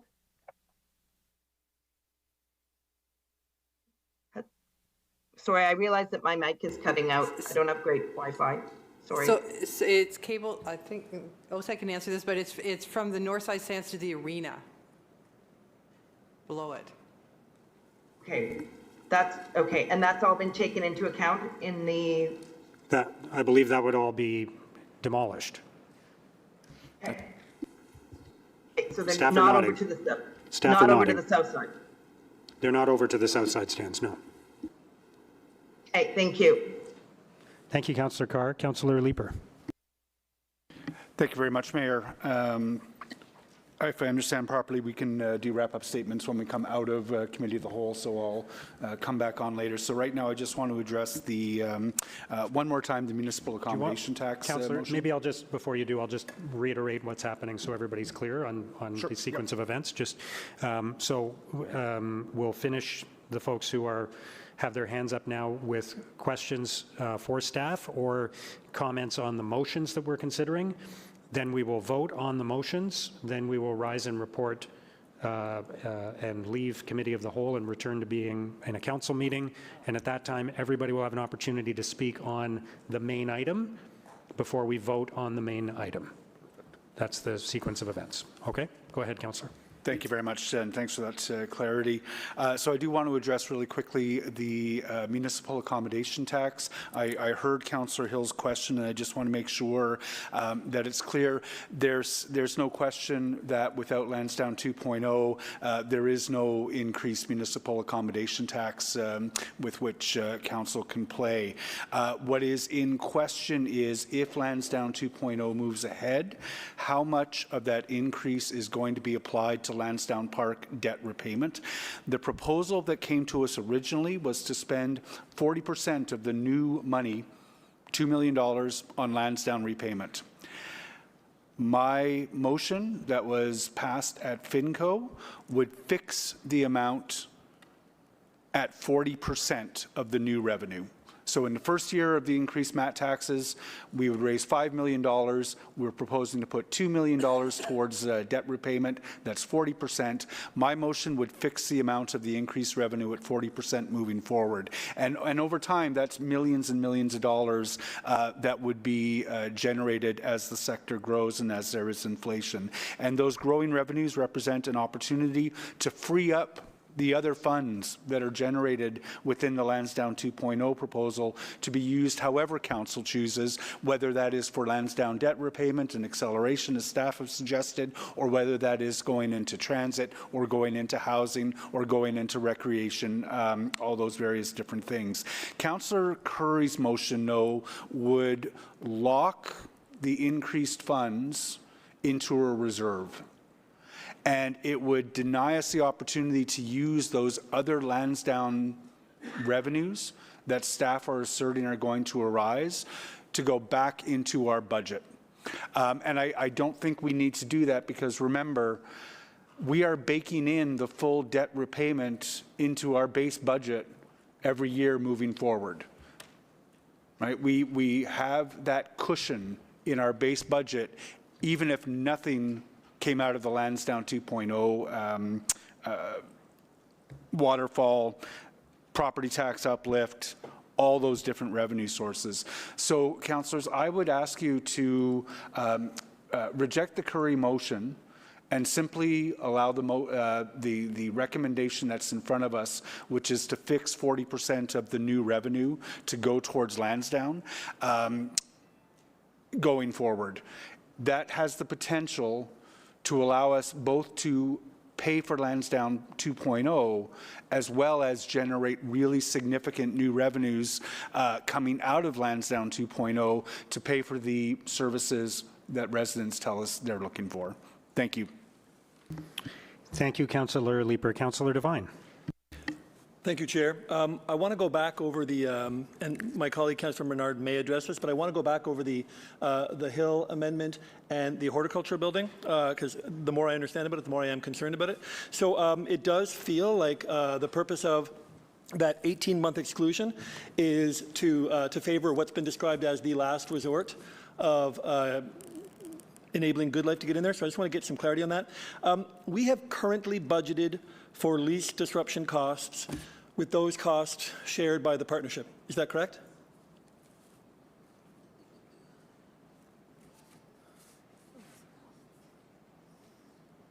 Correct. And if Good Life's lease were disrupted and if they had to go rent elsewhere away from Lansdowne, that's the kind of expense that the lease disruption costs are meant to cover, yes? If they find a spot somewhere else, then they find another spot somewhere else. That's not part of the disruption. No, if they find a spot somewhere else, what we've budgeted for lease disruption costs, that would be covering their rent, correct? It would be reduced. Okay, so if Good Life were to move into the horticulture building, which would mean that other groups couldn't rent it, that's the City of Ottawa exclusively losing that revenue, not the partnership, correct? Correct, but they would have to make us whole. Pardon me? They would have to make us whole. Who would have to? Oh, the partnership. Okay. Or find space in the new event center. And staff said that this could be $300,000 in lost annual revenue, yes? To the city? Well, somebody said that we earmark $300,000 in revenue from other programming in the horticulture building? Okay. But if Good Life were to move into the horticulture building, then that revenue So if Good Life moves into horticulture, then the rent that Good Life would be paying, that goes to the partnership. Yes? All the costs and revenues would go through the partnership. Even though OSEG currently does not collect any proceeds from any rent of other programmers that go to the horticulture building, correct? Correct. And so if rent from Good Life in the horticulture building goes towards the partnership, and if it's therefore counted as waterfall distribution revenue, this means that not only might the city be foregoing $300,000 in annual revenue from other programming, but Good Life rent would first trickle down the waterfall to cover off partnership debt before it ever becomes part of our residual share of profit? So just to go back to the original question, they would make us whole of any lost. So either they would find space for us for those events in the newly built event center, or make us whole in terms of lost revenues for, I would all be considered as part of the overall cost of being there. Would the current terms also mean that OSEG or the partnership, including ourselves, would make us whole for the estimated $300,000 in annual rent revenue that we might not be able to collect because other people can't rent it? So it would have to be based on past experience. Business interruption is based on what we typically would have, and then making the partners whole for the business, for the construction interruption. So if a tenant's going in and it's disrupting what we would have normally programmed, that gets incorporated in the overall calculation of business interruption that we share 50-50. Okay. It seems like the least disruption costs that we have already budgeted for in this agreement, in a proposal that I think is about to pass anyways, it seems like that would cover any losses of Good Life having to go elsewhere. But what I'm concerned about is it feels like we would lose potential, not only would we lose the potential revenue of other programmers, like other groups coming to rent from horticulture, but no, more we than, would be made whole. Then at the very least, this public building would, at the very least, this public building, which right now benefits many, many groups, might be not available to those groups. I mean, that's a given. Okay. All right, thank you. But it does sound like our least disruption costs can cover other solutions other than horticulture building, but thank you very much. Thank you, Councillor Devine. Councillor Menard. Thanks very much, Mayor. Thanks to Councillor Plante for amending the motion that they put forward earlier today to a place that I think is supportable by staff, myself, and the councillor. Appreciate that. With regard to horticulture building, I just have some questions to Mr. Chenier and Mr. Moore. So to Mr. Chenier, how many events occur at Hort roughly throughout the year? Mr. Mayor, several hundred depending on the year, and that ranges from large events to small events. Okay, and we have city staff working out of that building as well on the second floor? And correct. We also lease the space out, as people were saying, to other to events. It is about 300,000. That's about right. There are daily or weekly rentals for events and programs, or also a commercial lease for the property at the front, which is a restaurant. Yeah, and I'll see those come in for the approval on that lease site as the local councillor. Is there an advantage to the city keeping horticulture publicly operated throughout the Lansdowne 2.0 construction period? Mr. Mayor, there are a range of programs in there. It is a heated space at Lansdowne that allows us to do year-round programming. Loss of the space would require some another strategy in order to continue to offer some of the programming on site. Okay, and I think it's been the desire of staff to have Good Life operated somewhere on site in what potentially a retail reconfiguration on site through the existing partnership lands. Is that relatively accurate? Yes, Mr. Mayor, that's ideal. Okay, thank you. And Mr. Moore, thank you for all your work. We may not always agree, but I appreciate your work and your working answers that you provided throughout this period of time. I know it's been a long haul for you as well. Sean or Mr. Moore, when is demolition of the north side stands set to occur. Mr. Mayor, approximately November 2028 is when that work would commence. Okay, and so the reason I ask is just that those businesses that are fronting the J block now, those all are maintained until demolition occurs. When is the podium expected to be created, finalized, 2034, 2035, around that period of time? Mr. Mayor, that's correct. That's what the report indicates. Okay, thank you. So it's about, the reason why I'm raising this is around Good Life, it's about 7 years to 8 years of a construction period of time where there won't be, about 7 years, where there won't be potential space for some of those leasees. A lot of them have been taken care of, but Good Life has not been. And I guess, is it desirable to have, I think you've already answered the question that yes, it's desirable to have Hort operating open to the programs that currently occurs and having Good Life on site somewhere else that is not in Hort. That would be the most desirable outcome. So Mayor, I'm going to accept Councillor Hill's amendment as a friendly amendment into the motion. So because they've changed the operated by the city and available to host programs and activities throughout the 18-month construction period. Completely appreciate that, and I'm on board with that.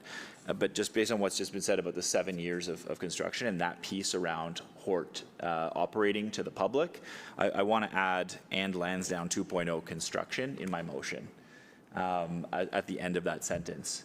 That would allow for Hort to continue operating to the public, and that $300,000 to come in. Good Life would have another site on site, ideally, and we can make sure that the public is benefiting from those public spaces. So I'll submit that to the clerk's office, and I can give you the writing. I can give you the writing if you like. So I'm not sure. I just want to make sure I understand that. Yeah. So I think the intent of Councillor Hill's amendment was to say only for the 18 months, but this would now say for the 18 months and the rest of the Lansdowne construction period. Yeah, so the 18 month was related to the pavilion only, not Lansdowne 2.0. And as I've just pointed out, yeah, it's 7 years of construction there where we don't want to have the partnership operating the public building at horticulture. Okay. So I'm happy to accept the amendment into the original motion, absolutely.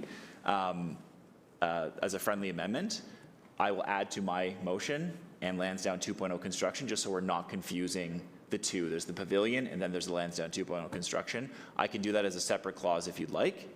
No, so it's not that. It's just I think that is the opposite of what Councillor Hill is trying to accomplish, which is okay. But I'm just then it's like you're trying to constrain it only to the 18 months, and you're trying to have it apply for the entire Lansdowne construction period. Which is what I understand is desirable for staff, yeah. Okay, but we heard from staff that they want flexibility after the 18 months, so that's not the objective of staff. Is that correct? That's correct, Mr. Mayor. So, Mr. Mayor, I think we just heard from staff that it's desirable not to have the Good Life operating in the Hort building, and that maintains for public events throughout that time. And that's the only thing I'm trying to ensure, that the Good Life can stay on site in some of the retail areas, which is what the objective is of staff, and that Hort remains operational for the public. I understand, but I don't think that's what staff are asking for in this, nor the motion that, the amendment that Councillor Hill proposed was to, that you're looking for the flexibility. In an ideal world, tell me if I'm wrong here, in an ideal world, Good Life would not use the horticulture building. They would use retail space available on site. But if necessary, as a last resort, they would use the horticulture building. Is that right? That's correct. And this would limit, this motion by Councillor Menard would limit the flexibility to do that as a last resort. That's correct. Okay. Mr. Mayor, if I could, the intent here is for the amendment to support staff's position, because we all want to avoid the concerns that are highlighted, but we want the flexibility for staff to be able to work over the next 18 months to manage uncertainties. Yeah, so I will accept that as a friendly amendment, and I'll move a separate clause so people can vote on it separately. But to staff, do you want OSEG operating the public facility at Horticulture Building?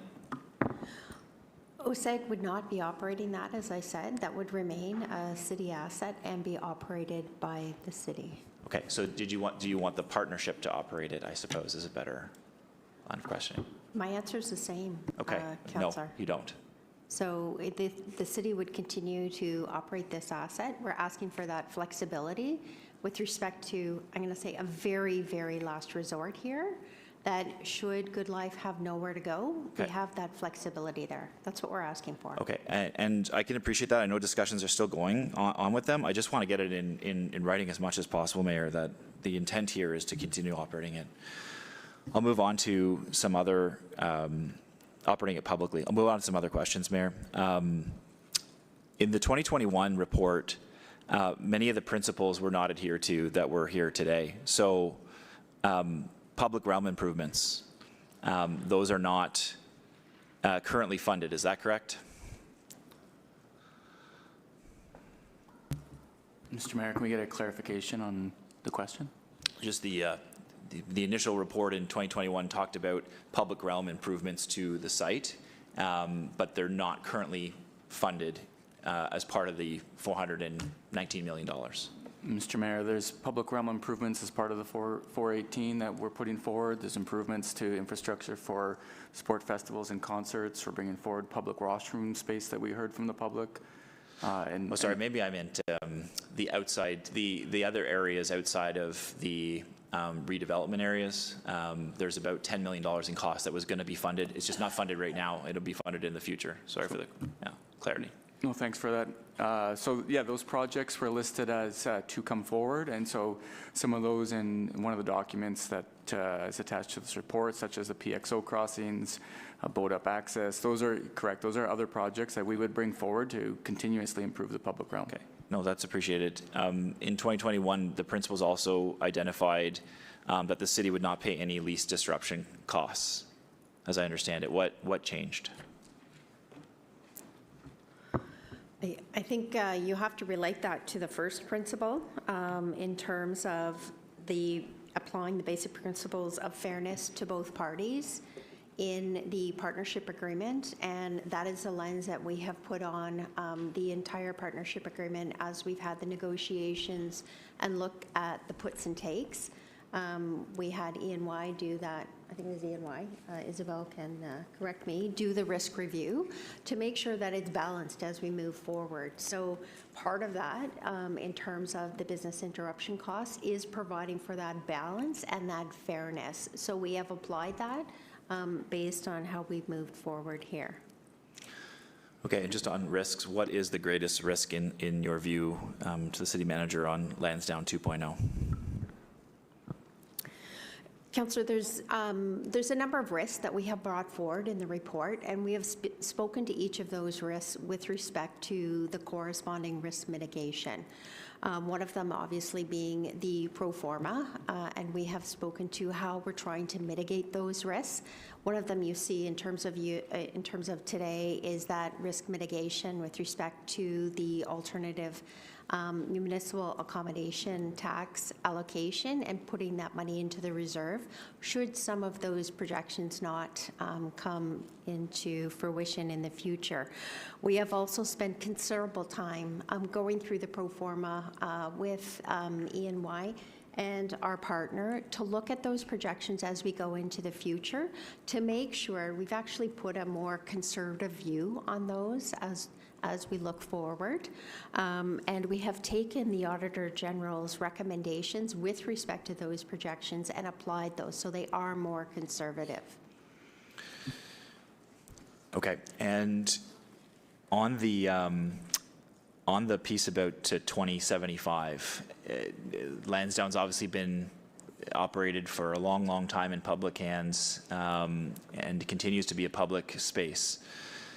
Is there any concern after LRT and the P3 that we signed there and all the legal issues we're going through and settlements that a long-term 50-year deal from today is a big risk for the city? So I just want to clarify part of the reason why we extended it to 2075. 1.0 ends the waterfall in 2054, but the retail would continue until 2066, and 2 extension years till 2106. The intent was to align them better, because what we were realizing is that one cannot operate without the other. And so it was bringing the waterfall up and the retail in. And so it all ends at the same time. That was the intent. To Councillor Gower's direction on oversight, what in your view could be a better oversight mechanism given the 11 years of losses without any stemming of those losses?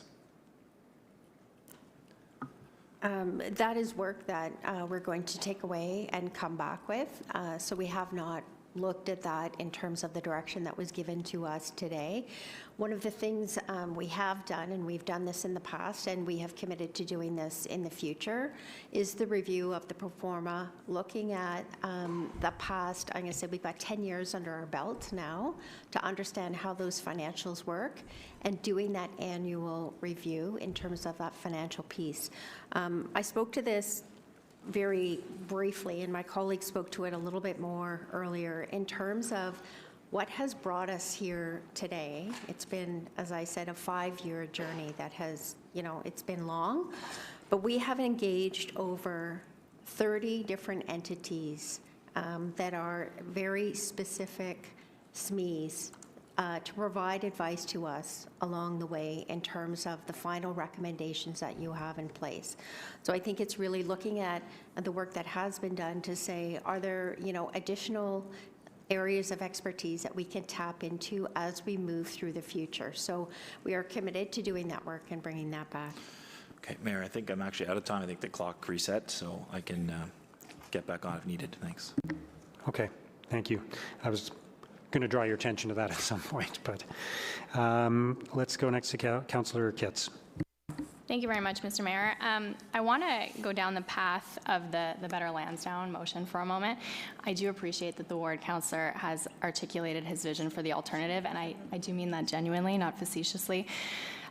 Because what I've struggled with from those in the community that oppose the project is constructive dialogue at times. I think we hit a wall there, unfortunately. I think it's easy to say, we don't like this, we don't like that, but as a council, we can't just editorialize, we have to do something. We can't allow this city asset to continue to crumble into decay. And we all know the 3 choices that council was faced with initially and what we chose. But let's imagine today that we had a change of heart, we don't like the plan, and we start over. What's in front of us took us 6 years and cost $22 million in plan studies, due diligence, et cetera, to get us to this place. Is that correct? That's correct, Councillor. So if the Better Lansdowne motion passes, appreciating that I'm asking you to crystal ball a little bit, but it could easily take us another 6 years and another $22 million if we had to start over and come up with a new plan. Is that fair to say? Probably fair to say. I mean, we really don't have any line of sight in terms of what that work would look like and how long it would take.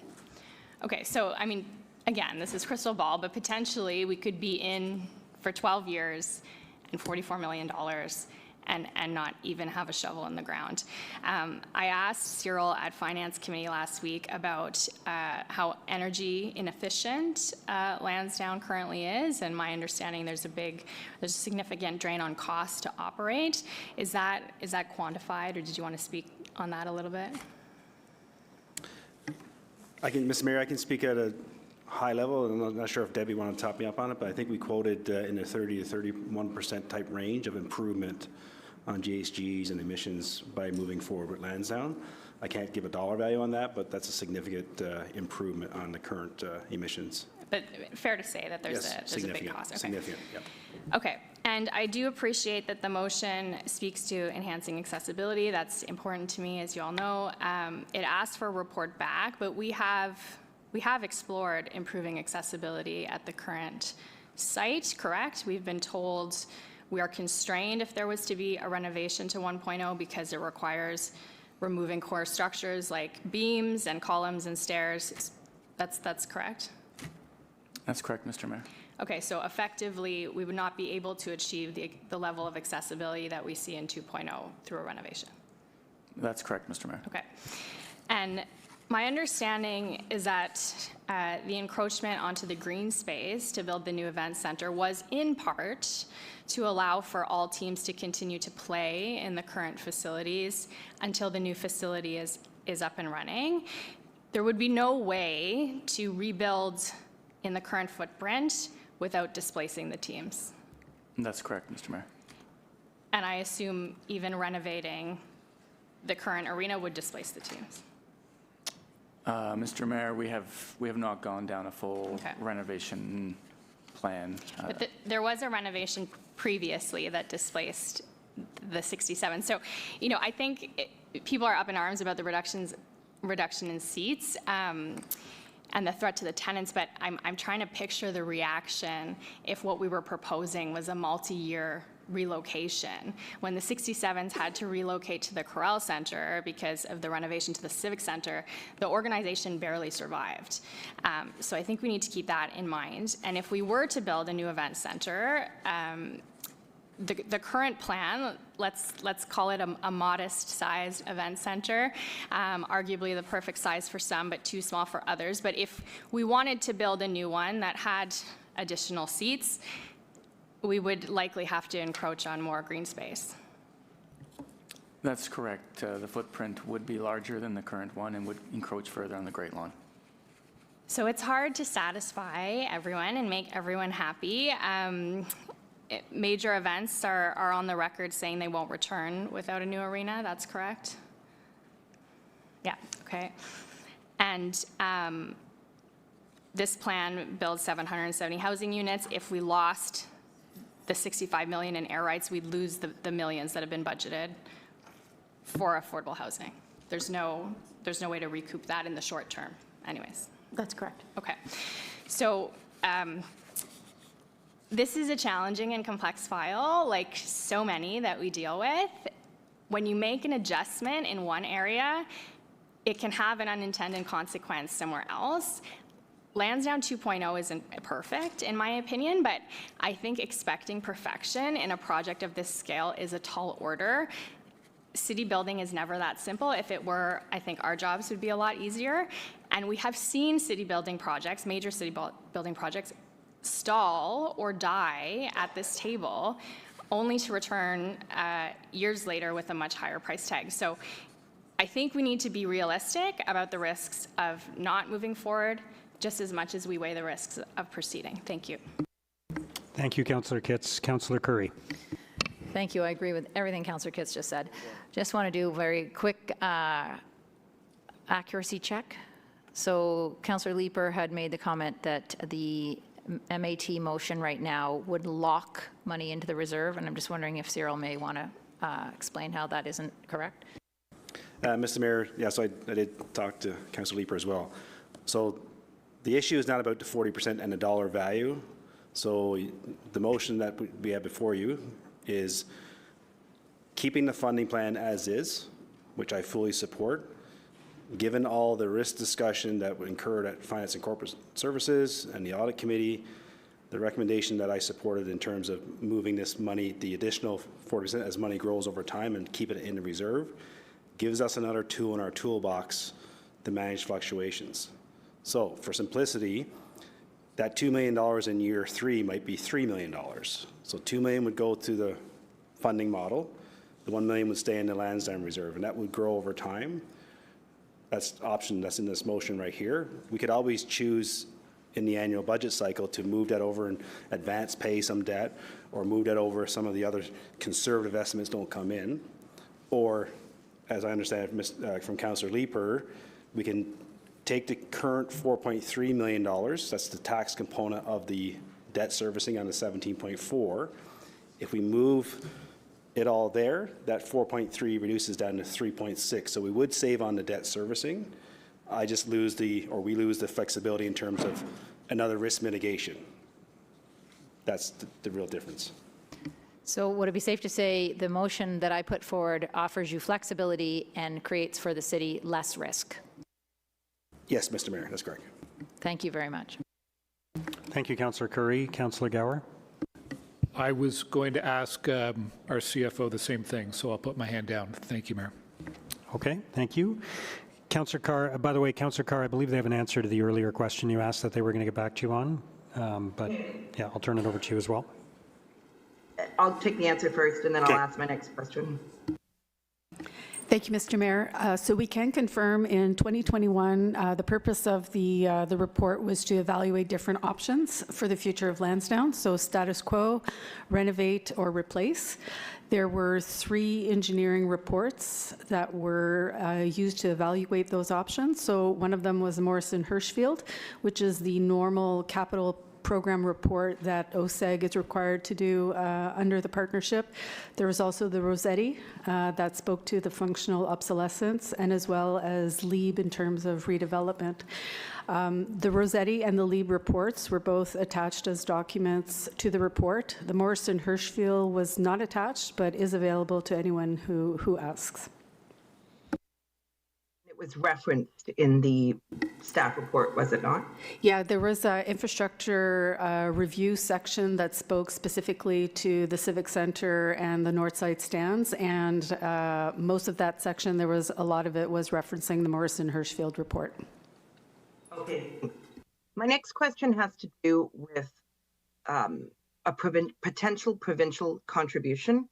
I understand that nothing has been committed to at this time, but the Premier was here and indicated that he could provide support. Is that correct? Yeah, maybe I can answer that, Councillor. The Premier was here, and we had a conversation with the Sport Minister, Neil Lumsden, as well, who indicated that there was a fund that would be opening up. He didn't give an exact timetable, but it sounded like in the next 6 months that we could apply for, and that they would, he did not make a commitment, but that they would be supportive of our application. Were to get provincial funding, how would it be applied? So I'll ask the team to answer that question. If we were to receive, sorry, Councillor Devine, I have a question for the people that you're talking to right now. I think I can answer the question. Thank you. Mayor. How would it be applied? If we receive provincial funding for this project, it would reduce the debt component. Is there any other opportunity to help reduce the debt component of this project? Sorry, Councillor, say it one more time, please. Is there any other opportunity other than receiving provincial funding to reduce the debt component of this project? Like, we ever accelerate debt repayment? Like from a provincial perspective, if there's another grant program, we're always going to apply for the programs, and if we get additional funding, then we can certainly reduce the debt that would be here, right? So right now we have a fully funded model. If there's a new source that comes in or a grant program, then we can take that away, reduce that debt load, and then replace it with the cash from the province. But you also just mentioned that we could choose to apply the MAT reserve to it if we didn't need it for other purposes, right? Yes, correct. Yeah. And if I could also add, the projections from the waterfall could be higher than what we're projecting, which would also reduce the cost. Yeah, and I think people are nervous about that because of what happened with the first waterfall. And I know that it's been adjusted, and but you know, there is a certain level of mistrust in the community about these waterfall distributions not coming forward. But if we do get those returns, that will go to service the debt, or it will go to pay off it will go to existing city programs. Mr. Mayor, yes, that is correct. So from a revenue perspective, we're conservative. Like, we actually have a very conservative on our revenue projections. Once there's upside, that will then help us. Then we can either apply that to other city initiatives or reduce the debt on this project. People get very, very anxious about the debt levels in the city. Are there other municipalities that have this much debt as a percentage of their assets? Mr. Mayor, I don't mean to be giggling, but most other municipalities are quite higher than us. When I talk about the provincial limit, it's 25%. This council's imposed 7.5%, and we're just south of 5%. So most other municipalities are quite higher than us. Now, having said that, they're, you know, if I look at Toronto, they still have a good rating, but they do have a much more debt load than us. So we're kind of on the low side of our comparators. Potential debt level is again? Mr. Mayor, 25%. That's the limit, right? Yes, that's yeah, right. The limit that we're And allowed we- to do. I can't see when you're speaking, Mr. Mayor, because I'm remote. So we're 7.5% is our limit. Yes, Mr. Mayor. So the provincial limit in Ontario's municipal legislation is 25%. As part of our fiscal framework that has been endorsed by Council, reduced that to a 7.5%. On an actual basis in 2024, we were 4.3 or so percent. And then, well, I don't want to tell you what our budget will be, but next week you'll see what our budget is. So we've been trending below 5% for the last 10, 15 years. I show a graph, and you'll see that graph on Wednesday where we're projected for next year. But you have no worries about this. Mr. Mayor, no, I'm confident in the debt on this project, the funding on this project, and the impact of this debt on our overall debt. Okay, thank you. Thank you.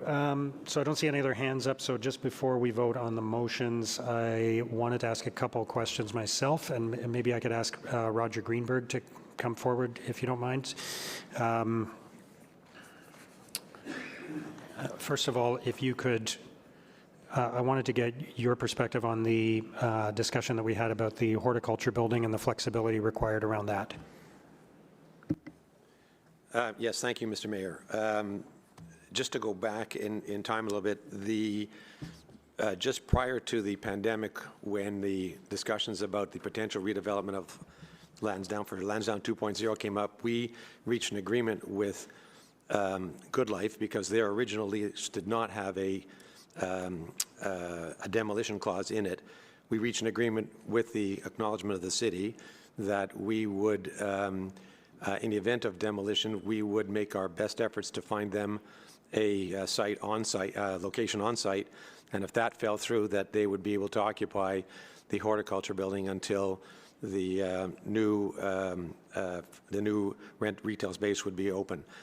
The existing the existing Good Life operation is one of their most popular and successful ones, and it's very important to them that they maintain a continuous presence on site, and that was a key part of their agreement. So our efforts are directed towards trying to see if we can find them a location elsewhere on site, but as the city manager indicated, at a worst situation, it would be in the horticulture building.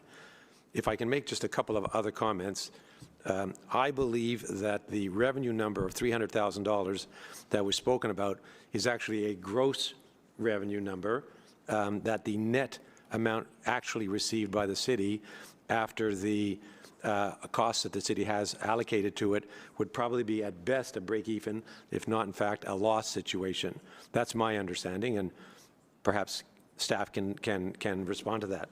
But in any event, I think it's important to realize Good Life will be paying full retail rents if and when they ever occupy horticulture, and those rents that are received will reduce the business losses that would otherwise be the responsibility of the partnership. So it's not like anybody is making a gain from this. In fact, it's reducing the exposure that the city has. But I think the staff should answer whether my comment that the number of $300,000 is a gross number, not a net number. Can staff respond to that?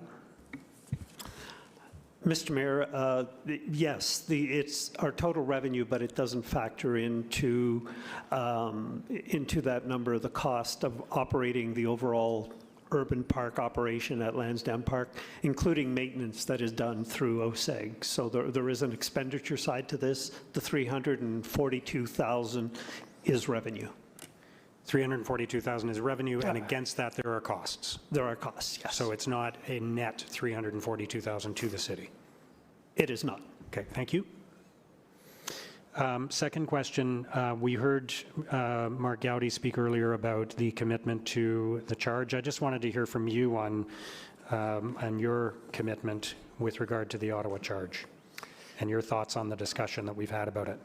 Mr. Mayor, if you'll allow me to expand on that comment a little bit, because it's not just a commitment to the charge, which I think is very high on our side. I think it's the commitment that my partners and I have to Lansdowne overall. It's part and parcel of the same thing. So for those of you who may have seen that I had an op-ed published in the Ottawa Citizen either last night or this morning, I'm not sure. But I think it's important to appreciate that for us, this has been a very long process. I know I heard people say today, what's the hurry? We've been at this for 7 years. And throughout all of this, our commitment hasn't wavered one bit. My partners and I remain proud to stand with the city as your partner in shaping Lansdowne's future. I think it has to be very clear that Lansdowne is a city asset. It's not a private asset. We are OSEG, we are the property manager and the event manager, and that's it. We don't own the land. We don't own any of these assets. From the very beginning, our goal has been very simple: to ensure that Lansdowne remains a vibrant gathering place for all of Ottawa.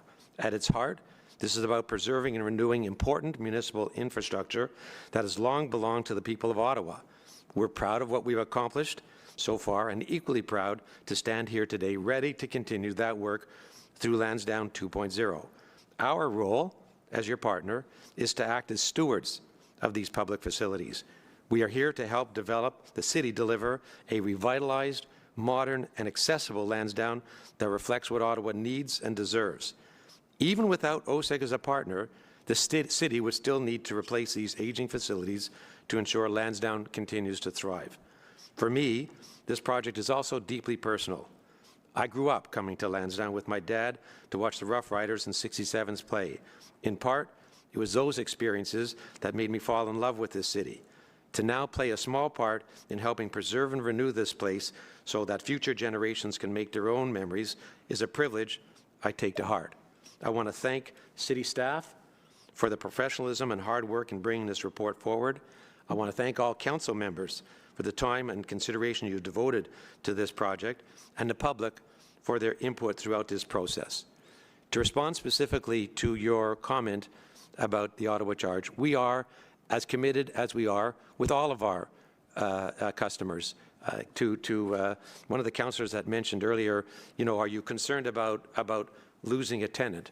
Of course we are. We would do everything that we possibly can to keep them, but not at the risk that they would say, okay, then we're going to leave the city if there's nothing else. So when we say that we're going to work as hard as we can, I can tell you that that would include working with the new ownership at the Ottawa Senators. It's not something I would have said with the old ownership of the Ottawa Senators, but the current ownership of the Ottawa Senators. Michael Andlauer has done a terrific job. He has been an amazing owner. I know him personally. We were owners together. He owned a team in the Ontario Hockey League. He is an individual who's committed to this city. He has revitalized the Senators Foundation, and he has made Ottawa his home. We have already collaborated on activities like the World Junior Tournament. That would have been impossible under the previous ownership, but we work closely together. And I would certainly, as an example of our flexibility in what we're doing, we're allowing the charge to play games away from the arena here because we recognize that they need to respond. But as we heard at the committee last week, the charge is, and their very clear stated goal is to grow beyond even the current facility that we have. And that's wonderful. I hope that that's successful. I think in large measure, it was OSEG's work at the beginning that caused the charge to even come to Ottawa. That was not their intention in the beginning, but we've worked very closely with them. And so I am hurt when I hear about some charges that we don't get, poor choice of words, allegations that we aren't fully committed to having the charge continue to play in Ottawa. We are, and we'll do everything that we can, including my own personal intervention with the owner of the Ottawa Senators to make sure that they can be as flexible as they possibly can. I hope that's clear. Okay. Thank you. I appreciate that. I'll just add a couple of comments about this as well, and then we can get to voting on the motions. Somebody said earlier we need to take the Ottawa Charge at their word, and I do take them at their word. I take them at the word of Amy Scheer when she was sitting over there at our committee meeting last week and said the Charge intend to stay in Ottawa, and that if we bridge the gap in the lease negotiations, they will continue to play here. I don't think they have threatened to leave Ottawa. I've never heard them say that. No matter what others might say. They came to committee last week. They wanted to find a way forward in Ottawa. They acknowledged there was a gap in the negotiations. But why would they leave the city that had the highest attendance in the league last year? Why would they go somewhere else? They've said over and over publicly that they want to make it work here. I don't think we should be, as councillors, participating in the lease negotiation. That's up to OSEG, and there's a motion to ask Wendy to get involved in that. But let's say they are threatening to leave. Let's say they were coming to us and threatening to leave. First of all, that's something we've seen before, particularly during lease negotiations or discussions about new stadiums in other cities. That's a pretty familiar thing that happens in U.S. cities in particular, where teams say, oh, okay, we don't like, the arena we're playing in, we want a brand new arena, custom built to our needs, or we're going to move to another city. I don't think that's what they're saying, but I think we have to ask whether it's a legitimate threat and whether we want to go down the road. I think we all saw when the previous owner of the Ottawa Senators made some casual threats about leaving the city and what the public reaction was to that. Even if they were threatening to leave, what would our decision be at that point? Are we just going to give in to every request that anybody makes if they threaten to leave the city with their team? Are we just going to respond to ultimatums by saying, yeah, whatever you want, please don't leave? Spending millions of dollars of taxpayer money to satisfy wealthy sports team owners who want custom-built arenas and stadiums. Are we going to do that every time that happens, every time that comes up?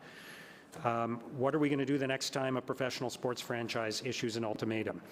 And let's not forget about the risk of losing the Red Blacks and the 67s if we don't proceed with Lansdowne 2.0. So there's a risk of that as well. I would also ask, what's the more responsible path for taxpayers? To close the gap that we have on the lease negotiation, which we heard was about $1 million a year, or to close the gap on the $100 million additional cost we would have for the arena for a tenant that can only commit to 3 years in that arena? So we got a gap of $1 million a year or $33 million a year. We've heard from OSEG that they're prepared to work with the Charge on a solution. We have a motion from Councillor Skalski, thank you, to have the city manager be part of that. Let's get back to the table. We've heard OSEG wants the Charge to stay in Ottawa. The city wants the Charge to stay in Ottawa. The fans want the Charge to stay in Ottawa. The senators want the Charge to stay in Ottawa. Surely there's a way for the Charge to stay in Ottawa. So let's make that happen. We are going to vote first on the amending motions, first on the affordable housing motion from Councillor Menard, and then the motion on the municipal accommodation tax by Councillor Curry. I support both of those motions. Councillor Gower's direction, I take it staff are fine with that? So there's not a vote required on that? Yes, we are, Mayor. Okay, great. So that's done. I'm also supportive of Councillor Dudas's motion. So on Councillor, because there is some divided opinion on Councillor Menard's motion regarding the horticulture building, I recommend that we vote on everything except the second be it resolved, the be it further resolved. So we vote on the entire motion except for the second clause that was added. Vote on that and then vote separately on that second one because there seems to be some divided opinion on that. And I'll be supporting the main motion but not supporting the second clause that was added. I'm supportive of Councillor Skalski's motion on PWHL. Respectfully, I don't support Councillor Troster's motion because we've heard that we don't have that kind of time. And I'm supportive of Councillor Plant's motion, which I understand is supported now by Councillor Menard. So on Councillor Menard's motion on affordable housing, is that carried? Carried. And then let's have a recorded vote on Councillor Curry's motion on the municipal accommodation tax. Councillor Brown. Yes. Councillor Johnson. No. Councillor Devine. No. Councillor Leeper. No. Councillor King. No. Councillor Kavanaugh. No. Councillor Troster. No. Councillor Hubley, Yes. Councillor Skalsky, Yes. Councillor Dudas, Yes. Councillor Hill, Yes. Conseil des Roches, Oui. Councillor Bradley, No? Councillor Kelly, Yes. Conseillère Plante, No. Councillor Carr, Councillor Curry, Yes. Councillor Gower, Yes. Councillor Tierney, Yes. Councillor Kitts, Yes. Councillor Luloff, Oui. Councillor Menard, No. Councillor Brockington, Yes. Councillor Lowe, Yes. Mayor Sutcliffe. Yes. 15 yeas, 10 nays. That's carried. Thank you. Councillor Dudas's motion on public transportation options. Is that carried? Okay.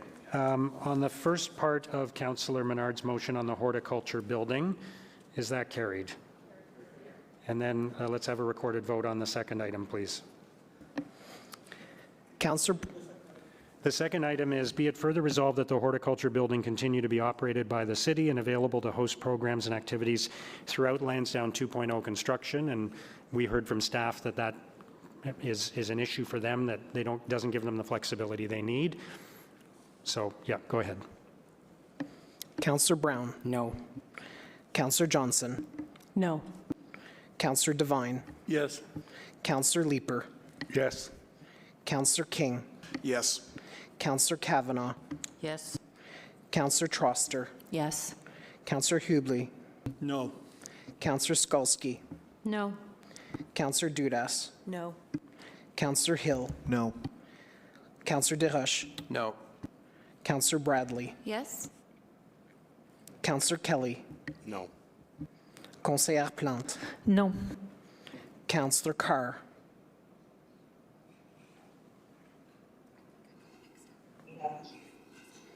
Councillor Curry, No. Councillor Gower, No. Councillor Tierney, No. Councillor Kitts, No. Councillor Luloff, No. Councillor Menard, Yes. Councillor Brockington, Yes. Councillor Lowe, No. Mayor Sutcliffe. No.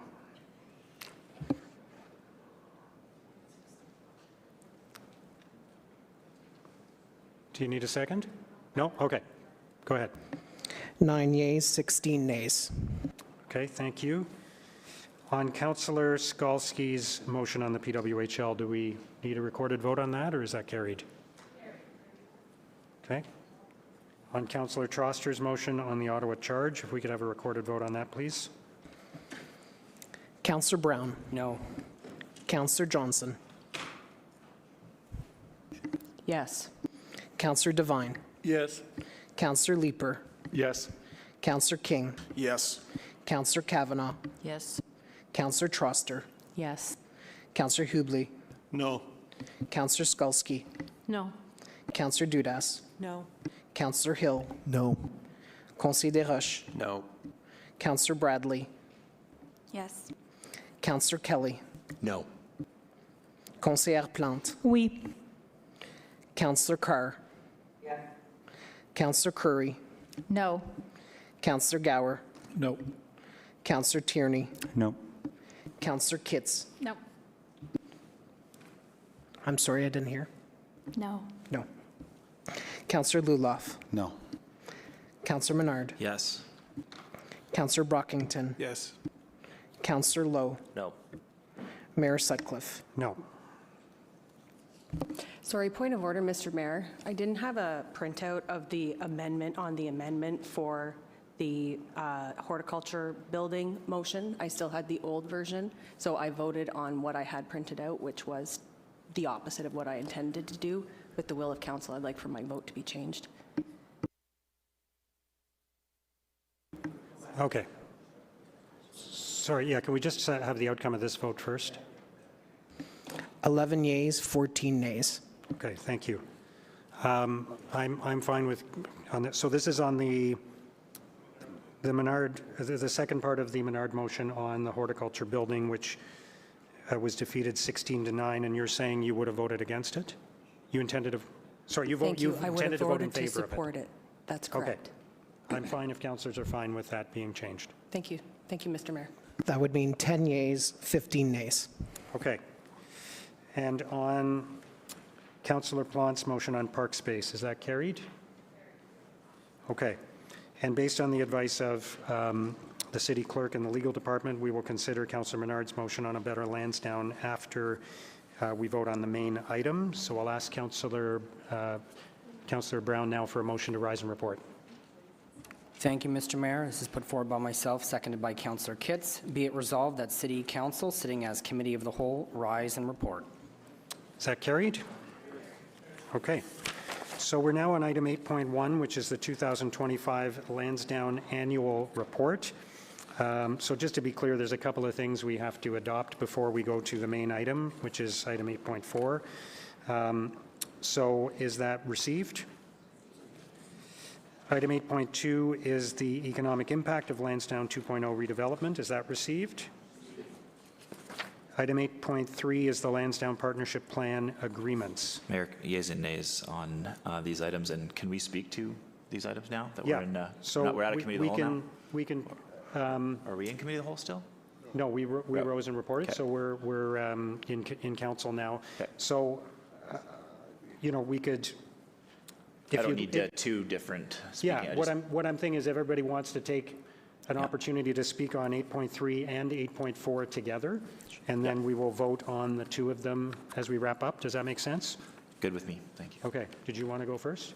That'd be great. Okay, go for it. Thank you very much, Mayor. I want to thank all of the residents, the thousands of people that have signed petitions, that have come out to City Hall today, that have been writing into offices, that have been working tirelessly to ensure a more public plan is created for Lansdowne Park instead of the plan that we have in front of us. Alas, we had one option that was presented to us by OSEG, and this is the option that we are voting on today with some minor changes. While the normal business response to a report of chronically unsatisfactory financial results would be to assess the viability of the business model, and especially management performance, we are instead choosing to double down, to reward that poor management by approving the exact same business plan that got us into trouble in the first place, and to spend public funds on the one and only proposal received from those managers on site that just happens to benefit them the most. I have reviewed the facts that have come out and some of the reports that have come out since this recent report was released. And some actors have said that the buildings are end of life. I know our staff doesn't really say that. They communicated just yesterday, in fact, that they are structurally sound. We know these buildings can be maintained with low-cost improvements. We are simply choosing not to. The cost of doing nothing. Turns out that was wrong as well, and also uses pandemic-level attendance figures and assumes the worst. The only independent report commissioned for council on EY on the finances shows that the city would benefit permanently with positive cash flows at 2030 and beyond under Lansdowne 1.0 without spending $483 million. And another piece of fact or piece of information that's come out is that we couldn't possibly spend money on anything else except for Lansdowne 2.0. Turns out that was wrong too. As the Auditor General has laid bare, there are many opportunity costs that could be spent on other priorities should Council choose to do so. Mayor, beyond all of this and the massive new debt for the city, perhaps the most compelling reason to vote against Lansdowne 2.0 is simply that it is a bad plan, and it is not supported by the public, and we would be making a vote if we supported it against our residents' interest. We spend more money while we get less with Lansdowne 2.0. We spend more and get no roof over the north side stands. We spend more and get no green roof or green berm to view events with family. We spend more and have ticket prices go up. We spend more and lose a massive amount of green space. We spend more and get no transportation plan. We spend more and get fewer seats in the event center and stands. We spend more and lose events, such as potentially the women's hockey team and City Folk Festival. We spend more and tear out some of the only small businesses at Lansdowne and have the pleasure of spending $45 $25 million just to get the same square footage again that we already own. We lose the tens of millions invested in the Northside Stands and Civic Center in the last 10 years and strand $23 million spent just a few years ago. We spend more and get less with this plan. And unfortunately, Mayor, this is not what the public wants. And I hope that in the next year, the public remembers this vote. I certainly know it'll be reported on heavily. It's certainly not a plan for public benefit. I hope that my colleagues vote against this poor plan today. Thank you, Councillor Menard. Councillor Desroches. Thank you, Mayor. We're here today because in November of 2023, after a long debate and extensive public engagement, City Council voted to advance Lansdowne 2.0 and bring greater clarity and certainty to the project's costs and revenues for the redevelopment of this important site. Since then, the results have come back favorably, especially around construction costs and the sale of air rights. The construction bids were independently competitive and within the expected range. And despite some claims that there is no support for Lansdowne, the site remains one of Ottawa's most popular public spaces, welcoming more than 4 million visitors each year for world-class sports, concerts, and community events that continue to bring people together and energize our city. We should not lose sight of the fact that the federal government's recent announcements will have a real impact on Ottawa's economy. As thousands of federal jobs are reviewed or reduced, all levels of government will need to prioritize local economic development. For many, especially young people, a job crisis is looming. Real hope comes from being gainfully employed, and addressing affordability begins with having a well-paid and stable job. That is why this project matters. The Deloitte report confirms that this redevelopment will create nearly 5,000 jobs and boost Ottawa's GDP by more than $500 million over a decade. The Ottawa Board of Trade calls this a renewed confidence in our city, while Ottawa Tourism says it's essential to revitalizing our downtown and promoting innovation. We've also invested in better transportation connections with the Flora MacDonald Bridge, improving connectivity with Lansdowne. And if you really want to improve transportation, then tell the NCC to keep the Queen Elizabeth Drive open. It is clear from public feedback that the site is limited in its current capacity. Promoters have warned that artists and organizers are skipping Ottawa because our facilities are outdated and fail to meet professional standards. Accessibility advocates say the upgrades are long overdue, and the adaptive sports community has made it clear that Ottawa is no longer competitive for national events. Without reinvestment, we will continue to lose major opportunities for culture, tourism, and community gathering. We need a stable and long-term vision. We are responsible for this public asset, and if some no longer wish to be in that business, then sell the facility. I also struggle with claims that these funds could be spent elsewhere. This is a capital debt funding, not operating dollars, so it can't go to transit operations as some people have emailed me to. There's not a lot of TMP projects that are construction ready at this time. And the voices that are making the argument that it could go elsewhere haven't supported key infrastructure over the term of this council. It was not a unanimous vote to build the Riverside South complex, for example. And key projects like the Airport Parkway expansion have been stalled, and there's been considerable criticism of the important upgrades to Strandherd Drive. So I remain unconvinced that these funds would ever be redirected to suburban priorities. And for me, that sounds like bait and switch. I sat here in 2006 when voices said, go backward and cancel the electric north-south LRT, and there won't be any harm or consequence. That decision cost taxpayers $40 million before inflation and set back my community and Barrhaven for transit, housing, and infrastructure for over a decade. Lansdowne 2.0 is about confidence in Ottawa's future, creating jobs, improving accessibility, and renewing a public space for generations to come. Patching over accessibility issues or fixing leaks that cannot be fixed is not a solution. Ottawa deserves better than that, especially with the challenging economic conditions that lie ahead. I will be supporting the next steps in this long process because the alternative is the politics of inaction, stagnation and drift, of doing nothing or almost nothing, and Ottawa deserves better than that. Je vais appuyer les prochaines étapes pour ce processus car l'autre option, c'est la politique de l'inaction, de la stagnation et de la dérive, celle du status quo, de faire semblant du presque rien. Et Ottawa mérite mieux que cela. Thank you very much, Mr. Mayor. Thank you, Councillor Desroches. Councillor Johnson. Thank you very much, Mr. Mayor. As I was trying to find my words for today, the question of Lansdowne 2.0 kept appearing to me in the form of a little riddle. So bear with me. A city, a developer, and a sports group walk into an office. One says to the other, "How do you get a public park to make more money?" The answer? Build houses on it and another performance space on the grass. That's not really a funny joke. My residents of College Ward haven't really been laughing. And in fact, they're still stuck on the setup of the joke. Why are we asking Lansdowne Park to make more money? What is the problem that Lansdowne 2.0 is trying to solve? My residents know what they want from Lansdowne. They want a gathering place for people that is affordable and accessible, whether it be for festivals, sports events, or markets. They want green space and arts and culture, a unique place they can be proud of, a place they can look forward to visiting. But we aren't seeing that vision in Lansdowne 2.0. In fact, it looks more like the opposite. And why? Well, that's because it speaks to the actual problem that Lansdowne 2.0 is trying to solve.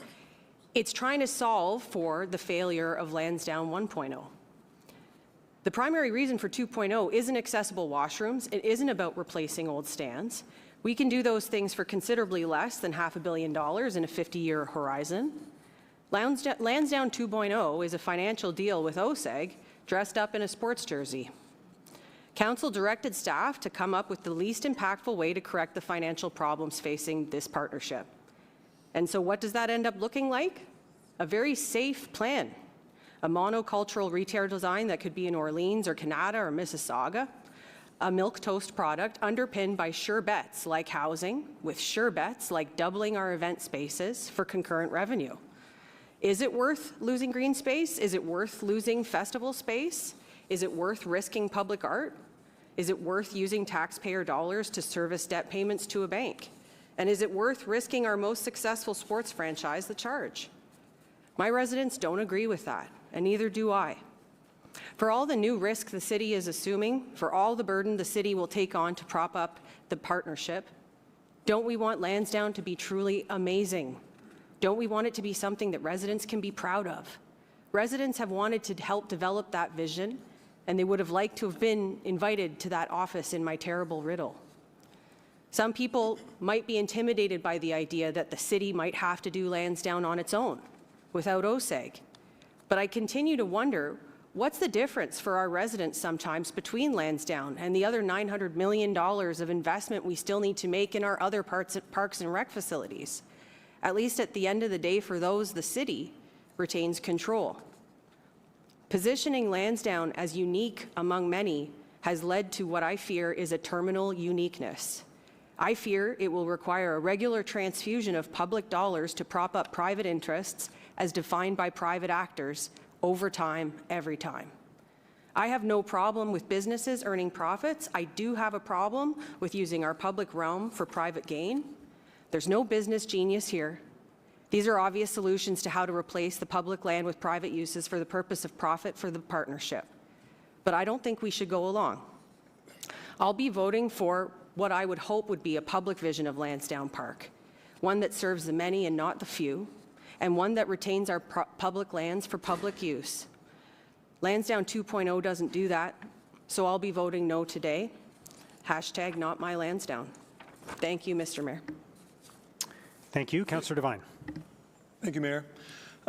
So my position today remains as it has been, which is that I do not support this proposal.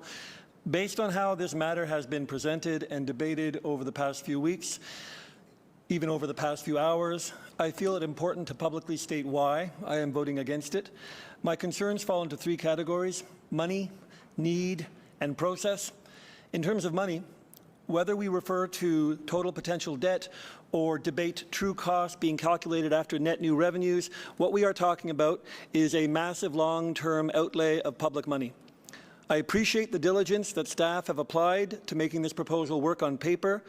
They have faith in their work. And the implication they have made is that this proposal and the financial strategy that underpins it is our one good chance. To focus on just one component of that strategy, property tax uplift. The use of property tax uplift, where in this case we will be redirecting 75% of new property taxes from the site to pay off project debt, is almost unheard of in Canada. It means that for 40 years, those substantial revenues will not be used as they normally would, which is to support core services like transit, housing, emergency personnel, or infrastructure. For 40 years, that money will be funneled directly to supporting the debt we take on for this project. That is one heck of an opportunity cost. My second point on need is, where was the publicly identified need for Lansdowne 2.0 at this time? Because the timing of this decision could not be worse. The world's economy is in a state of disarray. Governments are slashing programs and services. Municipalities are having trouble funding basic needs like fixing sidewalks or providing viable public transit. Ottawa is facing thousands of public sector job losses. 1 in 4 Ottawa residents are facing food insecurity. And yet what we are focused on is a brand new entertainment complex that was already given a $200 million makeover just a decade ago, and where increased ticket prices and luxury suites are fundamental to the project's financial viability. Let them eat cake, said Marie Antoinette. You can argue the merits of proceeding with Lansdowne 2.0, but it is hard to argue that the timing is terrible.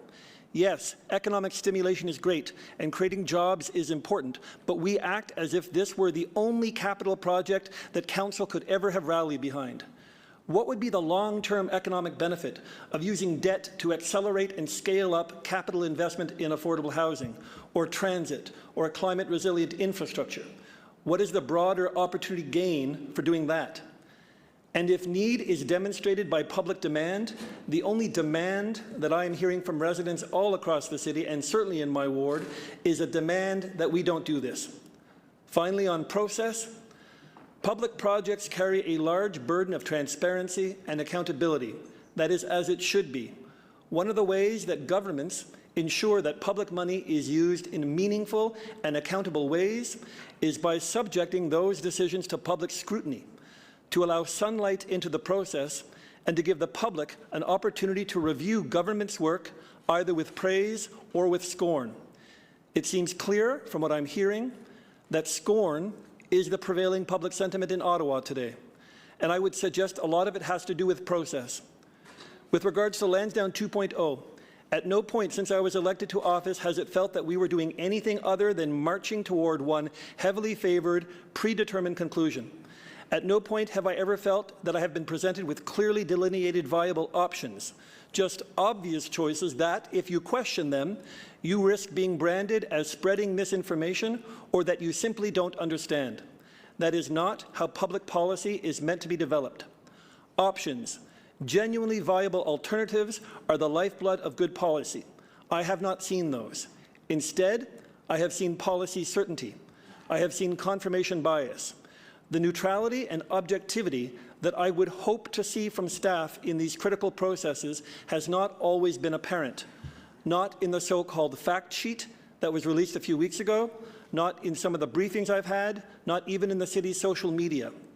We have been down this road before. We have been on this train before. I worry for the consequences of taking this course again here today. Thank you, Mr. Mayor. Thank you, Councillor Devine. Councillor King. Thank you, Your Worship. I will be opposed to the Lansdowne 2.0 redevelopment proposal.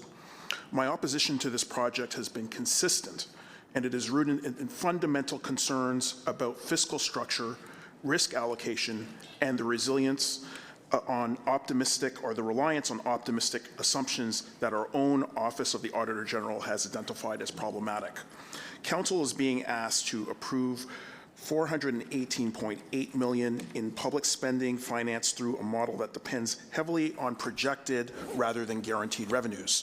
We are asked to commit to $17.4 million annually in debt servicing for 45 years, with offsetting revenues that are largely speculative. Of these offsetting revenues, only $300,000 in ticket surcharges represent contractually guaranteed income. Everything else is a projection based on assumptions about future performance. This should concern us deeply, particularly in light of recent experience. Justice Horrigan's LRT inquiry identified optimism bias as a significant factor in infrastructure project failures, the systematic tendency to overestimate benefits and underestimate costs. His report documented specific warning indicators, unrealistic timelines, understated risk assessment, and overstated benefit projections. Several of these indicators are present in the proposal before us today. The Auditor General's follow-up report quantifies the risk inherent in this optimism. The financial model projects Ottawa Red Black's revenue growth of 9.85% annually in the short term. Actual performance tells us a different story. Last year's growth was 0.67%. Over the past 3 years, average growth was 5.07%. The Auditor General has calculated the consequence. If we use realistic growth rates based on historical performance, we lose $53 million in expected waterfall distributions. If operating expenses grow at 2.25% rather than the projected 2%, we lose an additional $31 million. If the Red Blacks depart after 2042, we lose $18 million more. These risks are not mutually exclusive. Multiple risks materializing concurrently could produce cumulative impacts exceeding $100 million. The proposal asks Council to approve financial projections extending to 2075, a 50-year horizon. While team commitments will be extended to 2042, we are still projecting 33 years of revenue beyond contractual commitments. The Auditor General explicitly characterizes this unprecedented timeline as introducing considerable uncertainty. The construction contingency of 10%, $36.1 million, is described by the Auditor General as representing the minimum buffer for a project of this magnitude and duration. Comparable Canadian projects have experienced 25% cost overruns. Given the complexity, 5-year timeline, and the 1,500 clarification questions during procurement, this minimum contingency risk really does present an unacceptable risk. Regarding affordable housing, I acknowledge the City Manager's memo outlining the calculation methodology that yields $14.4 million rather than the $22.75 million our affordable housing land and funding policy would indicate based on the $65 million air rights sale. However, this calculation depends on accepting the controversial internal reallocation of $10 million towards parking infrastructure, precisely the reallocation the Auditor General identified as potentially not aligned with Council's expectations. I'm pleased that Councillor Menard has brought forward a motion to address this matter and ensure Council's original affordable housing direction is respected. The proposal requires writing off substantial recent public investments, $12 million in retail infrastructure from 2014, $15 million in recently completed roof repairs, $2 million in public art, massive loss of green space, and facilities with structural life extending to 2054 and beyond. This total value of assets being removed exceeds $50 million. I note that the PWHL has described the proposed event center capacity as not viable and has stated not a financial model that makes any kind of sense. The opportunity costs are also substantial. We're allocating $15.6 million from municipal reserves, dedicating $38.1 million in municipal accommodation tax revenues, and committing property tax uplift from new development. The cumulative quantified opportunity cost exceeds $136 million, resources that will be unavailable for transit, affordable housing, infrastructure renewal, or other municipal priorities. We ought not tie future councils' hands. Future councils will live with this decision in 2035, in 2045, in 2055, and beyond. They deserve better than to inherit debt obligations based on projections that did not materialize Councillor. and risks that were identified but ignored. I'll be voting no on Lansdowne 2.0. Thank you so much, Mr. Mayor. Thank you. Councillor Bradley. Thanks, Mr. Mayor. These last 2 weeks have felt like we've sprinted a marathon. I know everyone's tired, but truthfully, though, it's felt more like a race to the bottom. I've never seen a community building project create such extreme division, but I have to say that I'm grateful for the public engagement and in particular to the residents of Gloucester Southgate Ward who have made it crystal clear that they do not support Lansdowne 2.0. My residents recognize a bad deal when they see one. They not only see that Lansdowne 2.0 demands a significant financial commitment from residents with taxpayers underwriting the entire risk of the new $331 million in debt, but they have also taken note that this plan strips away key amenities, fails to improve transportation to the site, reduces seating capacity, drives up ticket prices, and gambles on uncertain revenue streams with little accountability and even less transparency. If all that doesn't make you second-guess this project, the Auditor General's report should give you cause for concern. This project is being sold as a steal of a deal, with a financial model that, honestly, only few can even begin to understand. But what we do know is that the good deal relies heavily on revenue projections and controlled project costs, which our Auditor General has cautioned this Council that they may be projections that are overly optimistic. She identified risks like a high potential for construction cost overruns, which taxpayers are responsible for, an insufficient contingency fund, overly optimistic red-black performance and revenue projections that may not materialize, and interdependency risks with the low financial commitment Mirabella has to complete the purchase of air rights. Yes, all projects have risks. Yes, risk can be mitigated. But if you look at the staff response to the AG's concerns, there's no real action. There's a vague statement to promise to monitor the risks, not mitigate them. But let's face it, taxpayers are paying for this one way or the other. If these risks materialize, the public is on the hook, and well, the deal just becomes less sweet. I truly believe that good projects do not need spin. They do not need analogies. They should stand on their merits, and the value to the public should be clear. The value of this project is clear as mud. Yes, we will have 2 new shiny buildings, but they will be privately operated, expensive for the general public to access, difficult to get to, and by the time the partnership ends in 2075, they will be nearly half a century old and probably once again functionally obsolete. This doesn't take this asset off our books. It shoves it to the front of the line. Private partner or not, public funds are paying for this rebuild. This will no doubt be the largest investment in recreation facilities we make for the next decade. Think about that when you talk about community buildings in each of your ward. How is it that when it comes to local facilities, our pockets are empty, but when OSEG comes knocking, we fall over ourselves to find a way? We issue debt, build up reserve funds to service that debt. We use tools like the MAT, sell public air rights, and siphon off future property tax revenue just by calling it uplift. It's free to redirect to this project. The creativity honestly is inspiring, but where is that creativity to tackle our $10.8 billion and growing infrastructure deficit? Where is that creativity to address our housing crisis? Where is that creativity to shore up our structural transit deficit?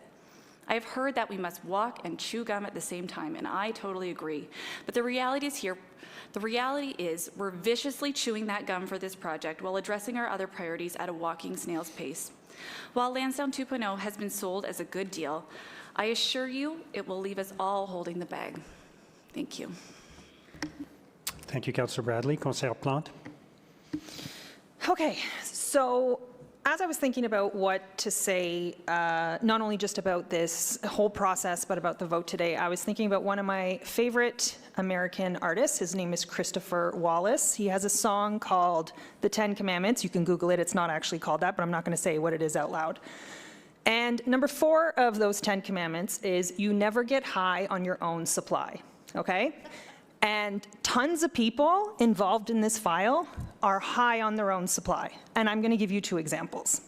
In committee last week, and I sat through all of committee and I rewatched it after, the affected councillor for the area talked about losing an acre of green space. Now, if you were losing an acre of green space in your ward, independent of this Lansdowne project, you would be furious. You would be demanding we find that green space somewhere else. You would be demanding that that green space be replaced. And people laughed at him. You can see it on the video. People laughed when he said he was upset about losing an acre of green space. Losing an acre of green space downtown, spoiler alert, we do not have another acre to just find and replace it with. We are pretty packed in as it is. So that's my first example. My second one, and I'm going to be really honest with you, Councillor Menard, this is where you lost me completely, is we had a lot of really great delegates from the para and the accessibility community come and delegate. They were awesome and amazing, and if you haven't watched them, I suggest you do. Shout out to John, Super Kyle, Wendy from Wheelchair Basketball, and Marnie Peters.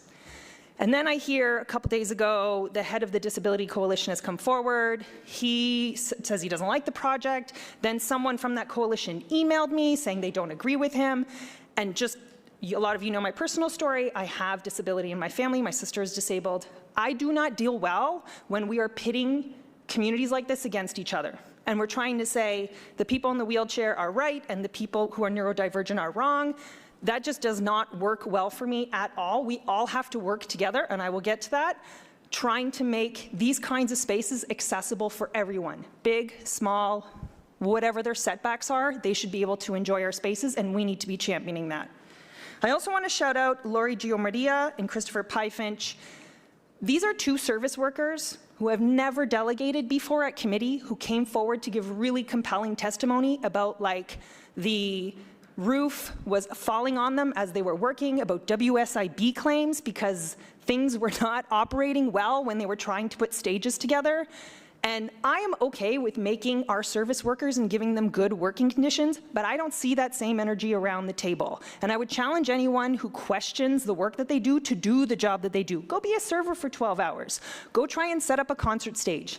I guarantee you, you will find that we need to make spaces that accommodate for these people because the work they do is very important, and they are the people who are going to make this space awesome when it's ready to go. All right, I'm not done. I do want to talk about a bit what Councillor Bradley said about, the walking and the chewing gum. When I read through the emails on this issue, I'm not sure even, although it is a concern that I do hear, it's not necessarily the financial concern that people are worried about. It is the effort that has been put into this file. The staff meetings, the Ottawa Board of Trade videos, the committee, the hearings, people want to see that same energy to tackle problems that are also affecting our city. I do not like waiting 19 days to have an encampment removed that's on the accessibility ramp at Loblaws, but I waited 19 days. Why? I'm not sure. We have rules around this. It's supposed to be done right away. We can get together collectively and use our energy to find solutions to these problems as staff, as councillors, and she correctly identified that we're not doing that. Last, I want to appeal to everybody around this table that we are much better when we work together. Yes, the LRT has problems, that was rightly identified, but we all show up for the photo ops when we have a new line that's open, and people love to see those things. They don't like to see the division of the last council. I guarantee you when Atasoke opens, I will be right there in that photo showing how great that new space is and what it is good for our city. I've worked with, for example, Councillor Johnson on an acquisition fund. It didn't go anywhere, but we worked together and we recognized that it was something important for our city to help with homelessness. I worked with Councillor Tierney and Councillor King on speed cameras. People love to see us doing that kind of advocacy together. I worked with Councillor Brown on goats, getting goats to fix our invasive species problem, and people loved it. They thought it was wonderful that an urban councillor and a rural councillor were working together. And I worked with you, Mayor, on our family doctor motion. So my plea to everyone is to stop this back and forth, and we just work together in the future. Thank you. Who else said time there? Who else said that?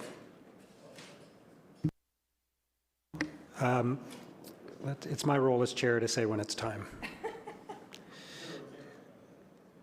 Pardon?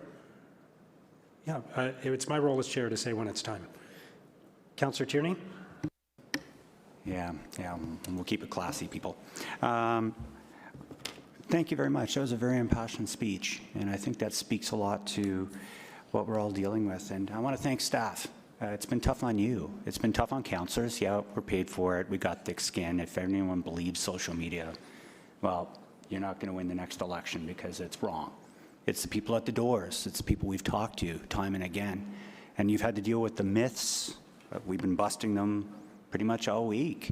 We've heard 18 million. Well, suddenly it's 2.6 million. We heard 15 years ago, it'll be 15 years before the NHL arena comes. Are you sure about that? I'm hearing 5 to 6, and I've yet to find one report that says otherwise. Even some of the reporters in the room are scratching their heads. Myth busted. Marie Antoinette, Google it. She actually never really said, I eat cake. So I'm just busting myths all day long here, everybody, so join the club. That being said, I think a lot of the challenges that we see are related to, and Alan and I were talking about this, We were brave enough. We went against incumbents that didn't want to see things going forward in the past. Guess what? They all got wiped out because we had the bold vision to go ahead. But the mistake we made is we didn't complete the project. We only did a portion of it because there was a lot of nervousness to move ahead and press ahead hard and complete the project the way it should have been done from the beginning. Now we have an opportunity to correct wrong and fix it. Because I remember when there was no football team here, and Bob Manette and I were standing out there arguing what side is going to be the best side. Well, guess what? The south side became the best side. The north side now sucks. And we want to correct that problem. These are the debates we should be having and enjoying the fact that we have not just the one sport that brought it back to us. We have multiple sports. We got basketball, we got soccer. This stadium is far more than what it was originally scoped for and what we were looking at. That's a good problem to have. Now, do we have to be more conservative, better communications on how we get to those targets? I think those questions certainly have been asked and answered. And when it comes to people trying to make this very divisive, and Councillor Plante was terrific. I heard a great quote from Councillor Luloff about people using the trash exit that are in wheelchairs and scooters. What planet? Usually the people that are arguing this right now are the ones the first to defend, and I don't see that. So let's work together again. I hope to see success on this and we move ahead. And when we're talking about financials, I think the real discussion is going to be next week when we start getting into budget. I want to hear what percentage people want to put on their tax bill, because that's the other myth that was out there. This is going to be a line item on the tax bill. Myth busted. Not happening. We found ways to make sure we keep operating as a municipality in the most effective way with the responsibility of the taxpayer. So, Mr. Mayor, of course, I'll be supporting this, and certainly I encourage other members of council to do the same. Thank you. Thank you, Councillor Tierney. Councillor Luloff. Thanks, Mayor. How many of us around this table would say that it's acceptable for a landlord to do nothing about an apartment with a leaky roof and condemned rooms just because the building is structurally sound? None of us would. We would call that neglect, and that's exactly the kind of choice we have before us today. Lansdowne may be structurally sound, but it's not healthy. It's outdated, inefficient, inaccessible, and falling short of what this city and its residents deserve. But this isn't just about fixing the roof. It's about reimagining the entire site, modernizing the north side stands and arena that are functionally obsolete, replacing aging infrastructure that's energy inefficient, and creating new public spaces, housing, and amenities that better connect the site with the rest of the city. Lansdowne 2.0 includes the new event center, as we've heard, improved accessibility, more housing, better pedestrian and transit links now, thanks to the motions today, and a stronger public realm. And it's about ensuring the space isn't just structurally sound, but vibrant, inclusive, and capable of hosting the kinds of events a national capital should be proud of. The reason why we're here again is because council wasn't bold enough the first time. Lansdowne 1.0 was a half measure, as my friend from Beacon Hill has said. It didn't address the underlying issues. It compromised, it delayed, it kicked some of the very expensive problems down the road, and now a decade later we're back debating whether to keep patching a leaky roof or finally rebuild the house properly. Right now, Ottawa can't host the kind of international events as a capital city should. We should be able to host the Invictus Games, an event that honors courage, sacrifice, and perseverance. But as it stands, our current facilities are ramshackle, outdated, and inaccessible. And if we leave Lansdowne the way it is, it will be an embarrassment to our city on the world stage. And let's not forget, we own this building. We have a private partner, OSEG, willing to cover 69% of the cost to renew it.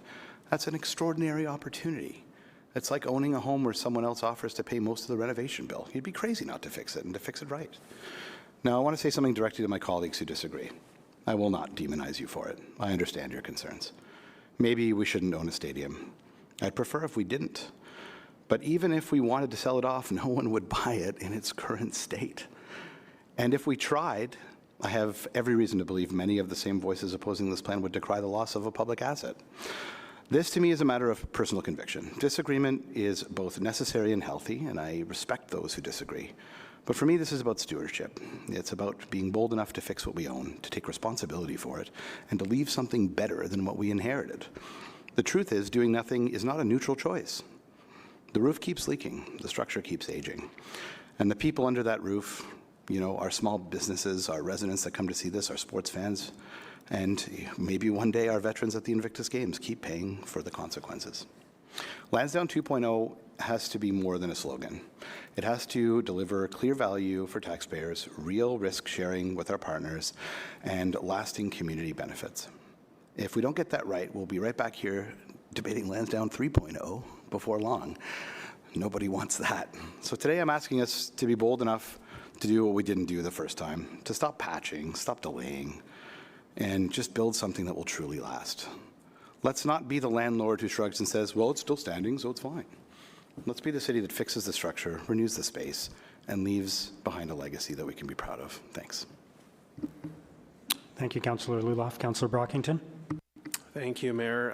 I just want to start off with a few thanks to staff. Sean Moore, I've mentioned you before, and I don't mean to embarrass you, but I think you're an excellent planner here with the city.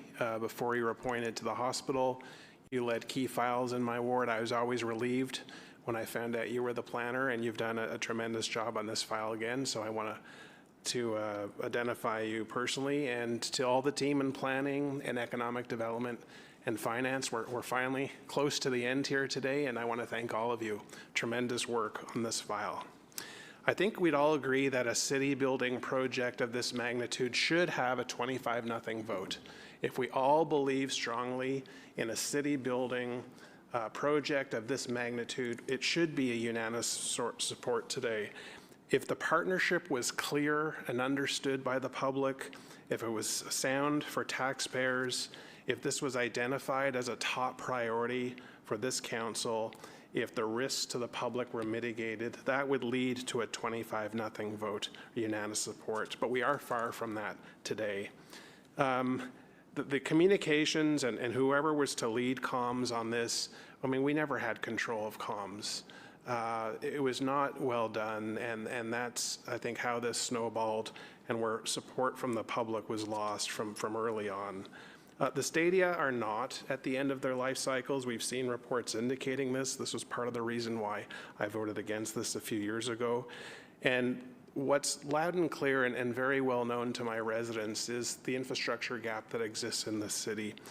Huge infrastructure debt, assets, even in my ward, that I've mentioned many times that have not been addressed. Dr. Wolfson had a funny comment about, you know, we could have a whole building project where we dig holes and fill them in. That would create jobs and that would improve our GDP. No one's disputing that the construction at Lansdowne wouldn't have an economic impact, but renewing the Mooney's Bay Pavilion and renewing the Alexander Community Center and widening the Airport Parkway and improving our bus service would all add economic impact to our city. So the question is this a priority or not? Has this been priority identified by our residents? So if there was a referendum, there's talk about referendum, can't predict the outcome or the future, but I would say that, you know, my inbox has about 1,400 email on Lansdowne in the last 2 months, 450 email, 5 in support of this, those who I've heard and spoke with. And that includes community associations in my ward taking positions on this and against. To Mr. Greenberg and Mr. Gowdy, I have great respect and admiration for you both. I do believe your heart is in the right place. I believe you love Ottawa, and I believe you want what's best for this city. The fact that you've put your own money on the line to make Lansdowne and Ottawa a better place and city is admirable, and I want to thank you both for your passion for making a better Lansdowne and a better Ottawa. 2 brand new stadia will be beautiful. They will be more accessible. There will be a better experience for the staff that work there and all visitors. And we will likely attain more events. The question again is this the top priority for our residents and for our taxpayers? And as Councillor Johnson said, or paraphrasing Councillor Johnson, we're here because Lansdowne 1.0 is not a success for OSEG. And my residents have said they are not obliged to go down the road of 2.0 due to the shortcomings of 1.0. River Ward residents, you matter. Your feedback to me as your elected representative has been read and listened to, and it's very clear where you stand on this matter, and I've articulated your concerns on this and every matter that you raised with me at the various committees or council, and that will be reflected in my vote today. Thank you. Thank you, Councillor Brockington. Councillor Hill. Thank you very much, Mr. Mayor. Colleagues, perfection is the enemy of progress. And there are and will be issues with Lansdowne 2.0 should we move forward with it. But we have to ask ourselves, what does it actually mean to reject this project? Well, we'll go back to the drawing board for at least another 2 years. We just heard that.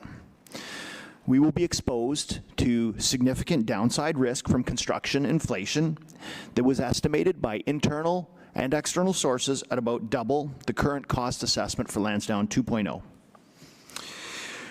We will never have full consent of all stakeholders for a major project such as this.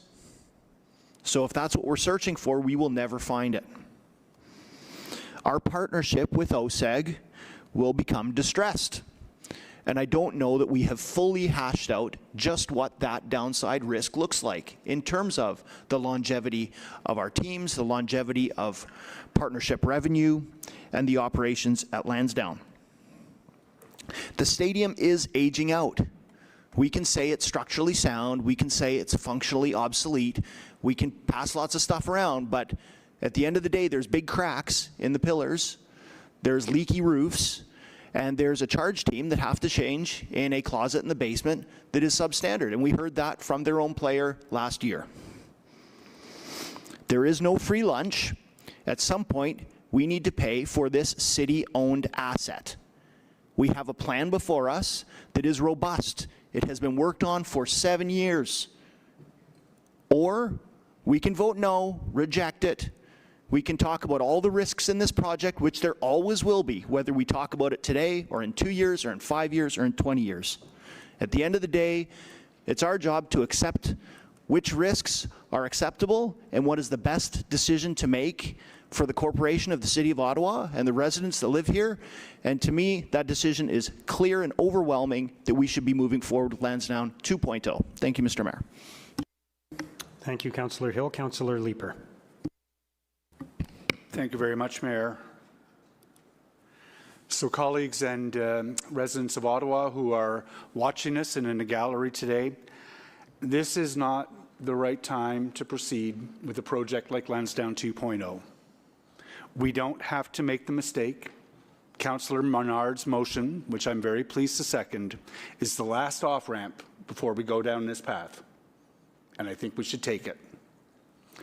I spent yesterday chatting with several of the student press in the city who are trying to understand what council is thinking, forging ahead with a project in which the taxpayers give up so much to put so much money into the wrong thing. If we go down this path, we're going to wind up with a stadium that has no roof, with less green space, an arena that is too small. Prices to attend events held at Lansdowne will go up through ticket surcharges and a mix that favors luxury boxes over more affordable seats. It looks a lot like we're building a place for the most comfortable and affluent among us in the interest of securing private benefits without a larger public benefit. And when I talk to students and renters, ODSP earners, seniors, retail and personal service workers, artists and others, they're telling me what they actually need: affordable housing, transit, food security, childcare, affordable recreation. They want their city government to have their backs and help temper the rough times that are coming ahead. And let's make no mistake, the ranks of those who are going to need that help are going to grow in the coming years. The line between who's comfortable and who's not is becoming very precarious. And federal job cuts are going to change residents' expectations and needs from their city. If we go down the Lansdowne 2.0 path, we'll have fewer resources to meet those expectations and needs. We're going to take $17.4 million of taxpayer money into the budget, or bake $17.4 million of taxpayer money into the budget to repay the debt without raising taxes beyond council's target. And the math on that is obvious. More money for Lansdowne, less for everything else that this city needs to do. The offsetting revenues that we've been promised are a roll of the dice. And so far, through Lansdowne 1.0, we've rolled snake eyes, and there's no sign that our luck is going to turn. This is not to say that big public spending projects are bad. I've been thinking a lot about that other big project that we've approved down the road, our new Atisoke Library. And those ones, even that tough one to cover the cost overruns, wound up being a really easy yes for council. And we had residents on our side, even without P3 waterfalls to offset the expenditure, even without describing a business case. There was no need to spin that spending. And the difference between Lansdowne 2.0 and Atisoke is obvious. Atisoke is being built in the public interest. Public money that is being spent to the benefit of everyone. The balance of that benefit, in fact, favors those who are the least comfortable in our city, who need the most help. And that's what public spending, especially in tough times, should do. Lansdowne is not a library. With 2.0, we'll go further down the path of a privatized, gated space where the ticket to play costs too much for most to afford, paid for and subsidized by everyone, including those who can least afford it. No wonder, as Ottawa residents learn more about the project, they're inclined to reject it. Councillor Menard's motion gives us a landing place while we figure out how Lansdowne Park can find new life in a way that truly serves the public interest. The flood of email from residents in my ward and from across the city is overwhelmingly opposed to proceeding with 2.0. I'll say it again, we're at the very last off-ramp. We should take it. Thank you, Mayor. Thank you, Councillor Leeper. Councillor Carr. This has been a very trying time for, I think, most of us around the table. I am horrified by the communications that have happened on this project. When I hear today councillors say that we could just renovate the stadium, every single one of you that was elected in 2021 voted for this. You had the options. The options were in front of you. You had the staff reports available. You all, every single one of you, voted to replace the arena and the north side stands. But yet, there has been information disseminated saying that that doesn't need to be done, that there's a report that existed and was available to you before you made that vote. It's really, really easy to vote no. You can find a reason, make a quick video, say why you're voting no. The reality is, if we don't approve this, the cost will escalate. I know as the vice chair of the Police Services Board that the cost of the South Station escalated by $50 million by pausing the development. That's $50 million of taxpayer dollars because of the previous leadership of the police board.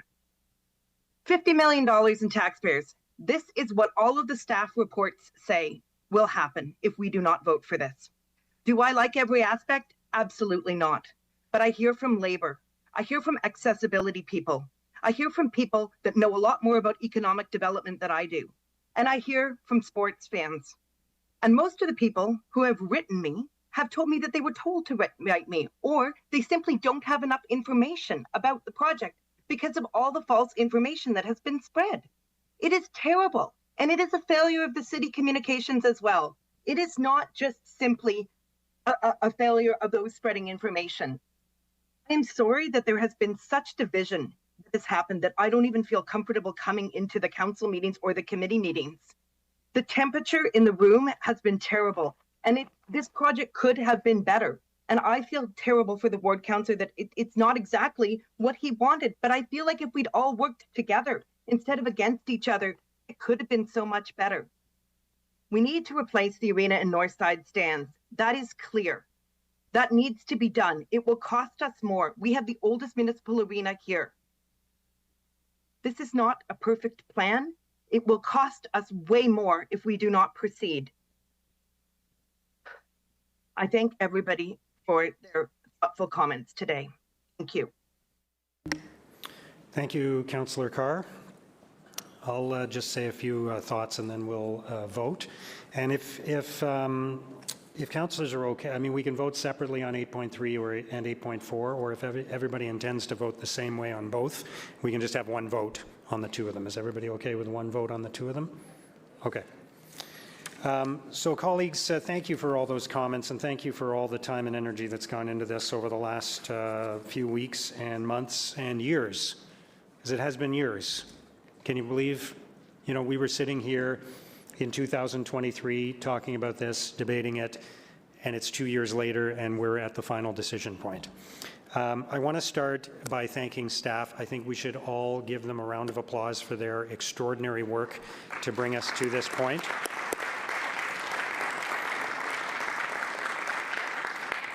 I know how hard all of you have worked, and it's genuinely, genuinely appreciated by us. I hope that we validate that work today by approving the plan that you have put before us after years of work by you. And I also hope you take a much-needed break over the weekend, all of you. I'm going to order you to do that. Is that carried? Yeah. Councillor Menard, I just want to say, you know, we're on opposite sides of this issue. We've had many respectful conversations throughout this entire process, and if it turns out that this is adopted today, we will have many productive, constructive conversations in the future about making sure this is implemented in the best way possible for you and your residents. So I want to assure you of that. Look, let's go over the simple facts here. In 2021, as Councillor Carr said, Council voted unanimously to direct staff to replace the north side stands and the arena at Lansdowne Park, and they did that for very, very good reasons. Since 2021, there have been many other touch points with Council, and the last time the project was before us, we endorsed a funding model that ensures the replacement of the facility is affordable for Ottawa taxpayers. The plan we have before us today is an even better deal than the one that we voted for in 2023 and in 2024.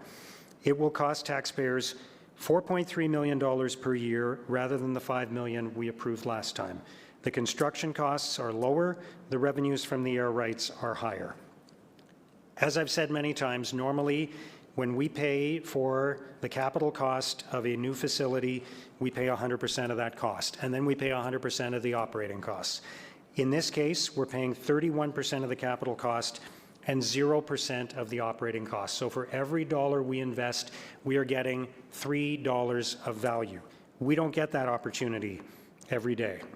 And following Councillor Menard's amended motion on affordable housing that we worked on together, we'll be contributing $19.4 million toward affordable housing rather than the $9.75 million that we approved the last time we voted on this. That's great news.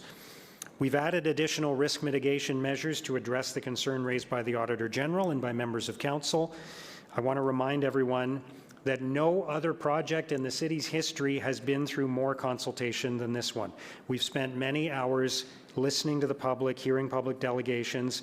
We've heard from our professional staff and their team of experts over many years. So now it is time for us to move forward. We have a choice right now.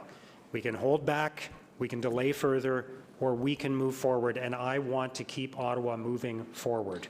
It is a big decision, but we make big decisions. That is our job. We make decisions to invest in a new downtown library, to buy electric buses, to build a new police station in the south end of the city, to build more public transit.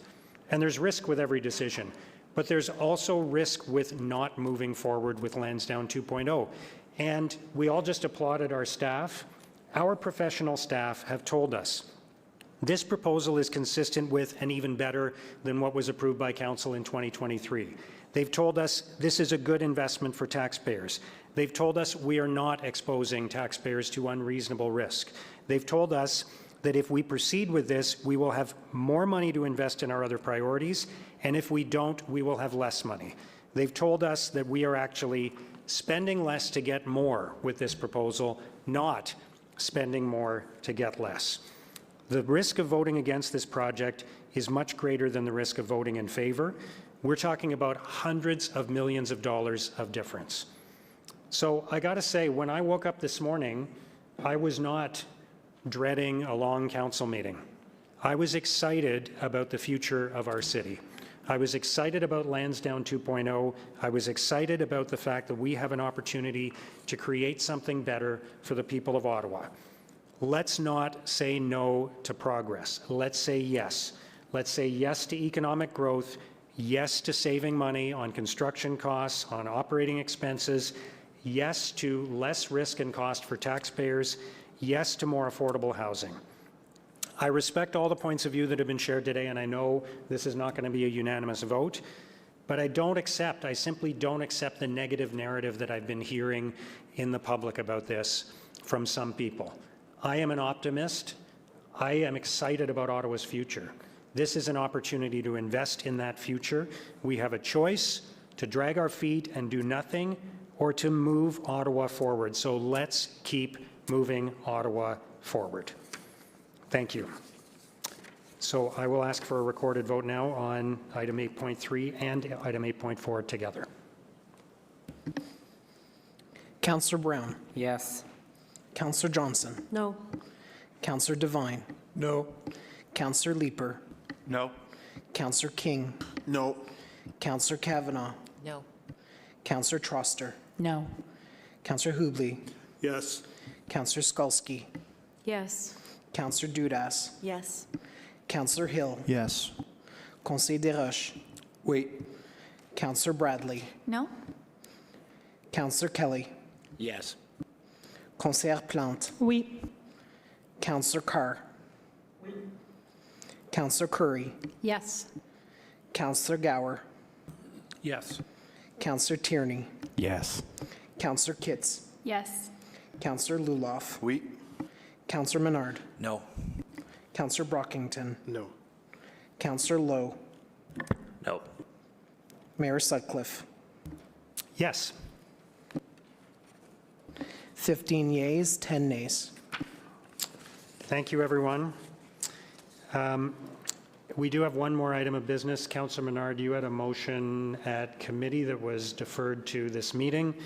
Part of that motion was based on council rejecting this proposal, so it doesn't apply. But if you still want to vote on the second part of the motion, which is maybe it's be good to remind everybody of what that is, if you don't mind.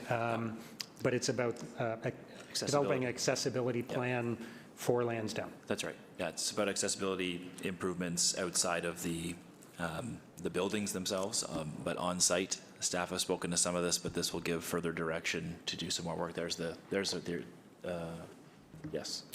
Okay. There for the be resolved. Yeah. So that's the one that remains. The other one would come out, I guess. So staff be directed to undertake an accessibility review of the Lansdowne site beyond existing or proposed facilities, including but not limited to accessible transportation and points of access to the site, accessibility of the grounds on the site, and dedicated accessible on-site parking capacity. Okay. I just want to confirm it's that is the paragraph? That's the correct one. Yeah. Sorry. The other one was, yeah, that's the correct one. Okay. And I'm happy to second that motion if that's good. So is that carried? Thank you. Okay. Motion to adopt reports. Councillor Devine.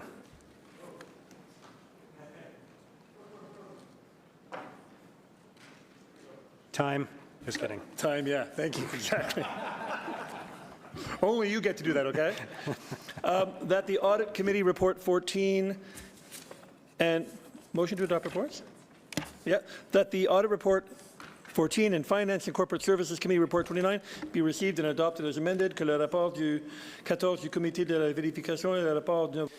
That Audit Committee Report 14 and Finance and Corporate Services Committee Report 20 be received and considered. Confirmation bylaw, Councillor? That the following bylaw be read and passed to confirm the proceedings of the council meetings of November 7, 2025, que le règlement suivant soit lu et adopté, règlement ratifiant. 5. That the following bylaw be read and passed to confirm the proceeding of the council of November 7, 2025. Carried? Devine? That the proceedings of the City Council meeting of 7 November 2025 be adjourned, que les délibérations du Conseil de la Réunion du 7 novembre 2025 soient ajournées. Carried. Thank you, everyone. Have a great weekend.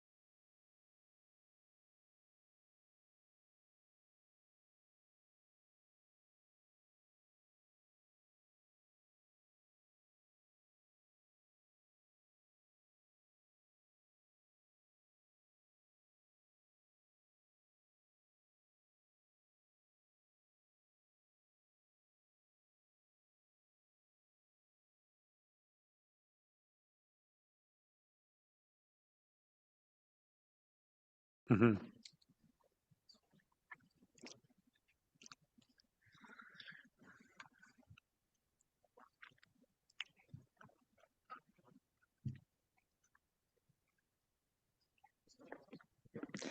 Good afternoon. Bonjour à tous. I will now invite each agency in alphabetical order to ask their questions. J'invite maintenant chaque organisme à poser une question et une question de suivi. We'll start with Cameron Mahler at CBC Ottawa. Where did Arthur go? Oh, you ran away to go do TV. Okay. My first question is for Sean Moore, actually. What are the next steps? Where does the project go from here? Well, in terms of the developer, Mirabella, the city will now be able to execute the purchase and sale agreement with them and move forward with them on that. And I'll hand it over to Tammy Rose to speak to the construction. Thank you, Sean. Yes, so in terms of construction, we'll be working with the contractor to execute the agreement as quickly as possible. They've already fast-tracked some of their own paperwork that's required, and they will be mobilizing on site probably in a couple of weeks. The second question is for Mayor Mark Sutcliffe. You said that Lansdowne 2.0 will pay for itself over time, but that depends on strong attendance and retail performance. What's Plan B if that doesn't materialize? Yeah, I don't think I ever said specifically that, but look, this is an investment by the City of Ottawa in a public space that belongs to the people of Ottawa. We're getting huge value for that investment. So when we spend money on lots of things, we don't get any kind of return on that, and there's no expectation of any return. With Lansdowne, we're getting the value of all of the infrastructure that's on that site that belongs to the people of Ottawa. And there are revenues that come back to the city to help pay for that cost. If those revenues don't materialize at exactly the same level as what is forecast, then we have mitigation in place. And today we added a significant amount of mitigation to the project through creating this reserve fund from the municipal accommodation tax. So I think it's a very, very good investment for the City of Ottawa, for taxpayers. We got lots of value. There's always risk when we invest in libraries and community centers and swimming pools. When we invest in everything we do, there's always a certain amount of risk. We bought electric buses. We invested in public transit. We built a new downtown library. There's always risk associated with that. But in this case, the risk is lower, and there's a lot of mitigation in place to protect taxpayers. Thank you. Thank you. On va maintenant à Frédéric Papin, Radio-Canada. Frédéric Pépin, hello. We heard today, and we often hear this, the argument is that we're using public money, public debt to line the pockets of OSEG, a private company. How would you respond to that argument? I don't agree, quite simply. It's clear, really, that we're investing city money to move the interests of Ottawa residents forward. You only have to look at what's happened at Lansdowne over the past 10 years. It was a parking lot in 2012. Now it's a site with many attractions, many events, a lot of people, 4 million people a year, in fact. So we're investing in something that belongs to Ottawans, and we're attracting money from the private sector to improve the plan as well. So it's not the case that we're investing public money to advance the interests of a private business. That's simply not true. We're attracting money from private companies to move the interests of Ottawa residents forward. What's your reaction? Are you happy the vote's over? 15-10, a clear result. Are you pleased? Are you satisfied? Yeah, I'm very pleased. I'm pleased that the majority of councillors decided to move this plan forward and to move the interests of Ottawa residents forward as well. And I'm delighted to see progress on this project because I really think that it's vital, crucial For Lansdowne, I think it's a very exciting development for Ottawans. They're going to have a new event center. They're going to have a new stadium. They're going to see further investment as well. This is going to be very, very special for Ottawa residents. And this investment will improve something which is already an attraction in our city. One of my friends at the CBC and CTV in English. So, are you happy with the vote? Look, I'm very happy. I think councillors had a choice between moving Ottawa forward or dragging our feet and trying to turn back the clock on what we've already done in the past. I think a lot of this was held over concerns about Lansdowne 1.0. A lot of the same people who opposed Lansdowne 1.0 opposed Lansdowne 2.0. You know, we had a chance to move Ottawa forward, and we took that opportunity today, and I'm really delighted about that. I'm excited about the future of our city. I'm excited about the future of Lansdowne. This is a great project that is going to attract more people. I hear from people all the time who love Lansdowne. They love the Christmas market. They love the outdoor spaces. They love the restaurants. They love the events, the city folk and festivals and music events and all of the things that are going on that site, not just the professional sports and entertainment that's happening there. So we have a lot to look forward to because we're moving forward on this project. It's very exciting. Merci. Merci. Leah, did you have a question? We'll go to Leah Larocque, CTV Ottawa. So just to go off of that question, what do you say to, because there was a lot of opposition to this, what do you say to people who didn't want this project and is now going to be dealing with the construction, or who might want to be going to a PWHL game and it's in a smaller arena? So I think, first of all, let's be clear, there's a way forward for the PWHL in Ottawa. Everybody wants the PWHL to be successful in Ottawa, OSEG, the city, the Ottawa Senators, the fans. So there's a way forward in the current arena, in the new event center that we're building at Lansdowne, at Canadian Tire Centre, at the new arena on LeBreton Flats, at some combination of all of those things, there's a way forward for the PWHL. If there's that much support and demand for women's hockey in Ottawa, and I think there is, we led the league in attendance last year, then it's going to be successful in Ottawa. And we just have to work out the details of how that's going to happen.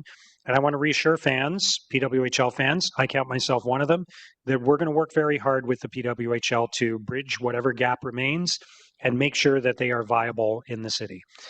For the people who were opposed, we heard their concerns. I think we addressed some of those concerns. I know we didn't address all of them, but we addressed some of those concerns about risk and about other factors.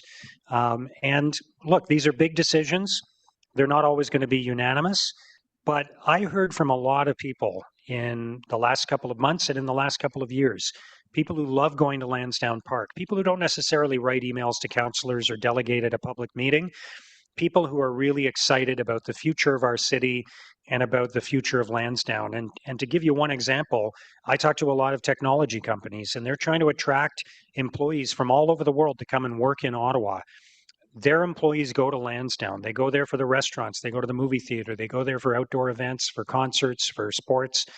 They want this kind of investment in our city to be able to attract more employees to our cities. So there are many people out there who support this.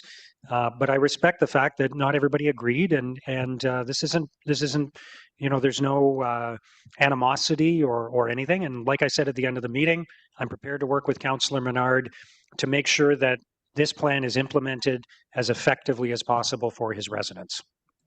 And will discussions continue with the PWHL in terms of capacity and like moving some for standing room? Like, will discussions continue? I assume they will. I mean, I won't be part of those discussions, but we gave direction to our city manager to get involved in those conversations, and the team at OSEG will continue to lead the negotiations on the lease that they've been working on for months with PWHL. So I assume those conversations will continue. And like I said before, I don't see any reason why the PWHL can't be successful in Ottawa. There's just too many people who want to see them be successful.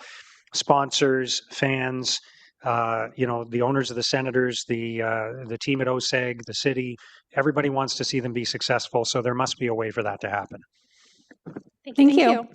This concludes today's media availability. Ceci conclut le point de presse. Thank you.